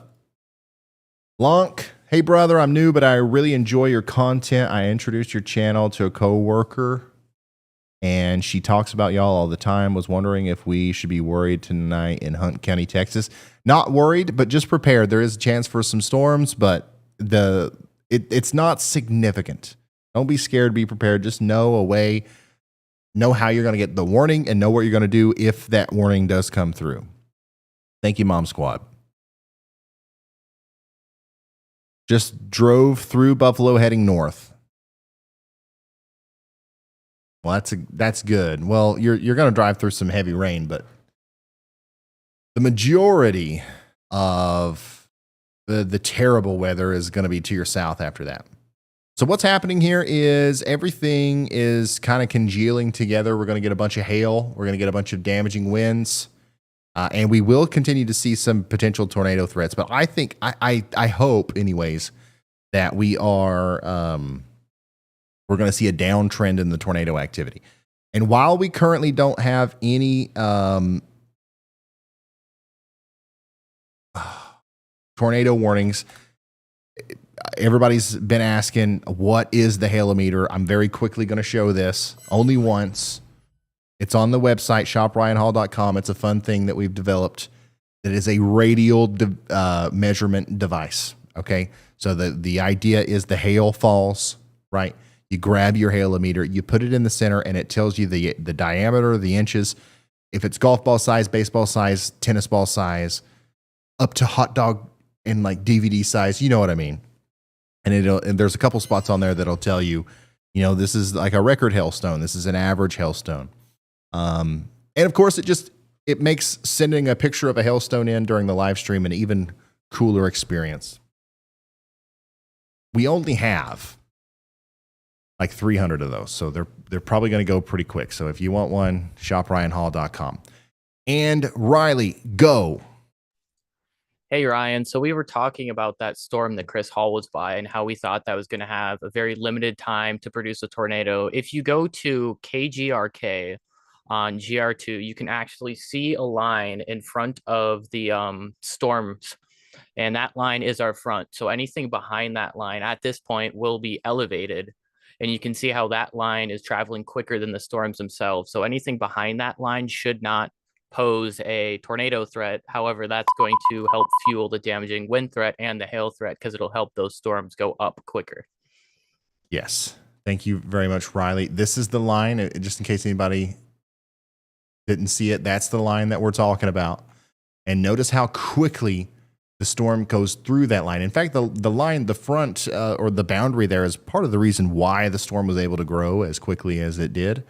But the farther north we get from that, the more elevated these storms are going to be. So Andy has something to say. Go ahead.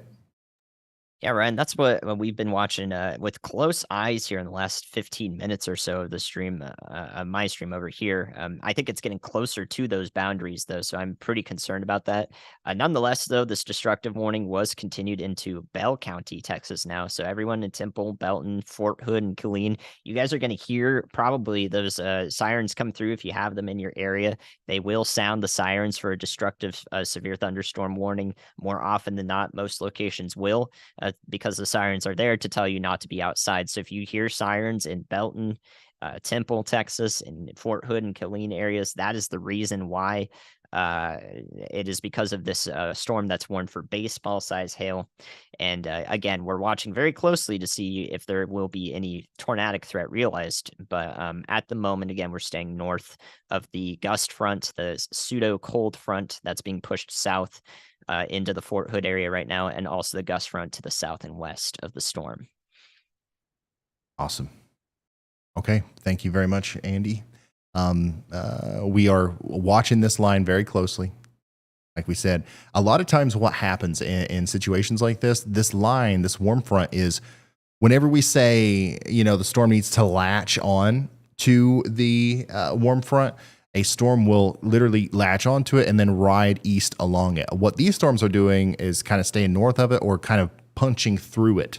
That's usually not what is going to lead to tornadoes.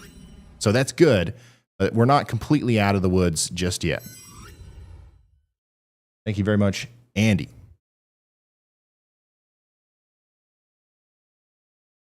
And yeah, a bunch of you are going over to the website and getting you a helimeter. I really do appreciate it. It means a lot to me. We got Austin in the warehouse ready to ship them out.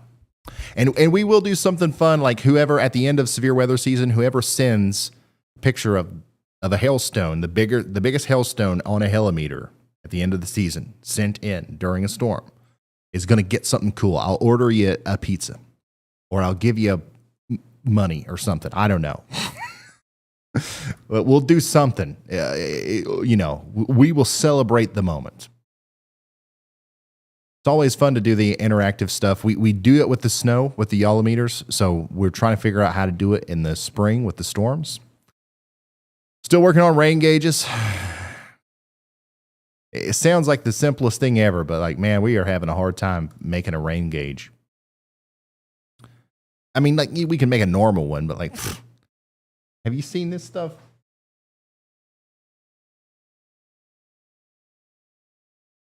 Do we look like we're trying to make normal stuff here? Got to be flashy, Got to fit the brand.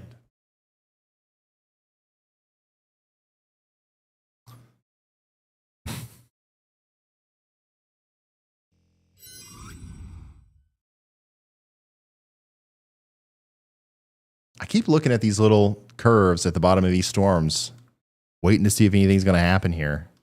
But once again, they are pretty elevated. So that's kind of the situation that we're in. I definitely want to get that NOAA weather radio. Yeah, those are on the site too.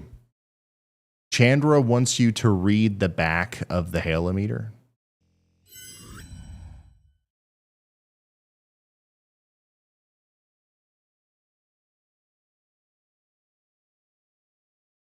Chandra is our creative director.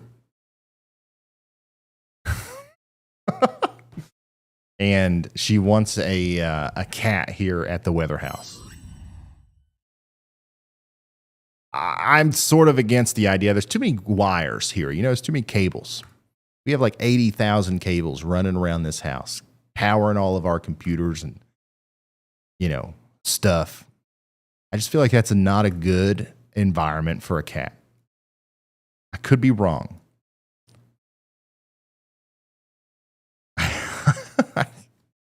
What the heck? How did she know that I was going to pick this up? That's crazy. We might get a cat. I don't know. Maybe if we can call it Updraft.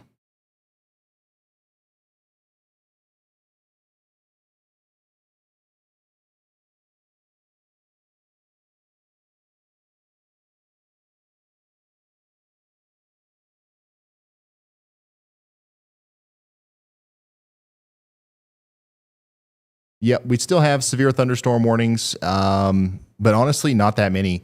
And we're starting to lose some of the considerable tags on them, so that's good. We got 4 severe warnings. One of them's destructive. The rest of them are regular. I think the destructive one is kind of losing some of its oomph, too. Updraft. Yeah, there's a lot of good cat names. But I'm still not convinced that we should have a weather house cat.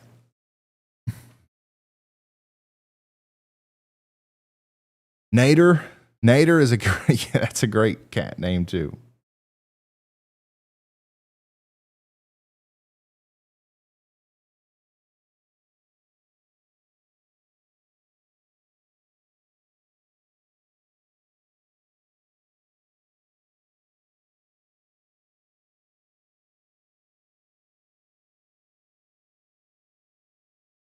The severe weather situation is calming down. There's still some big storms out there. It's rocking your world in some of these small towns, but the tornado threat is significantly decreasing. That's good.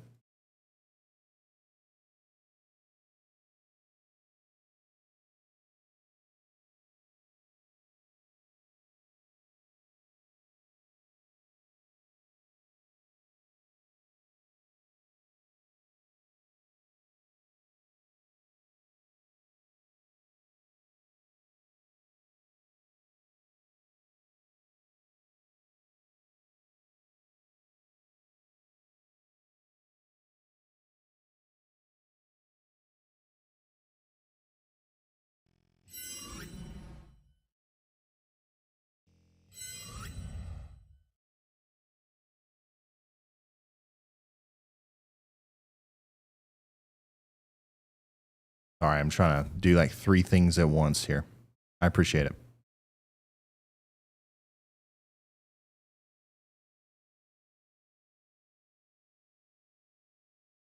Yeah, honestly, the helimeters are still in good shape right now. There's currently 150 of y'all on the site.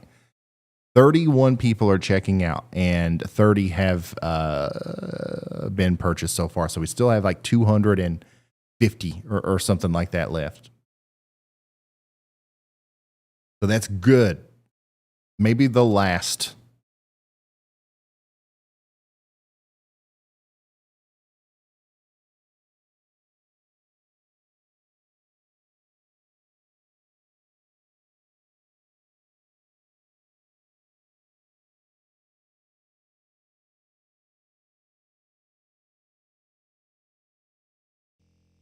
This is our Shepherd Tornado, just without the T. Tornado. Look at that. Are you kidding me? Tornado. I love that. That's the coolest dog ever.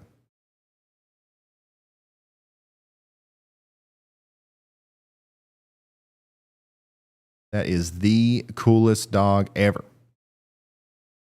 Okay, so since things are winding down here, we still do have a lot of severe thunderstorms out here, and we're going to get right back into covering those. I do want to take a moment to go over some stuff like that. So first of all, once again, if you want one of these halometers, shopryanhall.com.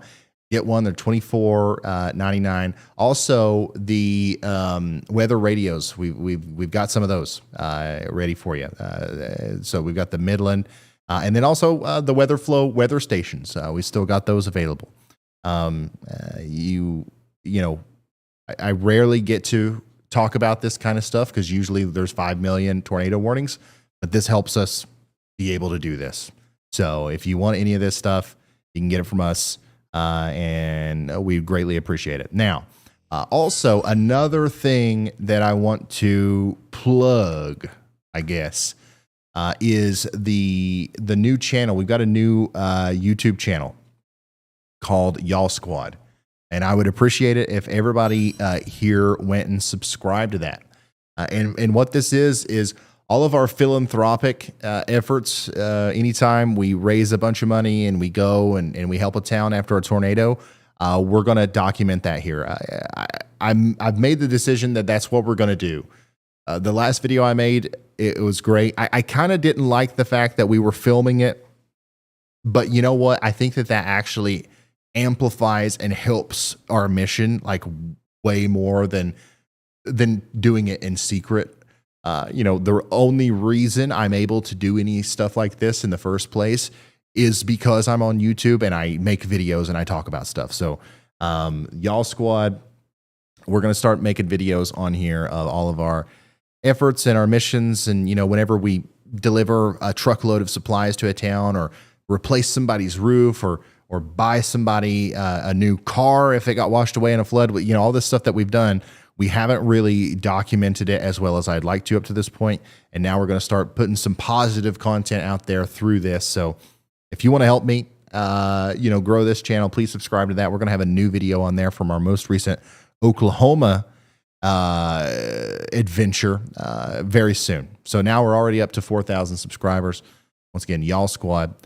And it's important for me to note that every single dime, every single penny that this channel generates in revenue will be put into our nonprofit organization, which we have that now. It's an official 501c3 nonprofit organization, Y'all Squad. So yeah, that's good.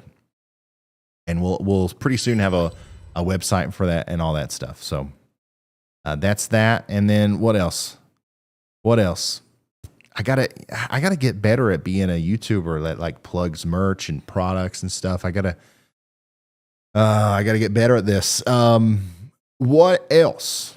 There was something else, but I can't think of it right now. Those are the two main things. So shopryanhall.com, Y'all Squad. Let's get it going. And also,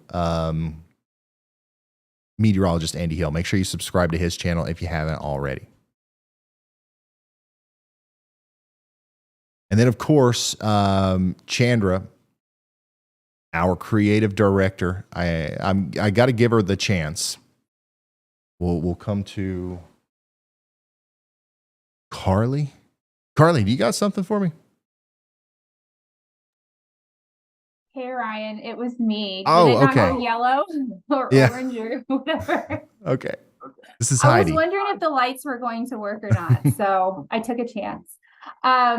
So I wanted just to kind of pop in, and it's that time of the night where we start having flash flooding concerns from all of this rain. And I have been watching this area in Texas, the storm that moved through Waco earlier and went east into Falls, Limestone, and McLennan County.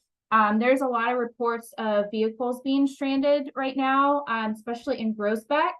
So I just wanted to relay that. And they're expecting up to 3 to 6 inches total of rainfall. So that is a lot in a short amount of time. And I think as we go through the night, we're going to have more warnings popping up in more areas. Okay. Yeah. Thank you very much for drawing our attention to that. This is something that it is definitely going to continue to be a problem here over the next little bit. What's going on here? We're having technical difficulties. Okay. This is currently we have these 2 flash flood warnings, but watch the progression of these storms. Notice how they're going very slow and almost directly west to east. So everybody in this area is under the gun for significant flash flooding as we go through the night. That is going to be a big problem here as these storms kind of continue to move. Now they are eventually going to clear the area to the south and east, but it's going to take a long time. And in the meantime, we're going to see 3, 4, 5 inches of rain fall in that area. So please pay attention if you live in a flood prone area. Sometimes whenever we have a tornado situation, when the tornadoes start to die down, people stop paying attention. But then in the end, flash flooding on average, takes the lives of more people in, over the course of a year. So we definitely don't want to undermine that.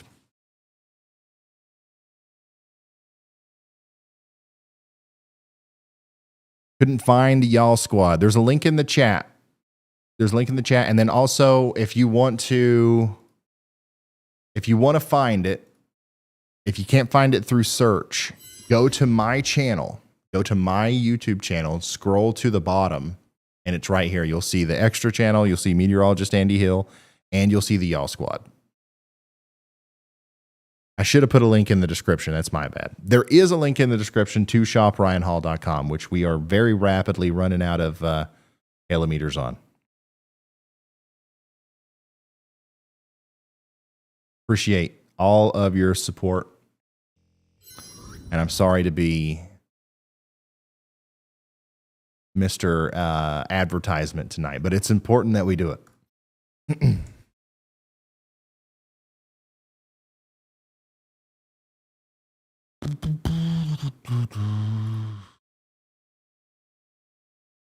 Okay, yeah. This is the one last thing that I wanted to give Chandra a chance here with is she tweeted out and she said, if I get 10,000 followers, Ryan is going to allow Carly and I to have a weather house bet. She's like at 2,000.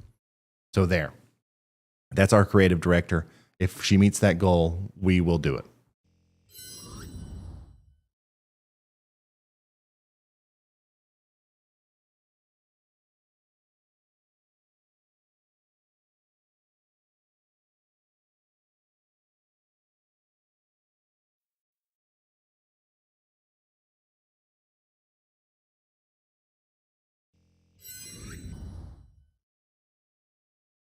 Buy a halometer from Ryan Hall, y'all. They are way better than tape measures. Tape measures are lame. You need yourself a halometer. That is an effective advertisement if I've ever seen one. We are down to just a couple of severe thunderstorm warnings here. Things are about to get rowdy in Killeen and Temple. And things are about to get absolutely nuts in and around the Buffalo, Texas area with flash flooding. So keep that in mind as we continue to watch these storms cause a ruckus here. Things are starting to slow down. I have time to read chat too. Jacob Lacey, thanks to you for the $100 super chat. Super generous. Jacqueline Jordan, thanks for becoming a moderate risker. Goose, thanks for the 20 memberships. And Joanna, thank you for the incredibly generous super chat there as well.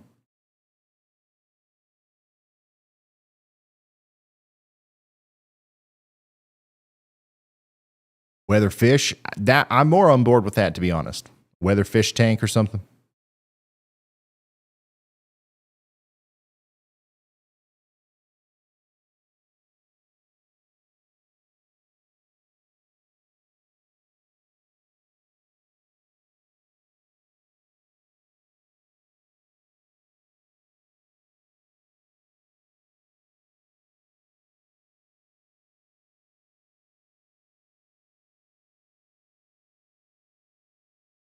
Amanda says, thank you, Ryan, for being an awesome role model for my 13-year-old son. He adores you. 13-year-old son who has autism, he adores you. Amanda, thank you so much. I'm glad that I could do that. Like, I think that one of the things that is Hey, Ryan, this is Brad. You copy? About what we're doing here is there's so many young people who are interested in it. Like I've never seen so many 13-year-olds be hyper interested in like watching the weather. So I'm super excited about that. Okay, yes. Yeah, go ahead. That was Brad.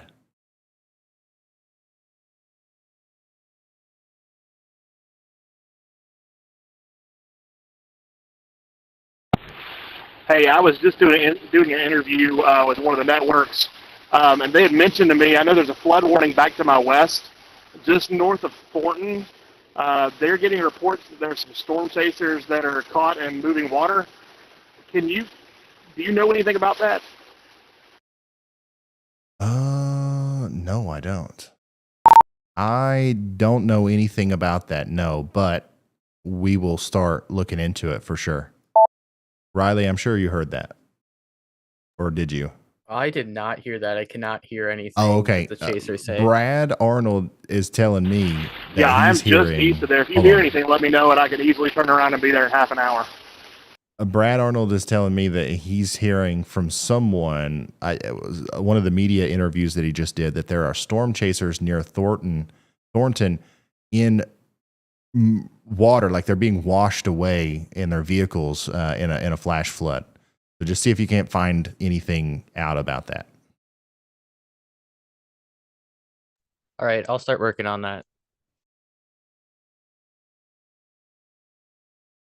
I haven't heard anything about that personally, so hopefully it's already taken care of or not serious. But I mean, it's just a reminder of how, you know, even though the tornado threat is significantly, you know, downgrading right now, what's significantly upgrading is the flash flood threat. And that's going to carry us through a long time here, and we're going to have a ton of problems out of the floods. So make sure you're ready for that.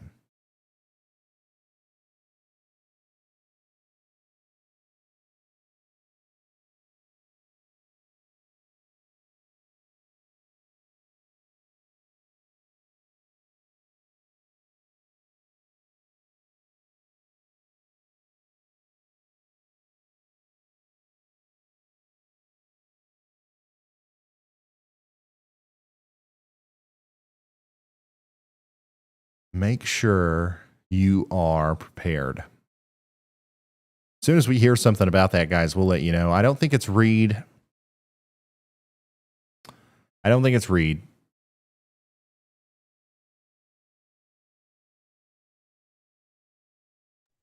Go ahead, Riley.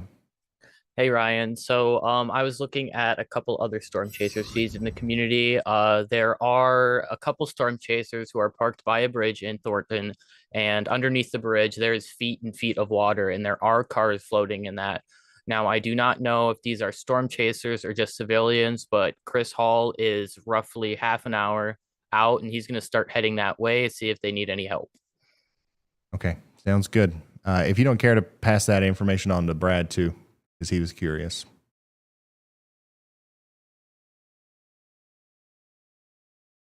Okay, so that's what's going on there. Definitely, there's a lot of significant flash flooding going on here, and this part of the world is notorious for underpasses and some of those back roads to very quickly become flooded out. So I think we're gonna have a lot of problems on the roads tonight, and just a lot of stuff like that. Where we see flash flooding.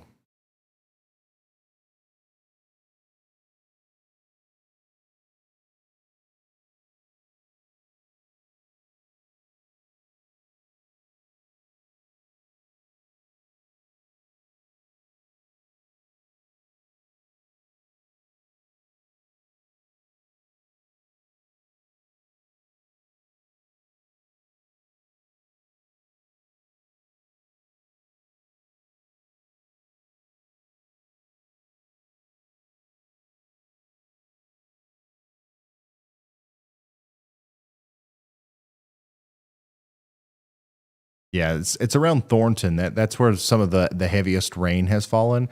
In an area between Groesbeck, Thornton, Fair Oaks, and Ben Hur, there is significant flash flooding going on right now. here. I want to show you the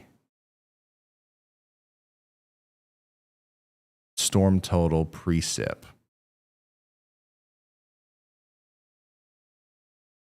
Yeah, so we're like close to 3 inches back here. This is probably a little bit inaccurate. I would almost bet anything that the areas around Groesbeck have received more than 2 or 3 inches of rain. So the radar estimation here is probably not going to add up correctly. I mean, we all saw how slowly that supercell moved. Let me show you this. Let me back this out. Cool thing about Radar Omega, you can do 50 frames or higher. I mean, that is a slow moving supercell, and it's dropped a ton of rain right there around the Groesbeck and, of course, the Thornton region.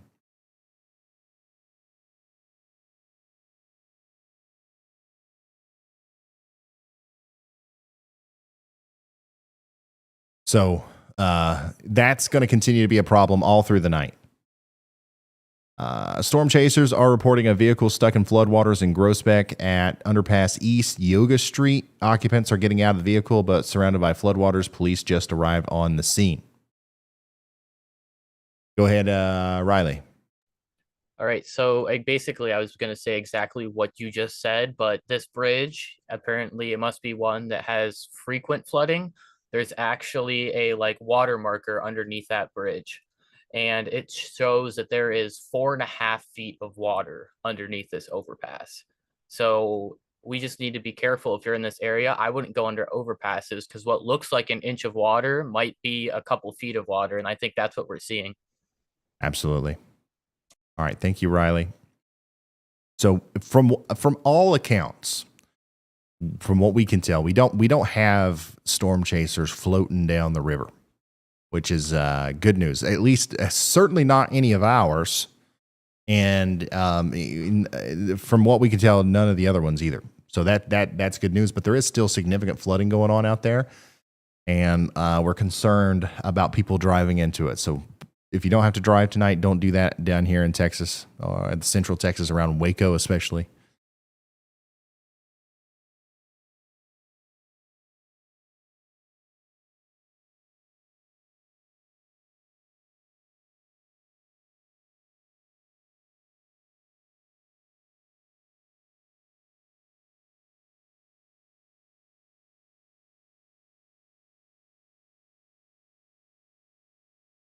Wonder how long Andy will be on tonight. Let's ask him.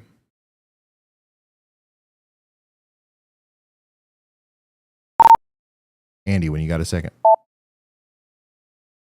Yeah, I'm here, Ryan. Okay. Just wanting to know how long you plan on streaming tonight. Well, it's interesting because of what I've been observing with this gust front pushing out from the storms. I think that's going to prevent a lot of the possibility for spin up tornadoes as this goes south towards Austin, towards College Station. All of y'all are going to get in on a lot of lightning and possibly some strong winds, maybe even small hail from all these storms. Everybody's expected to get in on the storms, but why I would want to keep going is for spin up tornadoes more than anything. If there are a bunch of severe thunderstorm warnings and it continues to remain pretty severe into the night, that would be a great reason also to keep going. So at the moment, I'm not sure, but I think the most valuable thing would be covering spin up tornadoes through the night. And I'm not sure that's a big threat as it stands. So I don't know. I'm watching the situation develop. I'm happy to continue on a little longer. If at any point you feel like you are done streaming, then I can host, of course. So I'll be here. You just let me know. Okay. All right. Sounds good. Guys, this might be another good opportunity to raid Andy's channel.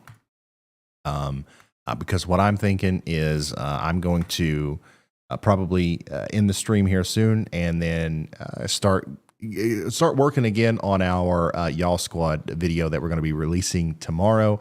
And then start working on another new video that we'll be releasing here on this channel the day after that. So now that the most significant part of the tornado threat is over, I'm probably going to wrap it up. So, but first, don't go anywhere. Don't go anywhere because I've got to do something really cool. So when I end the stream, You guys are not going to be like, I'm not ditching you. You know, I'm not leaving you out in the middle of nowhere. Okay. You're still going to have weather coverage for some period of time as Andy is going to be here as soon as I end the stream. When it ends, you're going to be directed to Andy automatically. It's a magical thing. I've just got to figure out how I do that. Aha, I figured it out already. Love it. Okay, so what we're going to do is we are going to end the stream, and nobody go anywhere. You will automatically be redirected to Andy's stream, and it's going to be great. Go ahead, Riley. Oh, one last thing before you go. Brad Arnold is moving towards the area where we were hearing about the flooding, and he said they have street flooding of 1.5 feet.